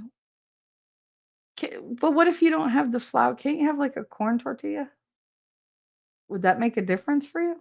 Or can you not have the maize? I stick to eating foods. There are plenty of good tasting foods out there that isn't good for you. Yeah, that's true. Very true. I'm not adding stuff to eat other than food. All right. I don't know where we're going with this. I'm experimenting with the CGM and reversing mine right now. So far, I am back to pre. My wife has been very creative with cooking to avoid most sugars and starches. Oh, that's good. It's good to have somebody that takes care of you. Didn't take it as an insult. Thank you, hon. Okay, mwah. Thank you. I've been seeing a dietitian. Awesome, Ellie. So much crappy food out there. There really is. Pizza is for trash pandas. Whatever. I love pizza. You will get pizza out of my cold dead hands.